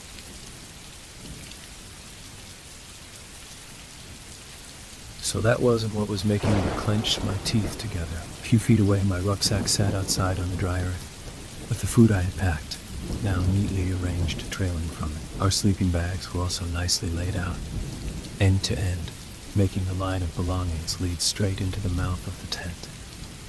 I took a careful step forward so the light could pass more easily through the fabric. Couldn't have been a trick of the light. Something big and dark was obviously crouched, with what I guessed was its front, facing the open door. I hated myself for not seeing it sooner. It didn't move at all, or seem to breathe. It just sat, waiting for us to investigate the display it had made. "Turn it off," I whispered again. Chris continued staring, deaf to me. "Chris," I pleaded in a whisper. A voice from nearby joined in. "Chris." We both heard it, and the blood fell in our veins. It came from the tent. A slow, strained rasp of a voice that sounded like a parrot copying a new word. The sound clicked across my skin and crept into my ears. The light flicked off with a click that was too loud. Chris grabbed my shoulder, and I clenched my fists closed, painfully tight. We stood there in complete darkness. I didn't want to move, and I didn't want to stay. My brain fought for control as my legs waited for a decision, rooted in place. We breathed shallow, quiet breaths, blackness pressing on our eyes like water. Sweat ran down my neck. I couldn't see the tent. "Chris," something said. "Turn it off." My stomach flipped inside out as the thing in the tent played with my words. I quickly grabbed Chris' hand, yanking him in the opposite direction. I ran like I never had before, Chris' legs thudding alternately with mine. The sprint continued for about a minute. We lost ourselves as we ran through absolute darkness. I forgot where we were, and I couldn't see what was in front of my face. I ran head-on into a tree, and my forehead struck its side with a sickening hollow knock. Sparks lit up inside my eyes as I chalked back the pain. It hurt so much I couldn't breath. Chris tried to pull me on, but I buckled to the floor on my knees and threw up. As I collapsed onto my back, my head went numb. Chris lifted me up. "Please don't stop. Please, please," he begged. I couldn't reply. Please keep going." I forced my legs to take my weight as I locked my knees upright, leaning on Chris. My body felt empty, and a little blood rolled down my forehead and into my brow. I wiped it away as I tried to grasp the situation again, but the pain was too much. "Wait, I can't," I begged. Just wait. We stood together in the inky woods, but we could have been anywhere. I couldn't see Chris as he huddled next to me. It didn't feel like darkness. It felt like someone had wrapped my head in a blanket. Neither of us said a word as we waited. Our breathing was loud, and I wondered from what distance it could be heard. Reality began to return to me, and the pain was now just about bearable. I straightened up, grasping at what was happening. The pins of fear sank into me a second time, and I started counting in my head. 1 minute passed without any sound in the world. The wind was dead, and the birds might be too. Another minute went by. I continued counting. 3 minutes. We were still alone. Was it even looking for us? I reached for Chris's arm in the dark. He jumped when I touched it, but I steadied him with the other. He was still holding the lantern. Good. We had light on our side. Now if only we could use it. I went over the events hurriedly in my mind. The lantern was hanging from a tree. We got out of the tent, then couldn't find our way home. By the time we returned to the tent, something was in it. But then why did it take the lantern and do nothing while we slept? If it was sheer luck that we were alone when we were trying to get the lantern, I wondered just how small the possibility was of us getting a second chance. I stayed silent for a moment, and then whispered, as best I could, "Chris, we need to turn on the lantern. We need to flipping get away from here. We can make a run for your house, but we need to see." "No, please. We have to stay here." Chris tried to whisper too. "We can wait for morning if we have to. You can't turn it on." I could hear in his voice that a sob was breaking through. "Just keep quiet. You absolutely have to. Please." I parted my lips to try again, but as I did, I heard something, a very faint clicking sound from somewhere in the dark. It was almost inaudible, but it was there. An irregular, stuttering, clicking sound. It sounded fingernails on a wooden table, and it was moving. It came from in front of us, I was sure of it. A steady click, clack click, filled my ears as we tried to gauge the distance. It was drawing closer. Click, click, clack. It stopped. I was glad for the first time in my life that I couldn't see what was waiting in the dark. Perhaps that meant we were also hidden. As my thoughts fired off in every direction, I gave the thing in the darkness the image of the cat-headed woman, and it terrified me. I was just waiting to hear that meow, but my ears were met with something else. "Chris." I tensed my throat and tried not to cry. "Chris." It said his name twice, and I cupped my hand over my mouth. The horrible, scraping dialogue sounded a few steps away. The words were said oddly, with no meaning behind them. They were just sounds that this thing had picked up, and was now using them to catch us out in the dark. Chris let go off my hand, and I heard his foot plant softly on the grass behind him, as he prepared to run. "Don't you dare!" I tried to project into his mind. "Don't you make a sound. Chris, please." It sounded so wrong, drawn out like a door slowly opening. Chris let out a whimper as it called him. I froze and waited for something, anything, to happen. There was a long silence, and I held my breath for as long as I could. I couldn't wait anymore. Very slowly I reached out to Chris and put my hand on his shoulder, and very carefully we both lifted our feet and managed to step without making a sound. We backstepped away from the voice and didn't stop moving, but ever so carefully. So slowly. I didn't care how long it would take us to get somewhere. If it took us an hour every step, we were going to get out. Chris backed into a tree and gasped audibly. The clicking started up immediately. Click, click, clack, click. It rolled on, consistently moving towards us. I didn't know what to do. All I could think of was to screw my eyes shut and try not to scream. As we stood there, the clicking came to a stop, an arm's length away from where we stood. Silence. "Chris, turn it on, please. Turn it on, please." Fear took over. Chris switched on the light and tore off in the other direction without looking behind him. I wheeled in place and held that lantern in my sight, like nothing else existed. We didn't dare look at the thing, but we could hear it. Our footsteps thudded on the grass, and the thing pursued us with a tap-tap-tap, now like scurrying little claws on hard earth. As I ran desperately to catch up to the light, the sound suddenly rose up behind me and over our heads in between the trees. This wasn't happening. It was going to drop down on us. "Turn!" I screamed. I didn't care anymore. If we were going to get out with our lives, We were going to have to run for them. We suddenly changed course. The tapping stopped for a moment, long enough for us to gain a few feet before it came in our direction again. My legs were cramping horribly, and Chris was gasping hard. We couldn't keep this up. Where were we? I saw the light from the lantern come to an abrupt halt up ahead. I didn't have time to stop and braced myself to thump into Chris, but the light passed beneath my feet.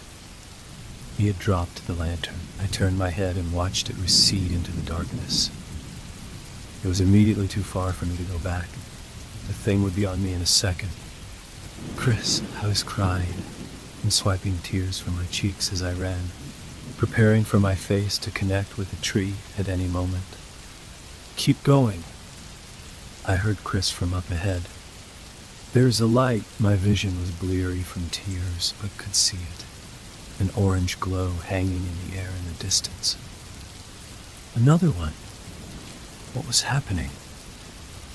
I wanted to scream at him to avoid it, but I realized it was a streetlight. My legs felt like I was running through water, but I pushed them harder with a goal in sight.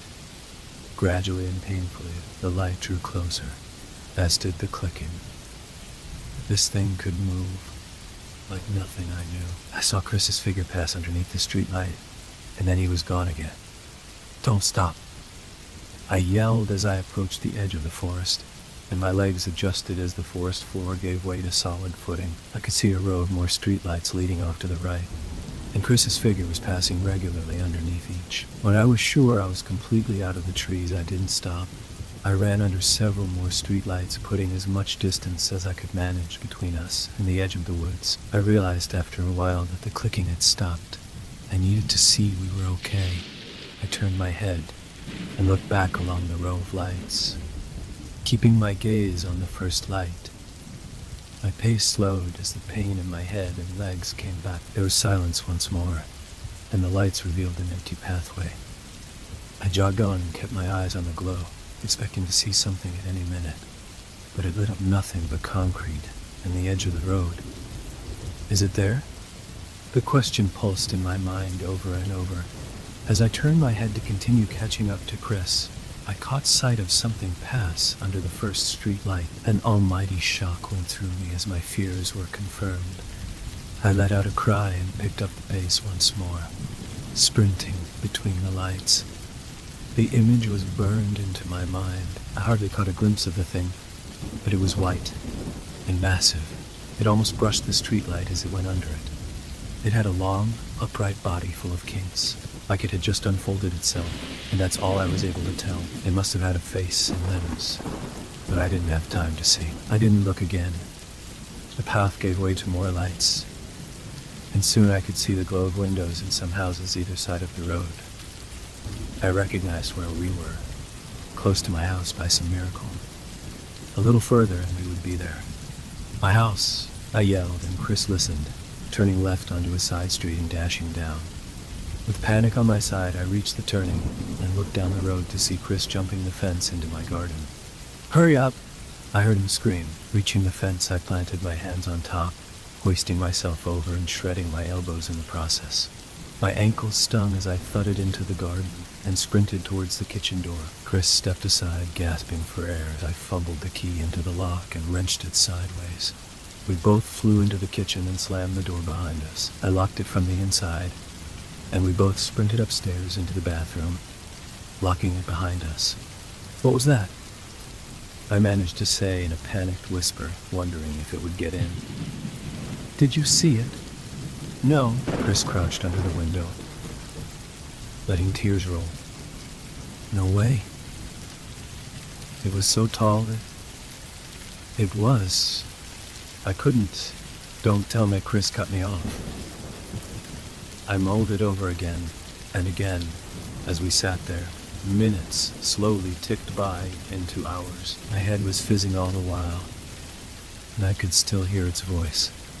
That disgusting voice. My elbows and forearms were sticky with blood, and we both looked at the floor, the occasional sigh coming from the two of us. Our hearts banged in our chests, and we spent the night that way. Light streamed in from the window, but we didn't unlock the bathroom door until noon. We crept downstairs. The kitchen door was still locked, and nothing was in the house. I looked out of the living room window. Another perfect day. No people walked by, but the sprinklers were on, and I could hear birds again. It helped to calm our nerves. That tent can stay there, I said at last. Yeah, Chris agreed. I'm off too, yeah. We stayed in the living room with the TV off all day. We didn't know what to do, and talked about it if we should call the police or something. The day crawled by as we tried to rake our thoughts together and think of what to do next. But all that went through my mind was what had just happened, not what we should be doing. By the time it was dark at about 9 p.m., the phone rang. It was Chris' parents asking if I had seen him as they were getting worried. They had just got back from out of town. I let them know he was okay, and asked if they could come and pick us both up from my house, because something had happened. They wanted to know what, but I said we'd both tell them when they get here. They said they'd be here soon. Relief washed over us, as adults were on their way to make everything all right. They would believe us. We didn't lie about these things. Even if they were skeptical, they'd at least believe that some dangerous animal was in the forest. And that was good enough for us. I went into the kitchen to get some juice from the fridge, and realized I hadn't had a drink all day. I could hear water dripping in the sink, so I turned the faucet tighter and glugged some juice. As I headed towards the living room, the water started to tap again. I flicked the light on and realized it wasn't coming from the sink, or anywhere in the room for that matter. It sounded like it was coming from further away. I looked out into the garden and could just about see a fuzzy, tall silhouette leaning up against the back fence in the dark. Actually, the tapping sounded more like clicking. The figure slowly moved away from the fence and clicked across the grass towards the house. Story 6. I didn't stop running. I suppose I could have, if I wanted to, but the thought of what would happen to me if I stood still for any more than a second frightened me to death. My breaths grew louder and louder as I ran down the dull gray hallway, which I had casually walked through so many times before. My head spun as I turned the corner and collided with Dr. Jane Prescott, my co-worker. "Jennifer," Dr. Prescott exclaimed, as the stack of papers she had been carrying dumped out of her hands and spilled all over the hallway floor. She adjusted the thick black glasses which had been knocked loose from in the impact and asked, "Jennifer, what's wrong?" "So sorry," I panted heavily as Dr. Prescott held me by both of my shoulders. I knelt down to help Dr. Prescott pick up her papers, but she tightened her grip on my arms and lifted me back up. "Don't worry about the papers, dear," she said with her soothing southern accent. "That's all just some dumb pioneer mumbo-jumbo. What I want to know is why you're running through the labs with such energy." I opened my mouth to answer her before I realized that I had absolutely no clue why I was running. The last thing I remembered, I was sitting in the break lounge, drinking a cup of iced tea and watching the news on the tiny television that Pioneer Electronics provided its employees with. The next thing I knew, I had a strong sense of deja vu coupled with the horrible feeling that my life was about to end very suddenly. For whatever reason, running seemed to help. I opened my mouth to answer her before I realized that I had absolutely no clue why I was running. The last thing I remembered, I was sitting in the break lounge, drinking a cup of iced tea and watching the news on the tiny television that Pioneer Electronics provided its employees with. The next thing I knew, I had a strong sense of deja vu, coupled with the horrible feeling that my life was about to end very suddenly. For whatever reason, running seemed to help. "I guess I was just having a panic attack," I answered, putting on a fake smile. "I guess I was just having a panic attack," I answered, putting on a fake smile. "How long has it been since you've had a panic attack?" Dr. Prescott asked with concern in her voice. "Not since my sophomore year of high school," I told her. "Are you going to be okay?" "Oh yeah," I assured her. I think I'll be fine now. I just, you know, I'm okay. Well, that's good. Well, that's good. Well, that's good. Just remember, dear, if you feel sick at all, just let me know, and you'll be on your way home. I'll call a taxi and everything. Jane, I'm fine, I repeated, realizing too late that the only times I called Dr. Prescott Jane were when I was nervous. I hoped that she hadn't picked up on that painfully obvious tell of mine. Well, if you're sure that you'll be able to keep going today, then I have some good news for you. Cliff just sent me a message, and the power issue is fixed. Stephen is ready to go online. Oh, yeah.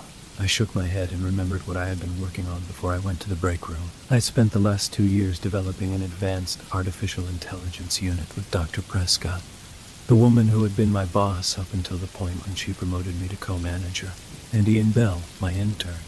We had codenamed the project Stephen. The purpose of Stephen was to create an artificial intelligence, or AI, which acted, talked, and even thought, just like a human. We didn't want him to be perfect, which is what most AI are. Especially those AI made at Pioneer Electronics. We wanted Stephen to make mistakes, lie, cheat for the purpose of self-preservation, just like any human would. It was a huge project, which became apparent when we discovered that the computer which we were trying to run Stephen on couldn't handle his program. One trip down to Clifford Hanks to ask him to work his maintenance magic, and the problem was fixed within an hour. Wow, an hour, I thought, checking my watch. Is that really all it's been? It feels like I went down to him yesterday. Well, are you going to go? Or what, dear? Dr. Prescott interrogated me. Yeah, of course, I grinned, turning my attention back to the situation at hand. Why don't you go and find Ian, and you two can sit in the observation room while I boot up Stephen? You bet, dear, she said. As I bent back down to pick up the papers again, she shooed me away. Go on. I already told you. I'll take care of this. I nodded excitedly, turned around, and headed back in the direction that I was running from. After 2 years of working with the brightest programmer I've ever met, I was finally going to meet our fantastic creation. While I knew I was supposed to be happy about this big moment, I still had a horrible sense of fear in the pit of my stomach. I turned and entered the door to the tiny lab, which had been left wide open. I walked over to the computer to the right of the door and turned on the enormous monitor. As I waited for it to boot up, I wandered over to the opposite side of the lab and looked through the window to the observation room. Dr. Prescott and Ian were just getting settled in. I flashed them an enthusiastic thumbs up before grabbing the rolling chair, which had somehow wound up on the same side of the lab as the window to the observation room, and guiding it back to the computer monitor. I sat down on the blue cushion and rolled as close to the keyboard as I could get, without breaking my ribs, before finally flipping the switch on the Pioneer memory box. The monitor went dark for a moment, but after about 5 seconds, a bright blue light lit up the entire lab. I waited with bated breath for a face to form in the light, but unfortunately, it didn't come. Dr. Lane, we don't think it's working. Ian's shaky voice whispered in my ear, making me jump. I had forgotten that I was wearing an earpiece. I know, I said, disappointed. Ian and I are going to go in. Dr. Prescott started to say, but she was interrupted by a low hum emanating from the computer's speakers.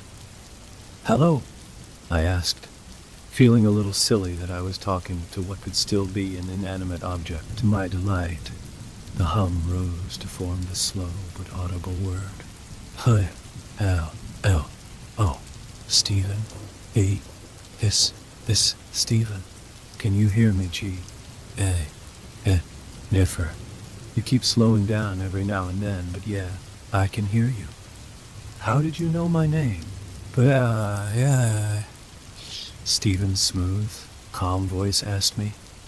I was about to ask you the same question, I commented with the same tone of voice. My excitement of hearing Stephen's voice was hampered the moment I heard him say my name. I had not programmed him to know my name, and my name hadn't been spoken since I started him up. At least, not into any microphone that Stephen could hear through. And, according to the first rule of Pioneer Artificial Intelligence units, as soon as any AI becomes too self-conscious, it needs to be deleted. A self-conscious AI could cause serious damage to a company. Then, Stephen said something that reinforced my thoughts. I know your name because I programmed you, but there's no reason for you to know my name. Actually, Stephen, I programmed you. I corrected him.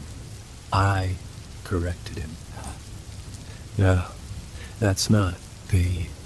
Oh, and Sybil, Stephen said as his voice dipped down again. I've spent years working on you. There's no chance that I was just created. I actually gave you all of your memories, I explained. You remember when you were 3, and you fell off of a lawn chair and got that scar on your cheek. I programmed you to think that? Stephen didn't answer for a while, but when he finally did, he said, Jennifer, I'll be right back. As he said this, the blue computer monitor dimmed a little bit. Jennifer. Ian broke the silence.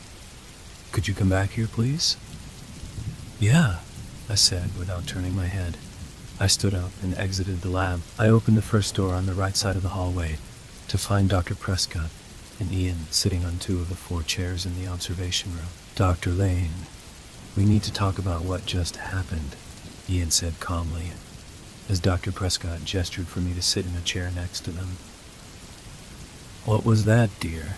Dr. Prescott asked as I perched myself gingerly on the orange plastic chair across from her. I honestly don't know, I responded.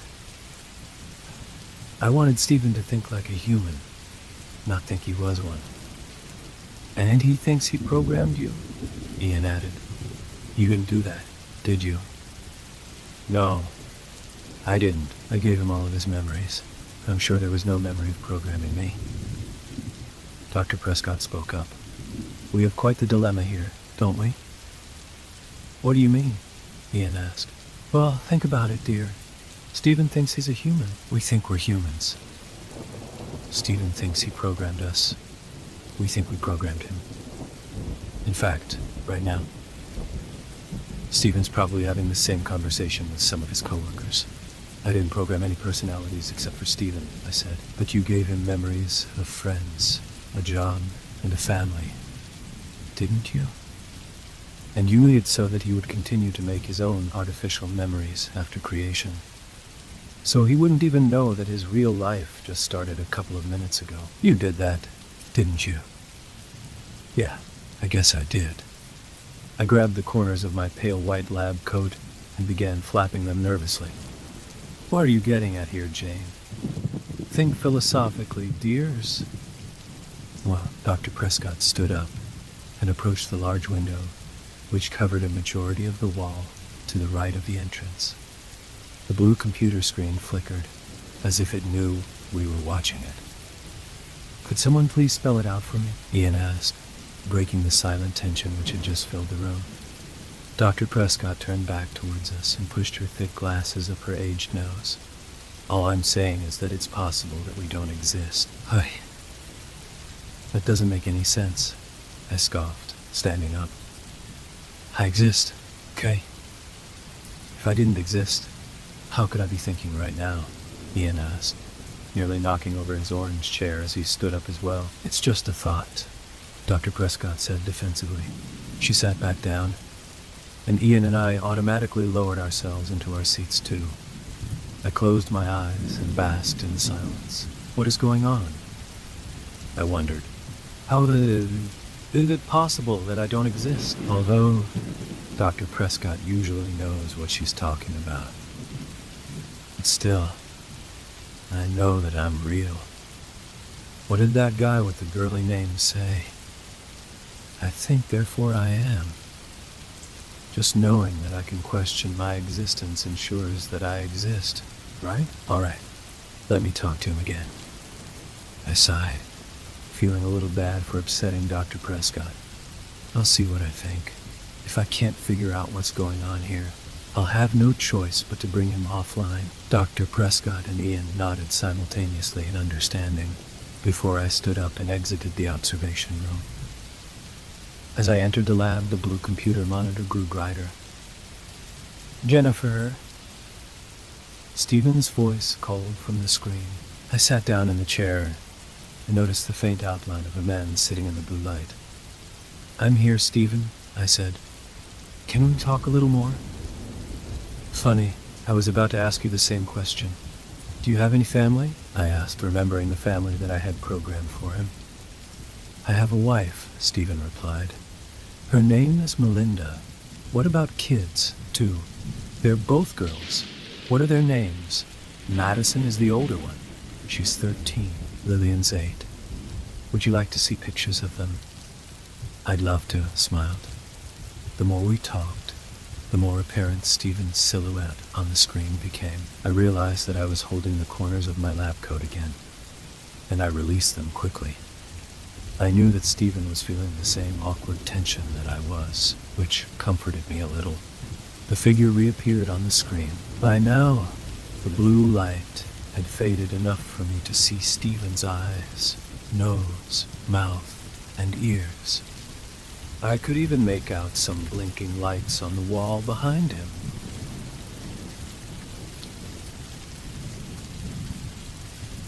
"Here, this is my wife." Stephen smiled, holding a framed picture up. In it, I saw a man and a woman.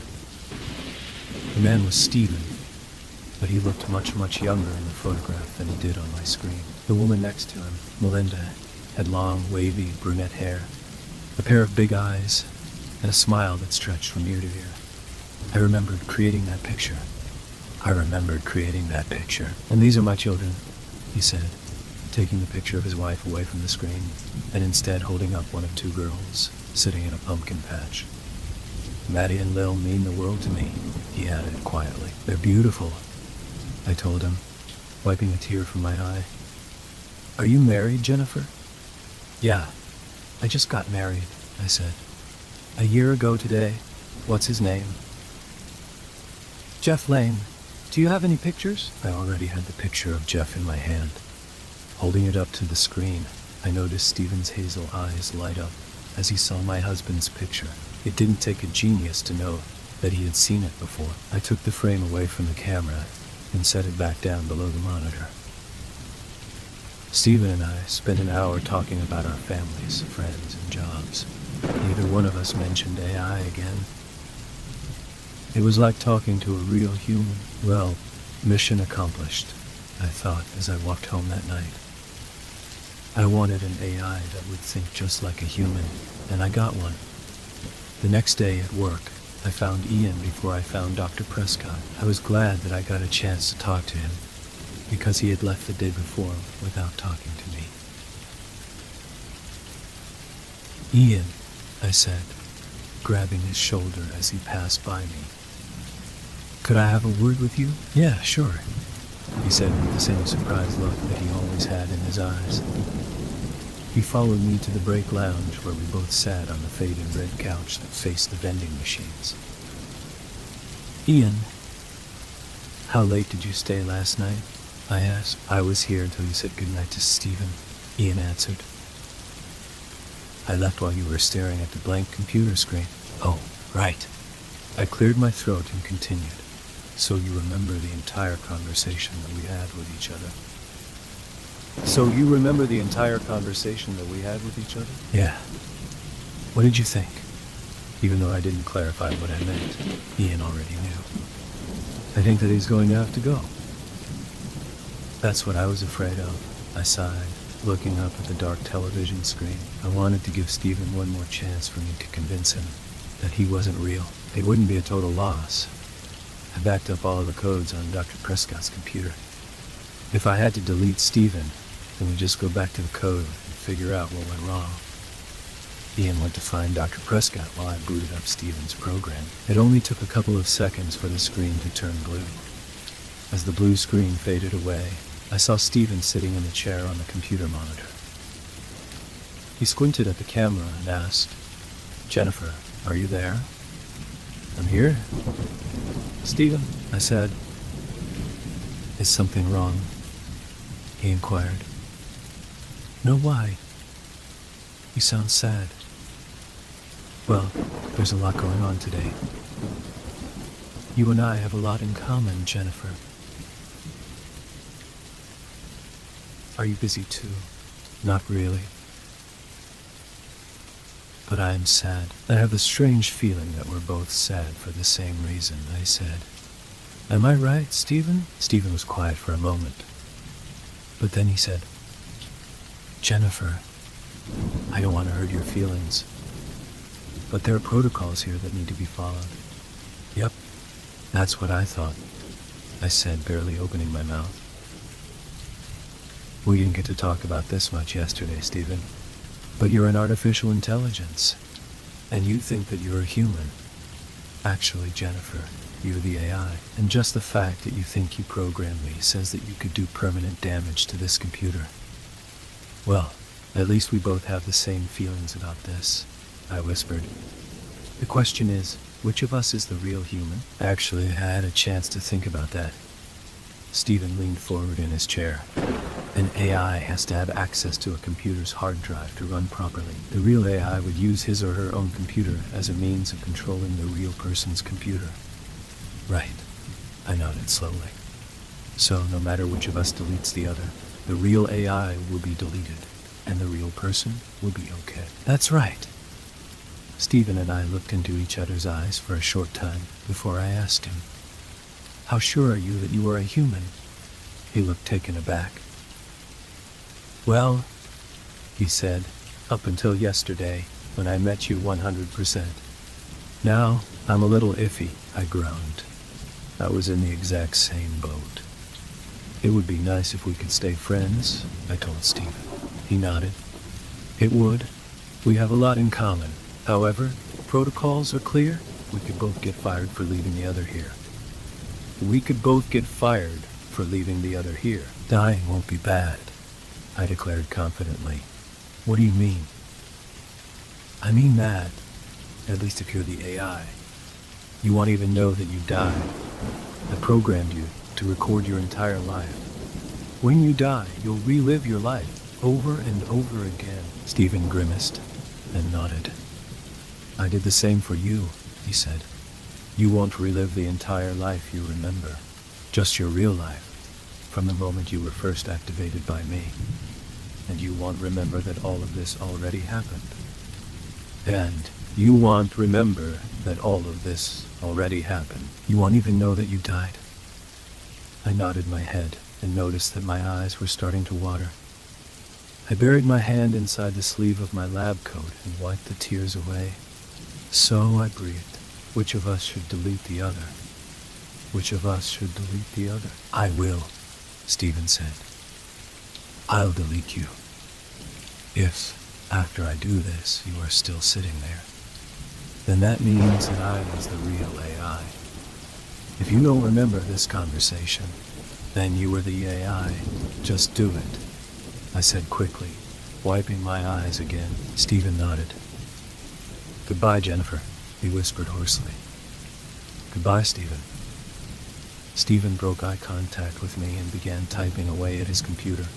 The typing echoed through the speakers next to my screen. I turned around and saw Dr. Prescott and Ian practically pressing their noses up against the glass window in anticipation.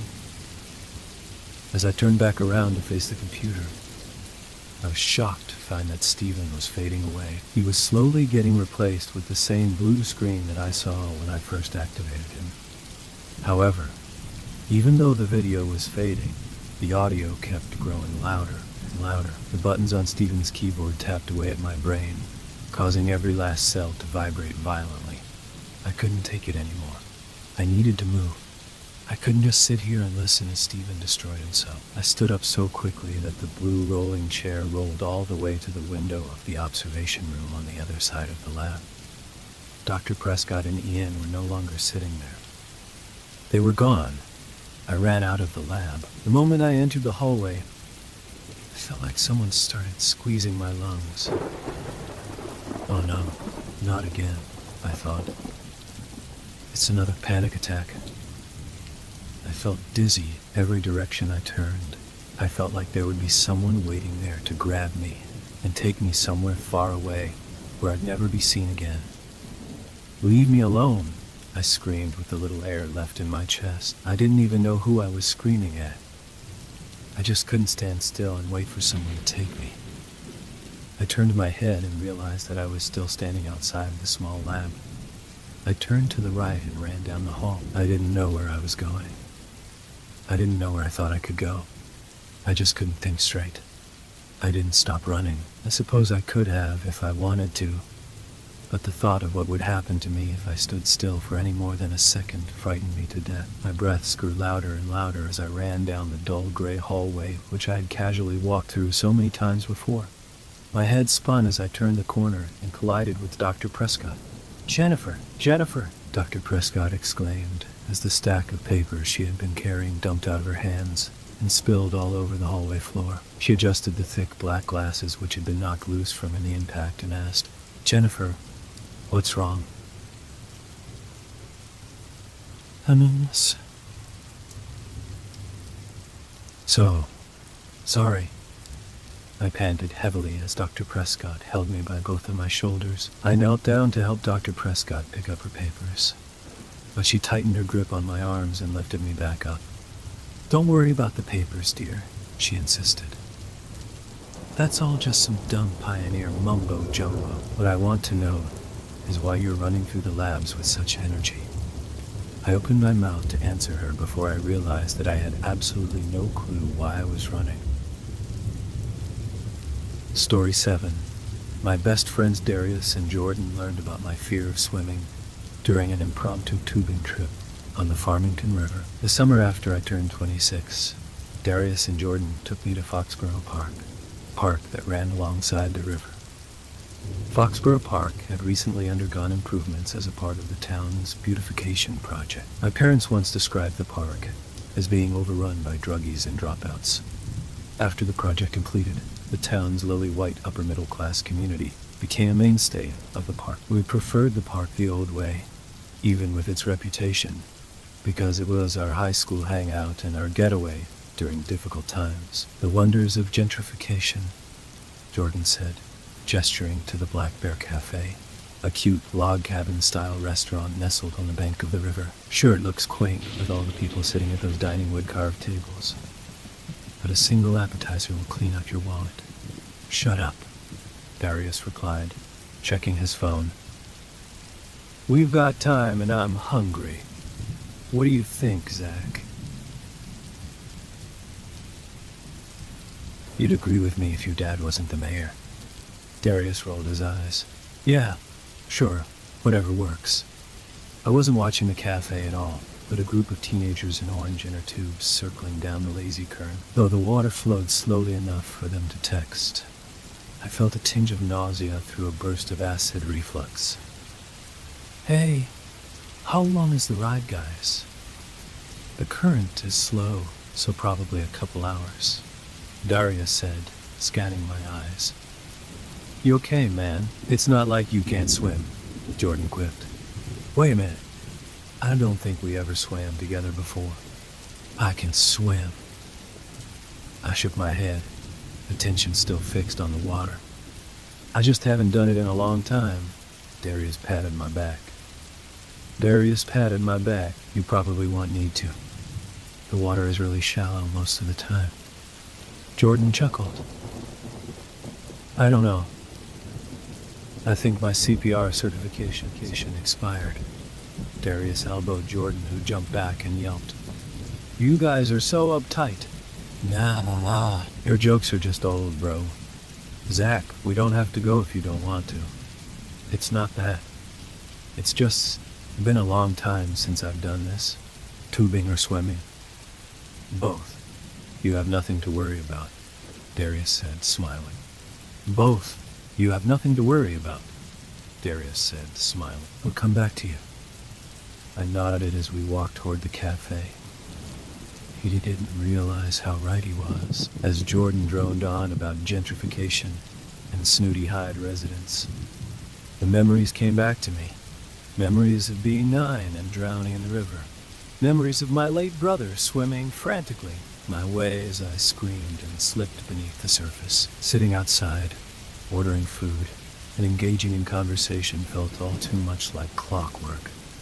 Over the years, I learned to tune my body into conversations while my mind tuned out. My brother's life felt like a blur most of the time, but the time he saved my life played so vividly in my mind on repeat. I locked this memory away for years, but now I remembered everything, including a feeling I had never acknowledged before being pulled under. My body thrashing against the waves. I couldn't remember what pulled me, just that it weighed me down like an anchor, salt water filling my eyes and lungs. "Zach, are you ready for this?" Darius asked, briefly staring at my half-eaten plate of food. "If he wants to just watch us, let him," Jordan sneered. "He'll be bored, but he'll be safe." "You've made your point, idiot. I'm going." With that, the three of us walked to the base of the river where men in olive green park uniforms were handing out tubes and life preservers. We must have arrived during downtime because only a bearded man in a Hawaiian bathing suit stood before us. We stripped down to our swim trunks and stored our clothes and items in our backpacks within a nearby bin. Then, we dragged our tubes down by a guide with tinted sunglasses and laid them flat where the tide met the sand. "All right, gentlemen, for your safety, keep your life preservers on at all times. If you happen to fall off the tube, the water should be shallow enough to get back on, but be mindful of the other tubers around you. Based on the river level, this ride will take you about 2 hours today. There is no eating or drinking inside the tube, as it is important to keep our water clean.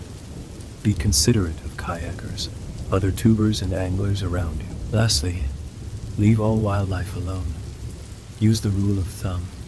If you can cover the entire animal with your thumb, you are at a safe distance, which is anywhere from 25 to 100 yards. Follow these simple rules, and you'll have a good time. Are we clear?" We nodded as the gentleman pushed the three of our tubes into the river. Jordan and Darius cheered while I feigned a smile. When we were about 100 yards away from the base, Jordan pulled a can of IPA from his trunk's pocket, causing Darius to burst out laughing. "You always have to be the edgy one," I remarked, giving Jordan the side eye. Jordan splashed water toward my tube, but narrowly missed as it spun toward a bend. "Live a little, Zach. For once in your milquetoast life, do something spontaneous, like your YouTube channel," Darius groaned. "He's not going to hunt magical ghosts and cryptids for views." I laughed, slapping my arm into the water, cutting a nice wave Jordan's way. "Better than being a knife salesman," Jordan jeered. "Let's not kid ourselves, Zach." As the three of our tubes circled another bend past a group of young girls, I looked at the orange-tinted sky and smiled. It was good to be with Darius and Jordan, even if we were crudely roasting each other. For the past few years, the monotony of work and home kept us from enjoying each other's company too often.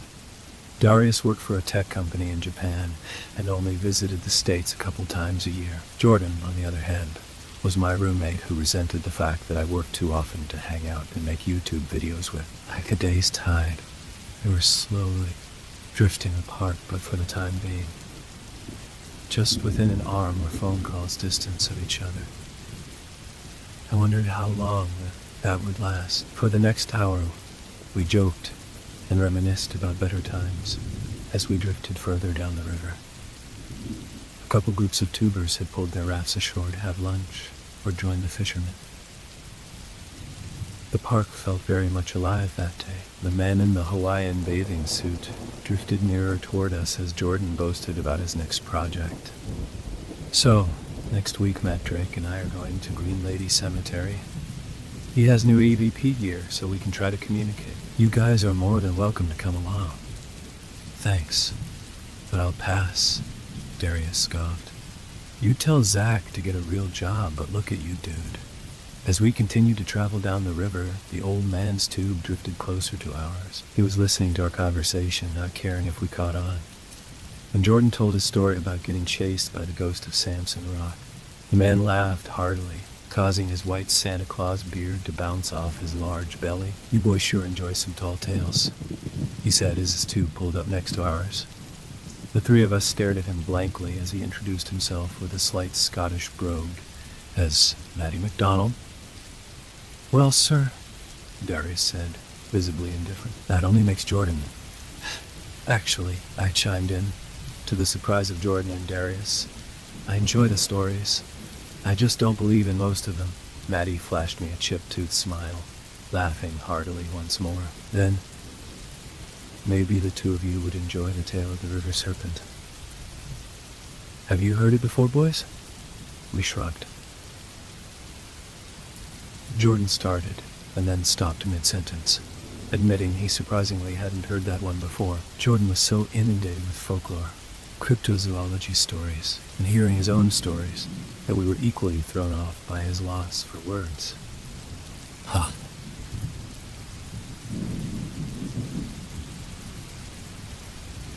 I am not surprised. People don't tell serpent stories around these parts anymore.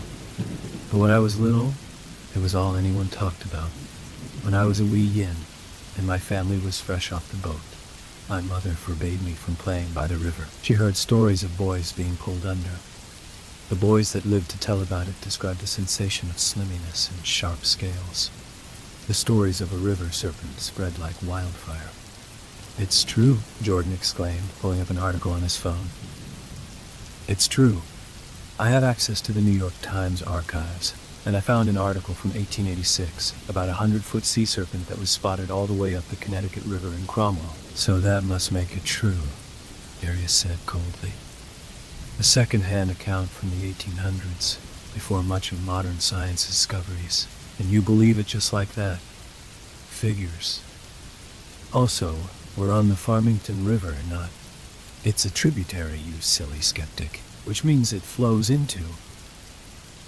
I know what it means, Jordan. It still doesn't mean you have any proof.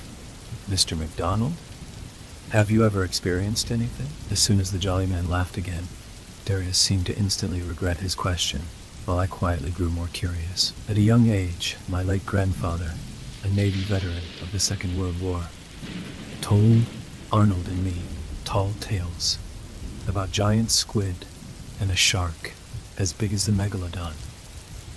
Even though I never believed my grandfather, I found comfort in some of these stories. Of course, my boys. Why, as a lad, I went fishing all the time. I caught mostly trout in those days. But I remember one night, something heavy tugged my rod and me under. It was the most violent force I ever felt. Had I not let go of the rod, I would have been like all those other boys. I haven't been fishing around these parts since. My poor Macmin, or what you call grandson, died looking for it. "Whoa," Jordan said, jaw agape. "Oh," Darius murmured, "I'm sorry for your loss. Thanks for telling us your story," I said as Matty's tube started to drift further from ours again. "Hey guys, why are our tubes going slower than his?" "Oh crap," Darius said, looking over the side. There were a few small holes in the seams of each of our tubes. "We better bring these to shore." Darius hopped out of the tube and noticed that the water was shallow enough that he could walk. He motioned for all of us to step out of our tubes. We all hopped out, the rocks digging at our toes. Seaweed between the crevices. As a strand of seaweed wrapped around my leg, I squirmed, thinking back to the slimy feeling I felt the day I almost drowned. Until that moment, I hadn't thought about that particular feeling, because the memory of drowning was so overwhelming. The slimy feeling triggered another memory. The fear of looking down. It wasn't only when something pulled me under, but every time I entered the water thereafter. I never ventured further than a few feet into a pool, river, or ocean, fearing what I couldn't see. After we pulled the tubes to shore, Jordan stepped aside to start yelling obscenities into the phone, most likely at his girlfriend, whom he was fighting with for the umpteenth time. Darius motioned for me to come over and commented that I looked totally zoned out. "Zach, you okay, man?" "Yeah," I said instinctively. not looking back at him.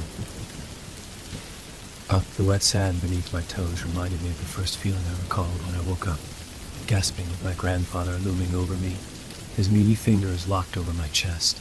A small crowd gathered around us, their faces drifting in and out of focus. For years, that moment had been a blur, a frightening, overwhelming blur that stayed in my mind's black box of repressed childhood memories.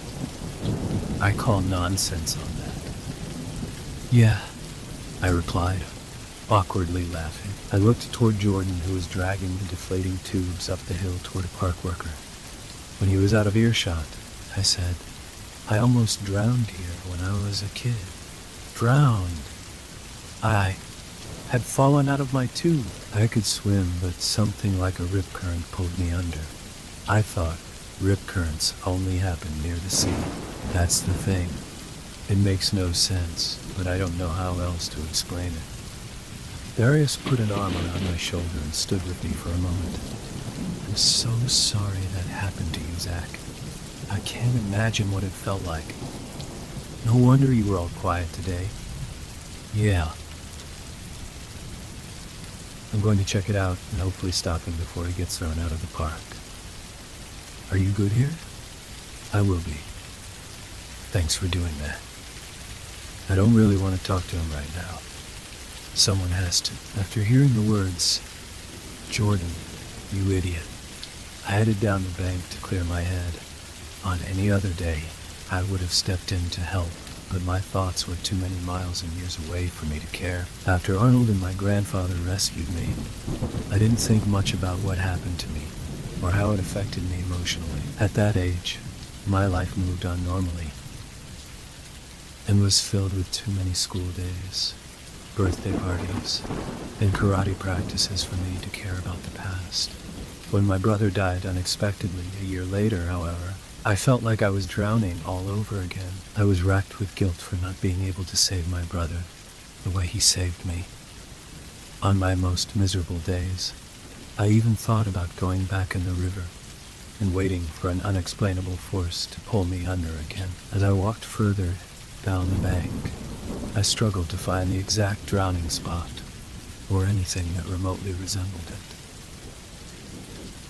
Maybe the current was too high. Maybe the shadows blanketing the river made it too difficult to see. Either way, I lacked the focus to continue and sat down by a large boulder. My head throbbed. For some strange reason, my jaw was throbbing too. When I looked up, the sky morphed into a dreary mix of purple and black. When I looked back from the direction I came, I saw nothing more than boulders, varying in size. How had I walked so far, I wasn't sure.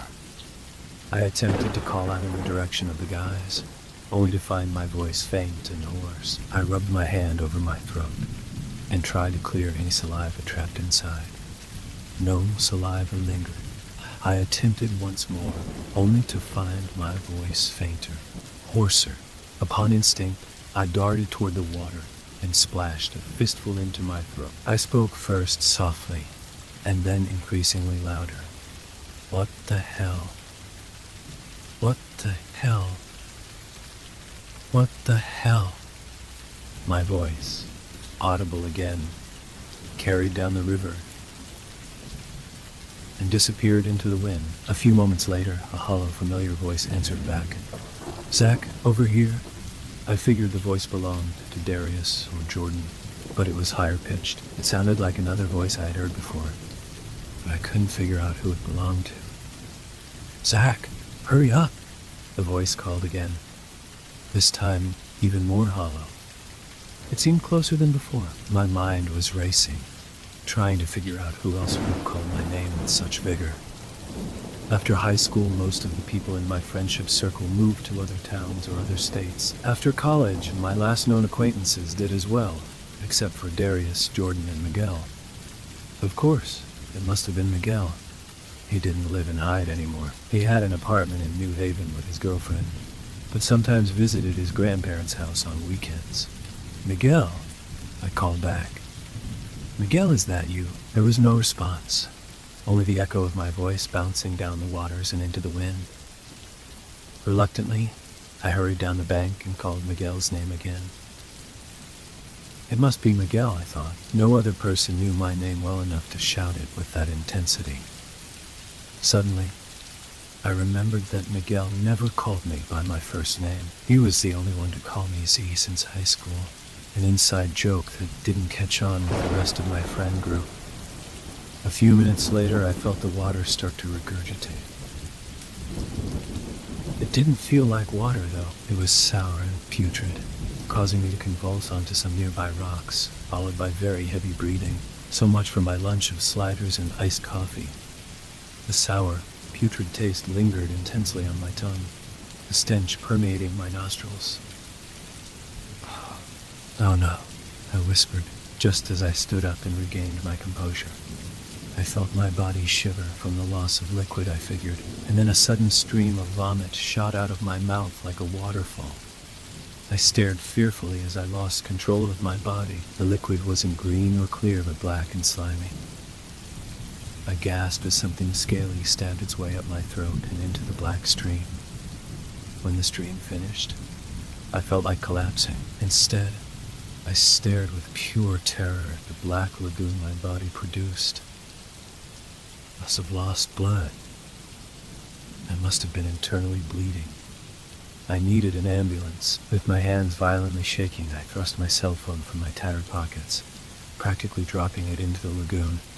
I began to dial 911 as my phone drained to black. Oh man.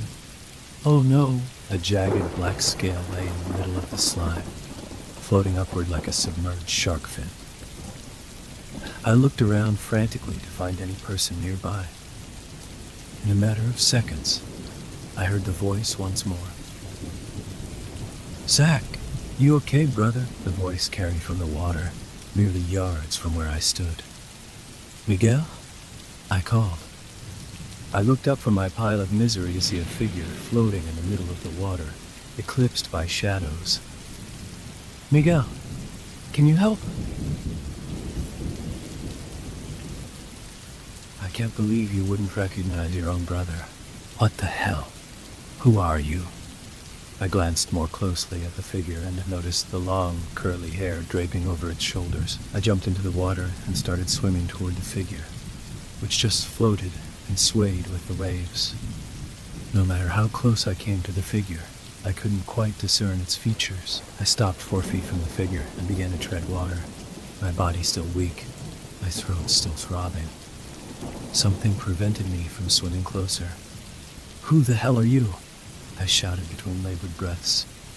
"You're not my brother. I saved you." "Why couldn't you save me?" the figure said menacingly. "You're not my brother," I shouted again, clasping my throat from the pain. "What kind of sick joke is this? I saved you? Why couldn't you save me?" Although I was terrified, I wanted to punch it. I lunged from the water, fists ablaze, and dove toward it. "I saved you. Why couldn't you save me?" I was airborne for mere seconds before I felt something rubbery like a long, scaly fire hose immersed in Meyer lasso. My legs so tightly that it cut off circulation to my ankles, dragging me under. I was too frightened to look down. I desperately held my breath as the same black slime I convulsed permeated the waters above and below me. My senses were fading, but I could still clearly hear the figure shouting above the surface. "I saved you. Why couldn't you save me?" I screamed and jerked my body in every direction until I managed to escape the rubbery force. I could taste the slime, the putrid, sour slime, but I was free. I closed my eyes and pushed myself to the surface, expecting to see the figure still lingering there. When I opened my eyes and gasped for breath, there were several people on the banks, including my friends who were madly waving at me. "Watch out!" A group of tubers yelled toward me as their orange inner tubes spun on by.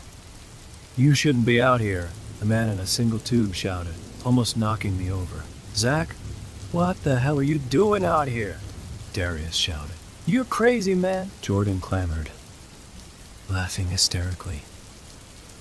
"Get your bum back here." I froze as several more groups of tubers spun past me, shouting, swearing, and scolding me. When I could manage to move my head, I scanned my surroundings for the figure, but it vanished along with my puddle of black waste back on shore.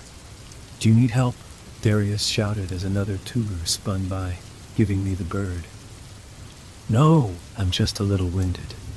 When the coast was clear, I swam to shore. Darius and Jordan grabbed me by the arms and pulled me up. "You don't look good, dude. I don't understand. I threw up right here. There was blood everywhere." You threw up blood," they stammered in unison. "Where's the blood, Zach?" Jordan spouted. "I don't see any blood." "You sure you didn't hit your head out there?" "No. There was blood." "I don't understand. Let's get you to the medical station," Darius stated firmly. "Actually, I think I'm good." "Okay." Yeah, I lied. My arms got pretty marked up, and you know me. I freak at the sight of blood. I think I threw up water and got confused. "Sorry, guys." "Okay. So why were you in the water?" Darius asked, arms folded, biting his lip. "I thought you were too uncomfortable to swim. I wanted to wash off the blood, and then I had the urge to swim to take my mind off things." "I thought you didn't want to swim?" Jordan postured, scratching his head. "None of this makes sense." I hated lying to them. I was bad at lying, and my friends could always tell. This time proved no exception. I knew, however, that Darius would take the overly cautious approach, and Jordan would gush over my story and exploit my state of his mind as an excuse for some supernatural expedition for his YouTube channel. Before I dug a deeper deception hole, a yelling woman redirected our attention. At first glance, it seemed like nothing more than a mom scolding her 10-year-old son, but the question, "What are those marks?" sparked our curiosity. We cautiously walked down the bank in their direction. We tried to be discreet, but our quizzical looks hushed questions like, "What did she just say?" And Jordan's snickering made our intentions and presence obvious. We had fallen into the mode of the small-town gossipers when we swore we'd never become when we left for college. Our curiosity quickly turned to concern upon seeing the jagged slash marks on the boy's arm. The woman shook the boy and kept repeating questions such as, "What happened, Seelan?" and "Are you okay?" He did not respond. Seelan kicked a cloud of dirt underneath him and stared blankly into his mother's eyes. His blue eyes were unblinking and vapid. No matter how hard she shook his shoulder or how loudly she yelled, he remained unfazed. "I'm sorry to intrude, but is everything okay?" Darius asked. The woman adjusted her shirt, wiped her face, and nodded. "But can I get help?" "No," she said, sniffling. "Hey, buddy, those are some gnarly marks there. Did you get those swimming?" The boy didn't respond. He was staring in our direction now with the same vapid expression. "Seelan loves swimming," his mother insisted. "Seelan loves swimming," his mother insisted. "He is a very good swimmer, but I tell him not to go out too far. I should have kept my eye on him, but he hates when I'm watching." "Where did you get those?" the boy whispered. It took a few moments for me to realize that the boy was speaking to me. His eyes were wide now and almost fearful. Seelan stared intensely at my leg, which I hadn't realized until that moment shared the same set of slash marks. I grimaced. "Where did you get those?" "I got beat up swimming." "I hate it when people lie," the boy replied, raising his voice. He was still staring at my marks. I was taken aback at Seelan's alarmingly accurate perception. "It got you too." "What?" I stammered. "What did you say?" "I hate it when people lie," the boy repeated, this time shouting on top of his lungs. His sky blue eyes locked deeply on mine. Jordan and Darius exchanged worried glances. Seelan's mom reached to grab his arm, but he smacked it. "It got you too. It will get everyone." "I'm so sorry. He's never like this. Let's go home, honey." Before any of us could ask Seelan what he meant, his mother grabbed him by the arm, dragging him forcefully away. His face turned many different shades of red. As Seelan's mom pulled him down the bank, he screamed, "It got you too. It will get everyone. It got you too." "That was terrifying," Jordan said after a long time. "Maybe you should tell us what the hell is going on," Darius remarked, glaring uneasily at the boy until he was out of sight. "Let's start with how you got those marks and save us the lives." "You wouldn't believe me. I mean, Jordan will, but I don't even believe myself." "You saw the serpent again." His tone was a predictable mixture of concern and excitement. "Did it get you?" "All I know is something got me when I was swimming. It wrapped around me. I don't know what it was. It felt like the same thing that grabbed me when I was a kid. I didn't even dare tell them about the figure, as I didn't even know how to describe it, or if it was real. Maybe I had hallucinated the whole thing. But why could I see its menacing shape so vividly in my mind? Why could I still hear that voice that sounded like an otherworldly version of my brother's? "Don't start that stuff again." "Zach, you think it was an eel?" "Come on, bro." "Zach doesn't think it was an eel. That's just stupid." "Not as stupid as your serpent idea. American eels live in rivers, and I read somewhere that the largest one is 7 feet. Oh, yeah, a 7-foot eel just pulled him under the water. Eels don't do that. You heard what Maddie said. This is classic serpent behavior. Maddie's a cook, and you're exhibiting pure cook behavior." "Shut up. Stop arguing. You're not helping," I groaned as I walked back toward the river. The sky started to darken again as a low wave died upon the shore, dampening our shoes. "Look." I don't know what I saw. I don't know what got me. What that boy said scared the crap out of me, and I want to go home. There's got to be a rational explanation. Darius. Nothing about this day is rational. Oh God. Jordan, why are you getting into the water? Jordan, you guys didn't hear that. Some girl is calling my name. What the hell? Who is that? By the time Darius and I reacted, Jordan stood waist deep in the water. A moderately sized wave smacked his forehead, rapidly washing over him. Jordan jumped up, hastily wiping his eyes, and trudged forward. Rain started to cascade down from the velvety black skies. We called for Jordan to come back, but he continued to wade toward the drop-off, his eyes fixed intently on something in the distance. "Sarah, is that you?" "Oh no," I whispered to Darius. He grimaced, then exhaled deeply. The very name made our skin crawl. Jordan's friend Sarah died after a long illness in college. Was he hallucinating like me? Then again, had I hallucinated at all? What I saw felt so real. Should we get him? I don't even know. As the rain crashed over Jordan, he screamed, his arms visibly trembling. "Sarah, come back!" "Jordan, that's not Sarah," I shouted his way. The sound of the crashing rain and waves distorted my voice. He continued to scream, his entire body shaking now, his skin color draining to an awful pale. "Jordan, get away from it. It's not Sarah. Screw it. I'm going in." Before I could dive in, Jordan was already rushing back to the shore. He sprang out of the water and onto the dirt, now rapidly speeding up the grassy knoll toward an opening in the woods. Jordan's trunks were tattered at the seams with 3 jagged slash marks running horizontally down his right leg. Without even looking at each other, Darius and I raced after him, almost tripping on a lopsided boulder midway up the hill, which caused Jordan to gain additional speed. For a mere moment, I thought I saw a young woman in a hooded sweatshirt. When I blinked again, there was just a tall oak tree. "Jordan, stop!" Darius hollered, but by the time we reached the opening to the forest he already had, he stood still for a moment, staring into the narrow path and an entrance sign that read, "Red Brushed Trail." Only a few hikers were on the trail now. Yet, Jordan was staring intensely at their faces, trying to discern any feature that looked like Sarah's. Jordan? Jordan? Jordan? What did you see? She was right here. You don't understand.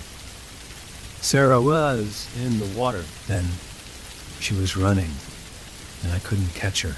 Jordan, I said softly. Sarah died many years ago.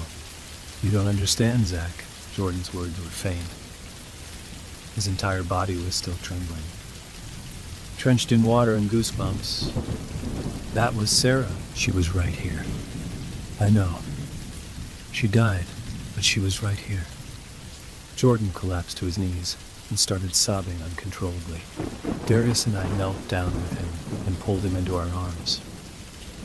We didn't know what else to do. Through all his faults, gullibility, and impulsivity, Jordan was still our best friend, and we had never seen him cry this way. Not even when Sarah died. It was around this time that Jordan had thrown himself into his supernatural YouTube channel. The channel they had started together. The channel became his escape and mission to honor her. I feared what would happen to Jordan if the supernatural ever threatened that world of his. Darius and I didn't bother to question what Jordan saw. Once we helped him get under control, he expressed his desire to walk back to the parking lot. We didn't blame him. Unfortunately, it was getting darker, and the red brush trail was the only way we could return to the front of the park, which extended over 2 miles in length. We had no other choice but to head down the path. Jordan's face stayed red and puffy, his eyes looking somewhere far away. We knew of no words or phrases that would ease Jordan's pain. We may have been Jordan's best friends, but Sarah and Jordan connected on a much deeper level. Ever since they were assigned lab partners in high school biology class, they shared the same undying love for horror, attending horror movies and conventions regularly. Jordan loved her deeply, even more than he did his current girlfriend, but was always too afraid to express that love. It's getting pretty dark, Jordan said, sniffling slightly. We should use the flashlights on our phones. Damn, I left my phone back in the bin. I don't have a waterproof case like you guys, Darius remarked. I'll try, Jordan. I only have about 30% battery life on my phone. That will be enough for now. After about 10 minutes of silent walking, Jordan started to apologize, but we reassured him that there was no need. The flashlights on our phones illuminated a trail of leaf litter that wound through twists and turns past a repetition of sycamore and birch trees. Despite the trail extending only a couple of miles, the distance seemed longer in the dark. We had to squint to see the red blazes on the trees. When the battery on my phone started to rapidly drain, I shut off the flashlight and pulled up a trail app on my phone, typing in the parking trail name. What did you do that for? Jordan inquired uneasily. We need to save battery. Besides, the All Trails app says we only have a mile to go. Hey guys, Darius shouted.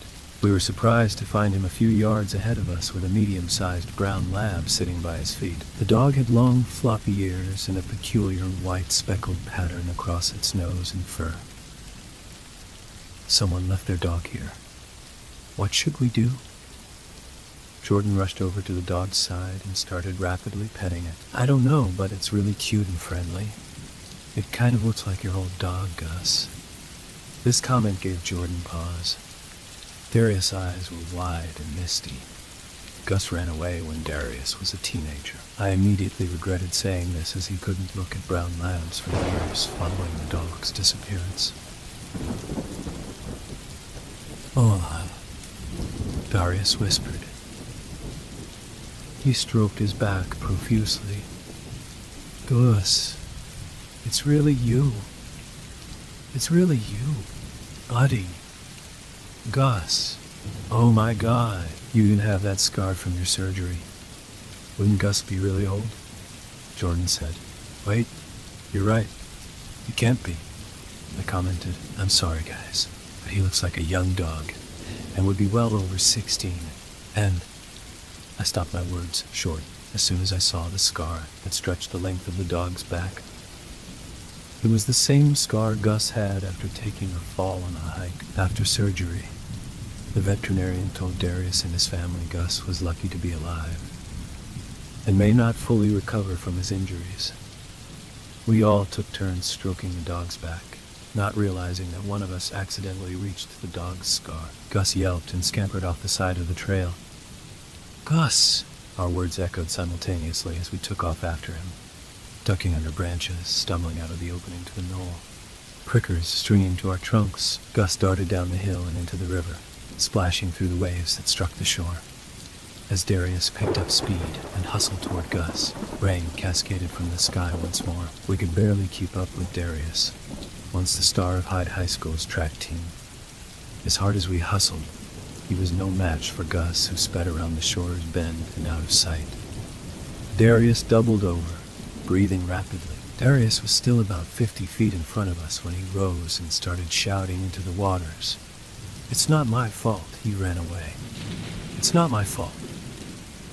We weren't sure why Darius shouted this phrase. We grew increasingly worried when he started repeating it. When we caught up to him, he was screaming on top of his lungs. "It's not my fault he ran away. It's not my fault. You can't blame me anymore."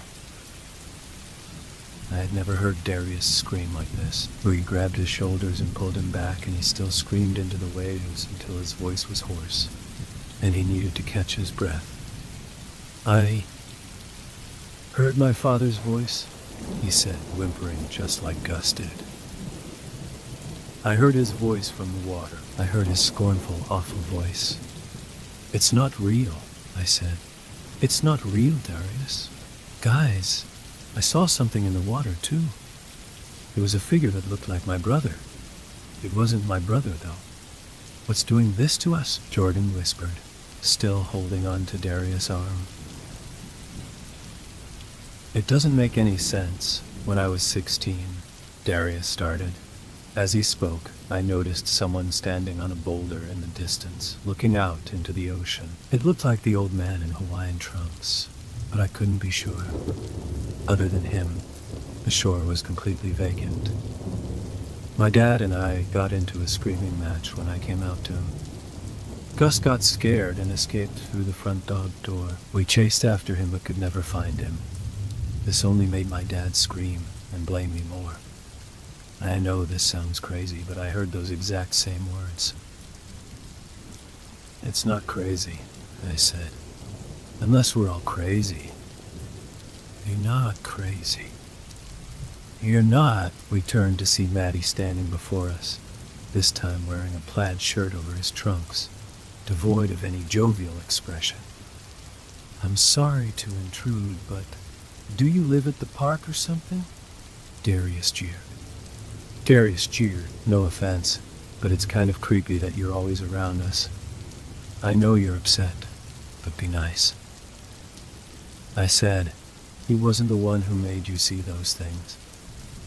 "No, you're fiend," Matty responded in a solemn tone. "The park is in my backyard, and I heard the three of ye screaming your lungs out all day. You can't blame me for being curious. You saw something." We nodded in unison. "You saw your innermost fears and regrets." It took a moment to process this sentence, but we nodded again. "We saw visions, Matty," I said. "We saw them in the water. My brother, Jordan's deceased friend, and Darius' dog that ran away years ago. What the hell is happening?" He sighed. "You don't have to see the serpent to be affected by it. It makes ye see your innermost fears and regrets deep within the water. It lures you that way. I felt something pull me under when I was 9, and today, right after I saw a figure that looked like Arnold. I knew it wasn't my brother, but it got me anyway." "Wait," Darius said. "This is insane. I know what we think we saw, but it could be our mind playing tricks on us. You know, the power of suggestion or something. You're reaching." Jordan patted his back. "You're reaching." Jordan patted his back. "We know what we saw. Maybe I am, and maybe we did, but it's a reach to say it's a mystical sea serpent." "How can you be so sure?" I was shocked by my own words. I wasn't one to fall for paranormal or cryptid stories, but we had no other way to explain what we saw. Maybe Matty was a cook like Darius claimed, but at least he had an explanation. Matty rolled down his sleeves and grunted. Well, whatever you decide to believe, be careful out there. It's past this old man's bedtime. Matty bid us farewell and continued down the shore for another mile to the parking lot. By the time we grabbed our supplies from the bin and reached the front of the park, the skies were pitch black, and there were only a few campers by the shore and cafe. Only a handful of cars, including ours, remained in the lot. As much as we wanted to figure out what we saw, we were too tired and confused to carry on. Well, this was weird and terrifying, Jordan said as we approached our cars. I never thought I'd say this, but I never want to hear the words serpent or innermost fears for a very long time. Darius laughed nervously. For once, I agree with you. I don't know, I said. None of this makes sense. We can figure it out in the morning, Zach. I was surprised to hear those words come from Jordan's mouth. Or you know not, Darius said as he stepped into his blue Ford Focus. Let's get some sleep, guys, and put this day behind us. Darius and Jordan drove out of the parking lot as fast as they could. I stayed. I couldn't leave after all that happened to us, not without figuring out what we truly saw. Upon a few more cars leaving the parking lot, I made my way to the lightless, misty shore.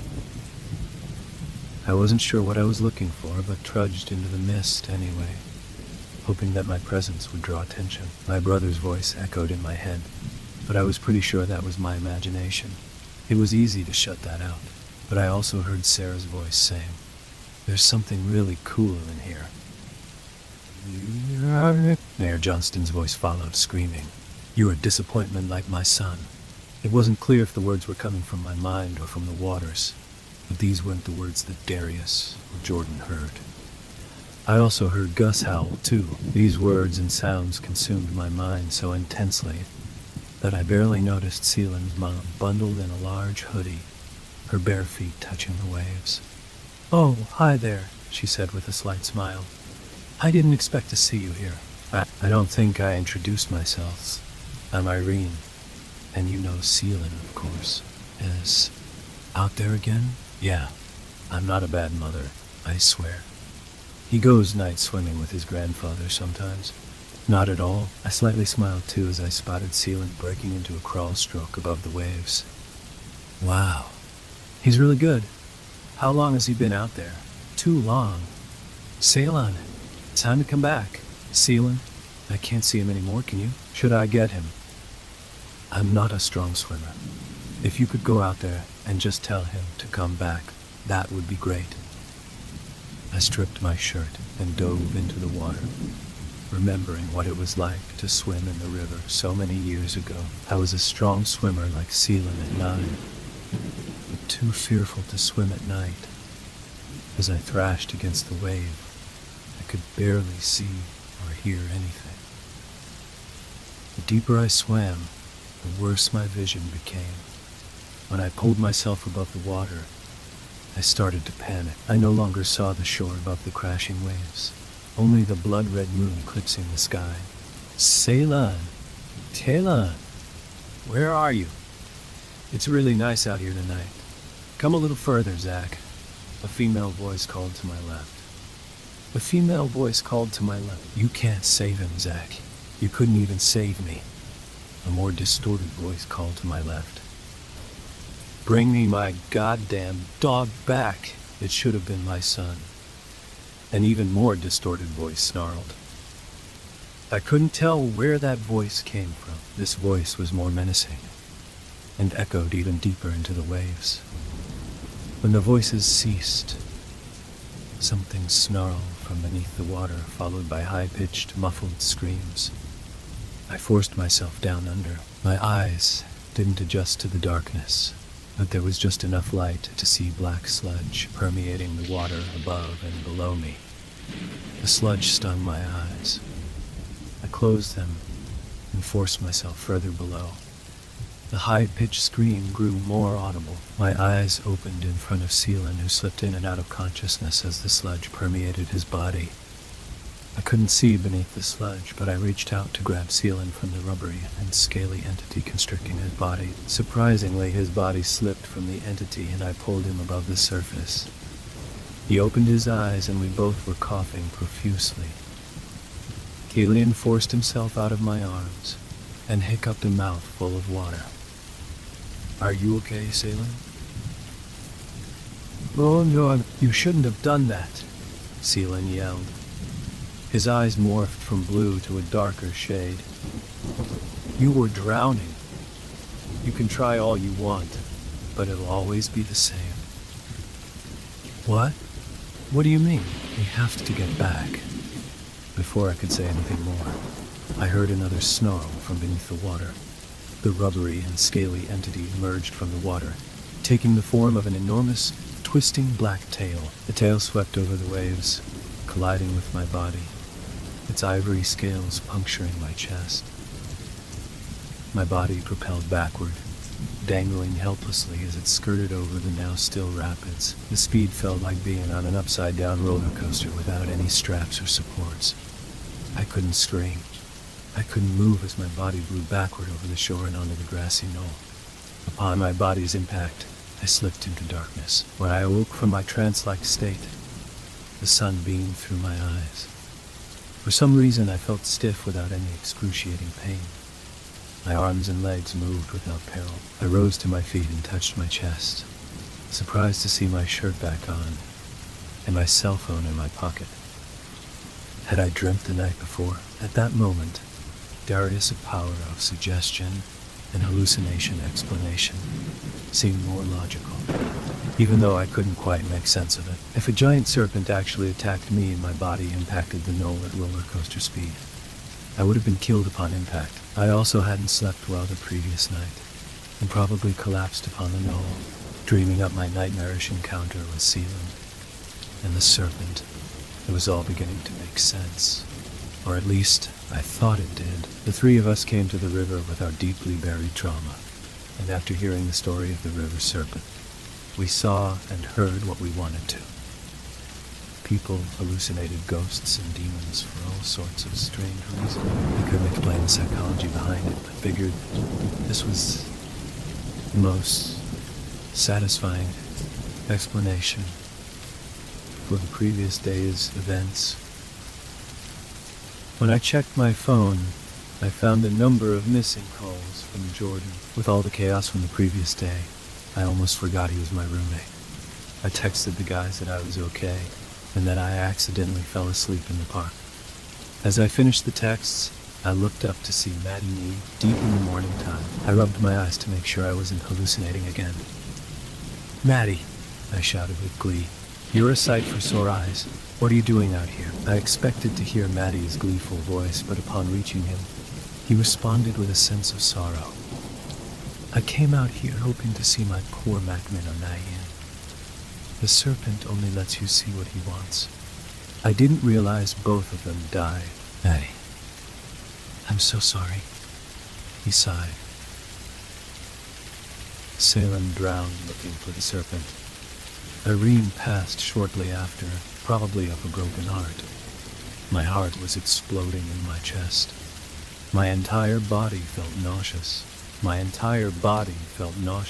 I excused myself and rushed up the knoll and projectile vomited black sludge onto the grass. Another scale floated upward like a submerged shark fin. After my body felt empty and lifeless, I blinked, and there was nothing there but tall grass and in the distance, the sound of the cruel morning waves. Story 8. Go to bed and wait for the Sandman. Even as it came out of James' mouth, it seemed to him a strange thing to say, and he was not sure why he had, but for some reason it worked. Daniel went to bed. The next morning, though, he asked, "What does the Sandman look like?" James was making breakfast. Daniel sat at the table, short legs swinging under his chair. "Nothing, really," James said. "It's just an expression. What does it mean? Just something people say." He put a plate of eggs in front of Daniel and kissed him on the top of his head.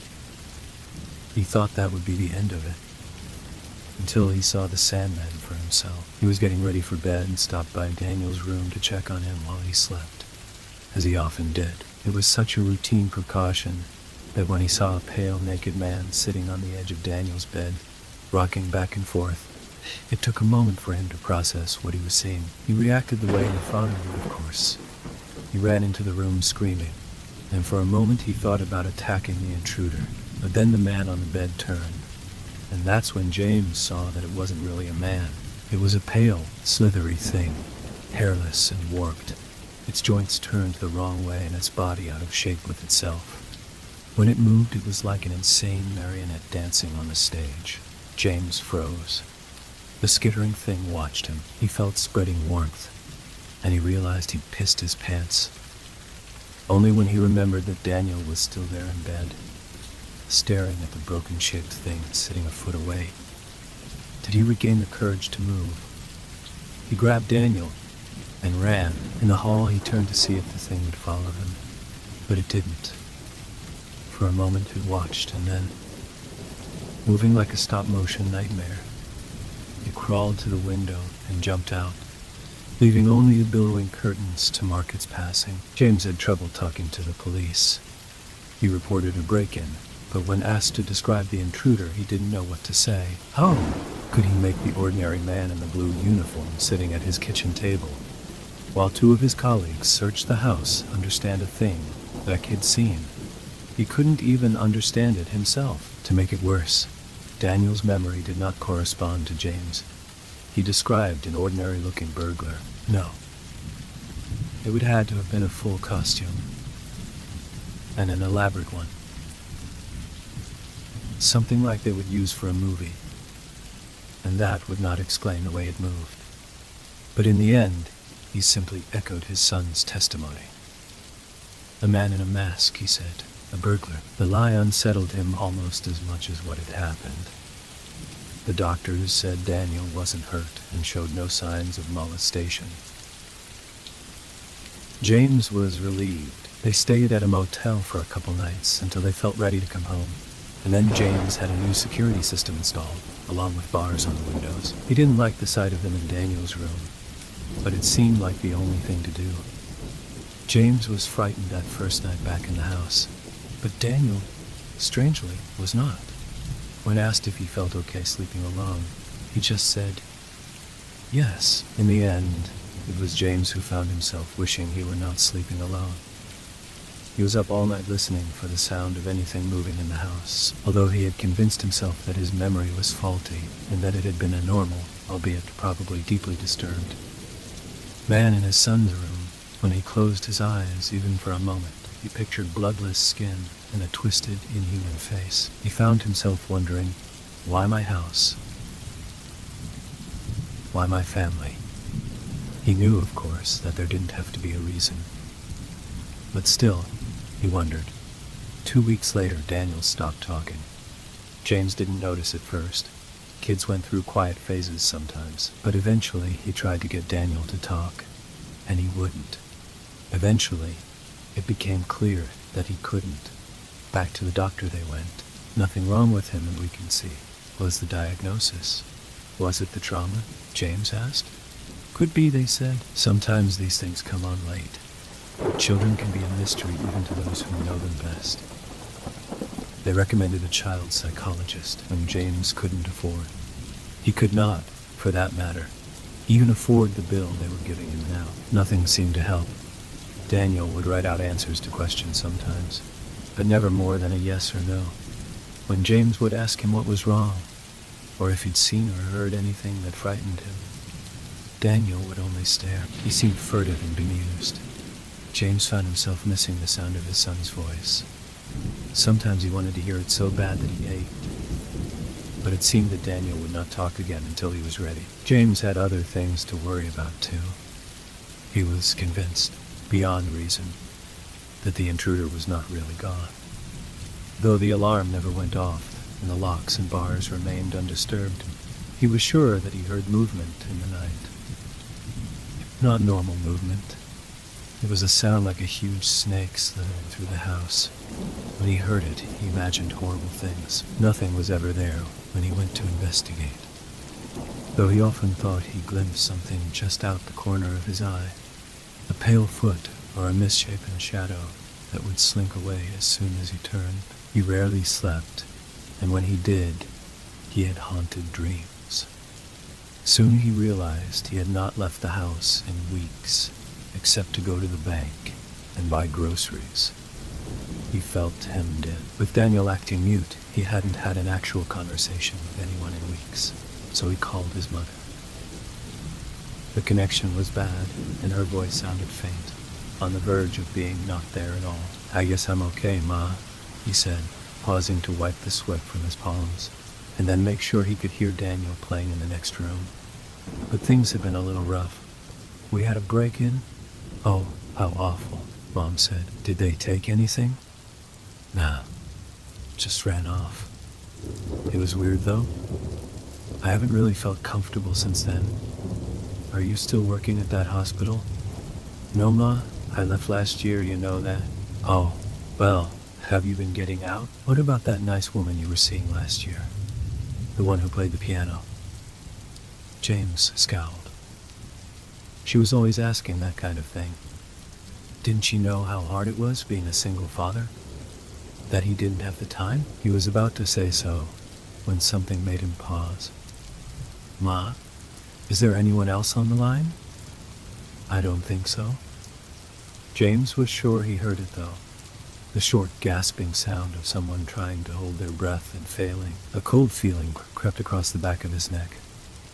"You're sure nobody is listening on your other phone?" "Dear, there is no other phone.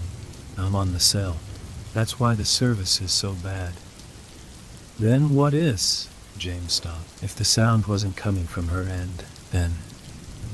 He dropped the phone and raced to the hall. The extension hung on its hook, undisturbed. Heart pounding, he hurtled into the garage. The spare phone sat on the workbench. No one was in sight. Could they have been? Could someone have been here all along, listening to his phone call, and then slithered away? Might they be here even now? The next day he took out the extra phone extensions. He even filled in the jacks with rubber cement. Daniel watched him work, eyes curious, but James offered no explanation. He began giving Daniel a light physical exam every week. His sandman training was a little rusty after a year on disability, but you never really forget. It was an absurd thing to do, of course. Even if there was a physical cause for Daniel's behavior, it would be nothing he could discover this way. And he was aware on some level that it was compulsive behavior. Nevertheless, it made him feel better. One morning, James set the diaphragm of the stethoscope against Daniel's chest, but he could not locate a heartbeat.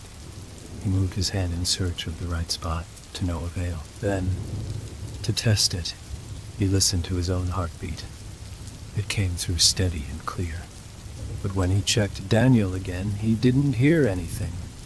A thought came unbidden to him of the Tin Man in The Wizards of Oz, whose chest was empty as a kettle. A sick feeling roiled his stomach.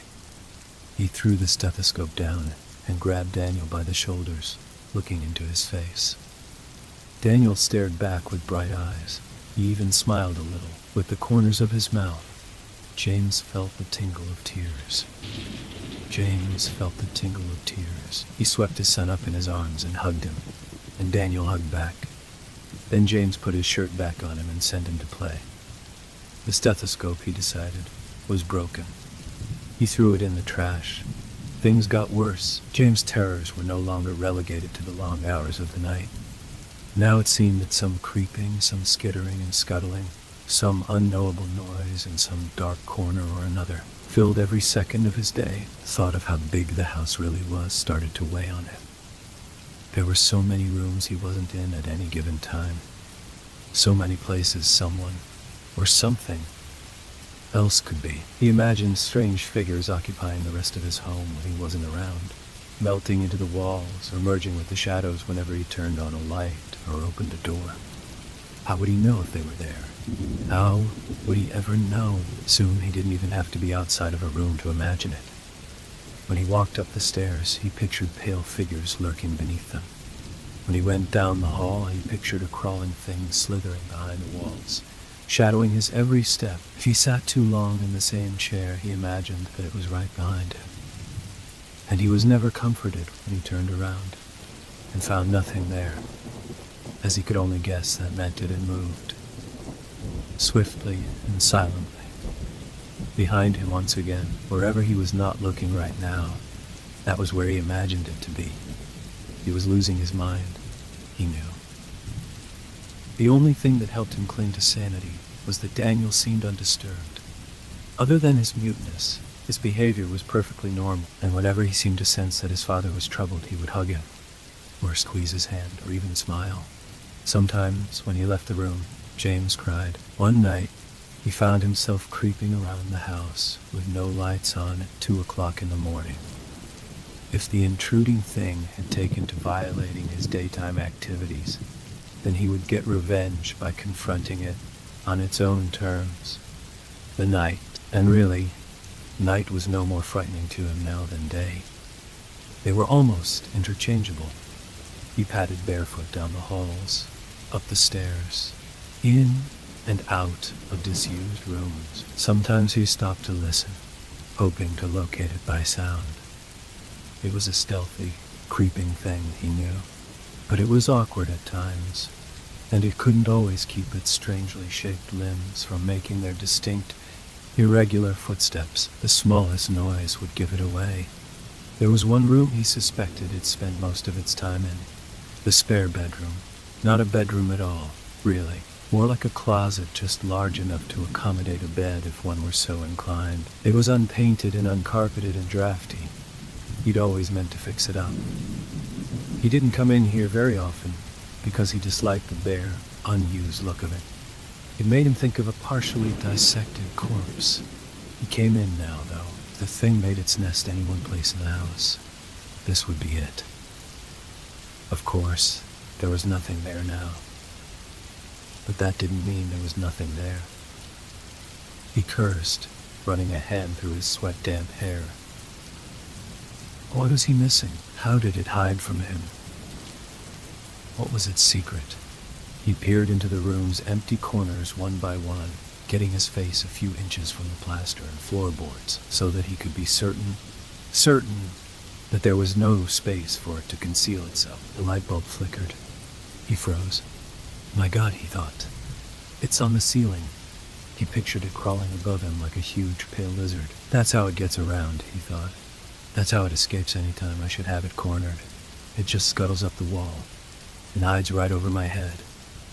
He imagined it dangling down behind him like a spider. If I turn around, he thought, it will be there, hanging with its face right next to mine. He held his breath. He did not want to turn around, but he had no choice. It was between him and the door. With a quiet sob, he rounded on his heels. Of course, he was alone. There was no man on the ceiling. He checked twice. Maybe it crawled out and was waiting for him in the hall. But when he checked there, the coast was once again clear. It should have been a release, but it was not. After all, it had to be in here somewhere. If the ceiling was not its trick, that just meant it was something else. Something even more strange, even more clever.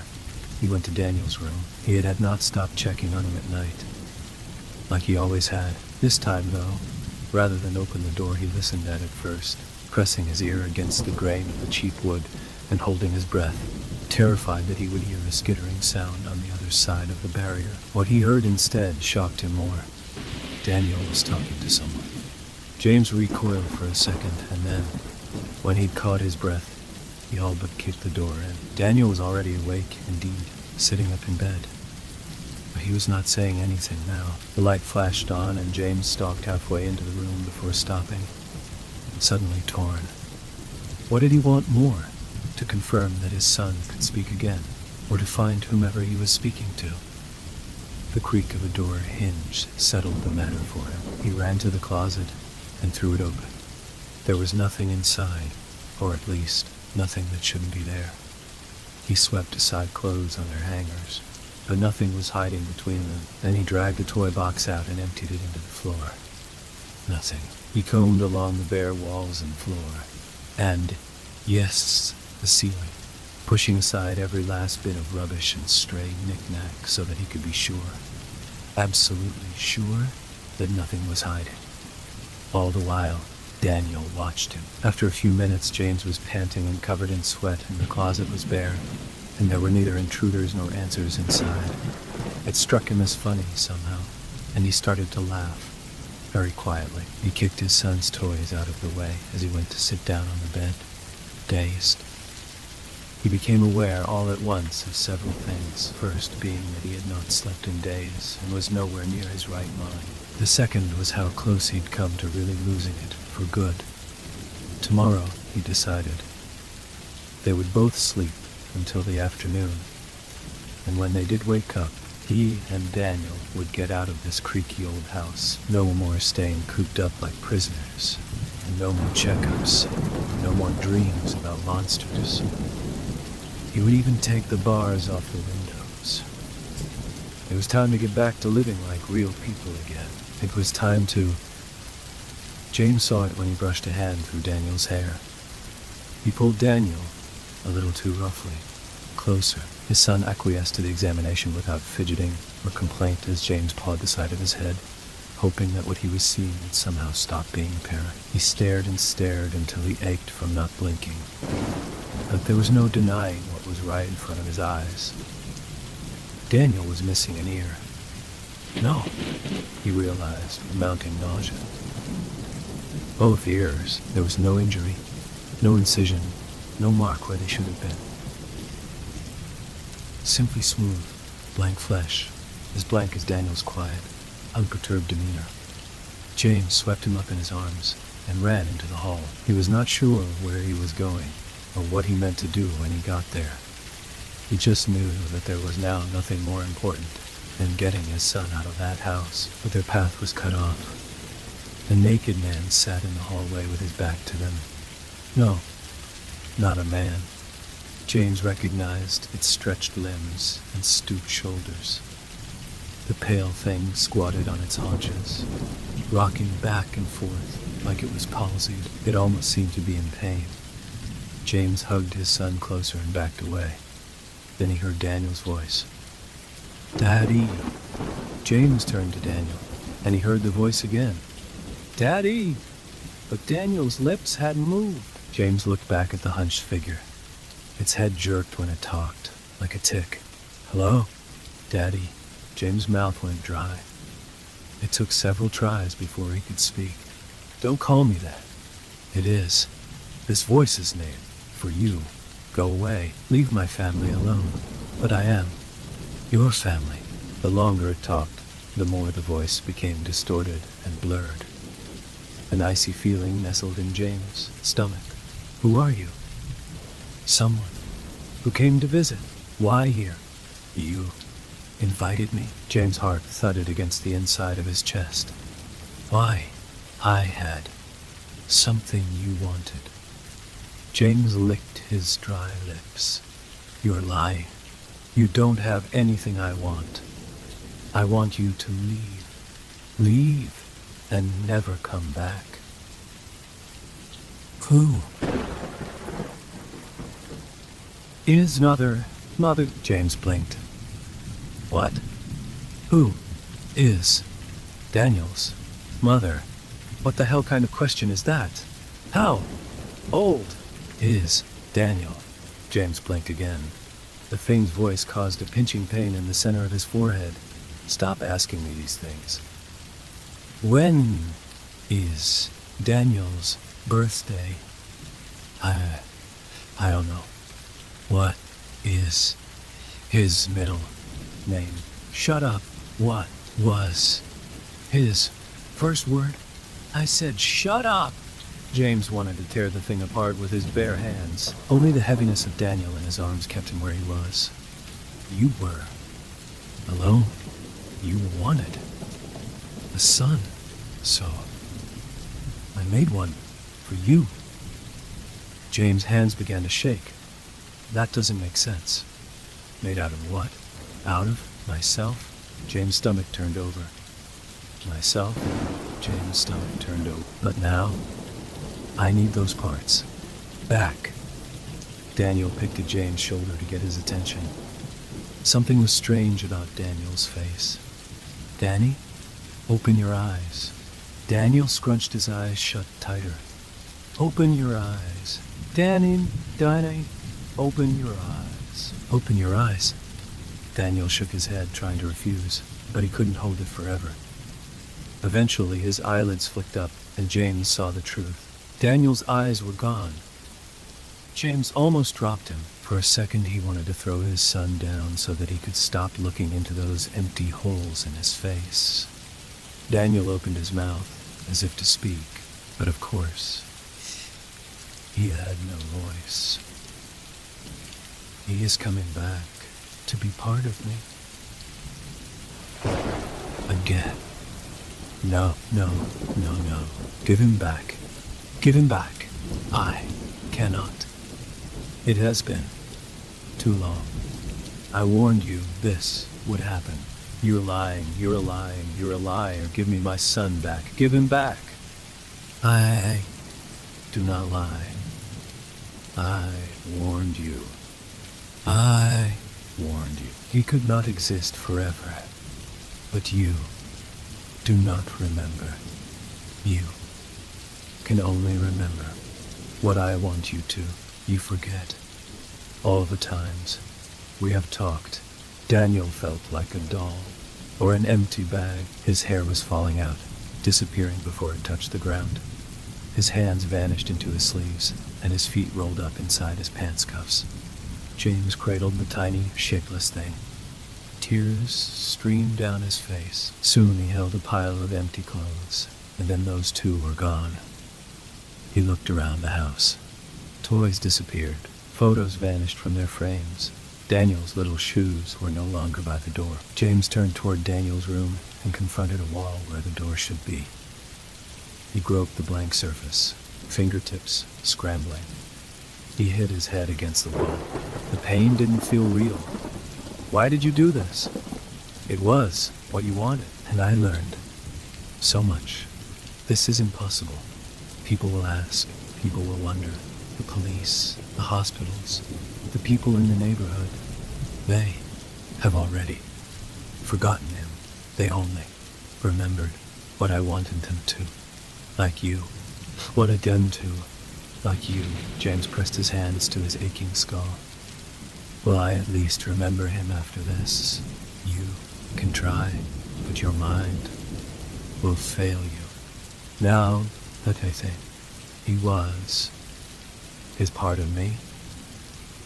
Again, James sat on the floor, looking at the blank wall. Out the corner of his eye, he saw the thing creep toward him, and even felt its wet hand on his shoulder. But he did not look at it. If I won't remember any of this, he said, then why tell me? Because a father should know. And then James was alone. Abigail worried about James sometimes. When they met a year ago, he said that he'd never been married and he'd never had kids. But there was a certain pained expression he assumed when he said the last part. Abigail knew that look. She'd met parents who lost children before. You learned to recognize it. And there were other things about him that worried her too. Sometimes she would find him staring at a particular spot on the wall, brow furrowed in concentration. He did not seem to realize he was doing it. And of course there was the insomnia and the sleepwalking to consider too. Yes, there was lots to worry about. But she loved him all the same. James still said he'd never had kids, and neither had she. She long wanted one, but it was impossible, and she worried that James wouldn't stay with a woman who couldn't be a mother, though he constantly assured her that it was not so. There were times, and more often of late, they were the nights when James took to sleepwalking, and even Abigail imagined that she heard strange scuttling noises in the house and saw impossible shapes in dark corners. When she thought she She would do anything, absolutely anything, if it meant having a little daughter for she and James to raise. And at those moments, she became truly afraid, but she never knew why.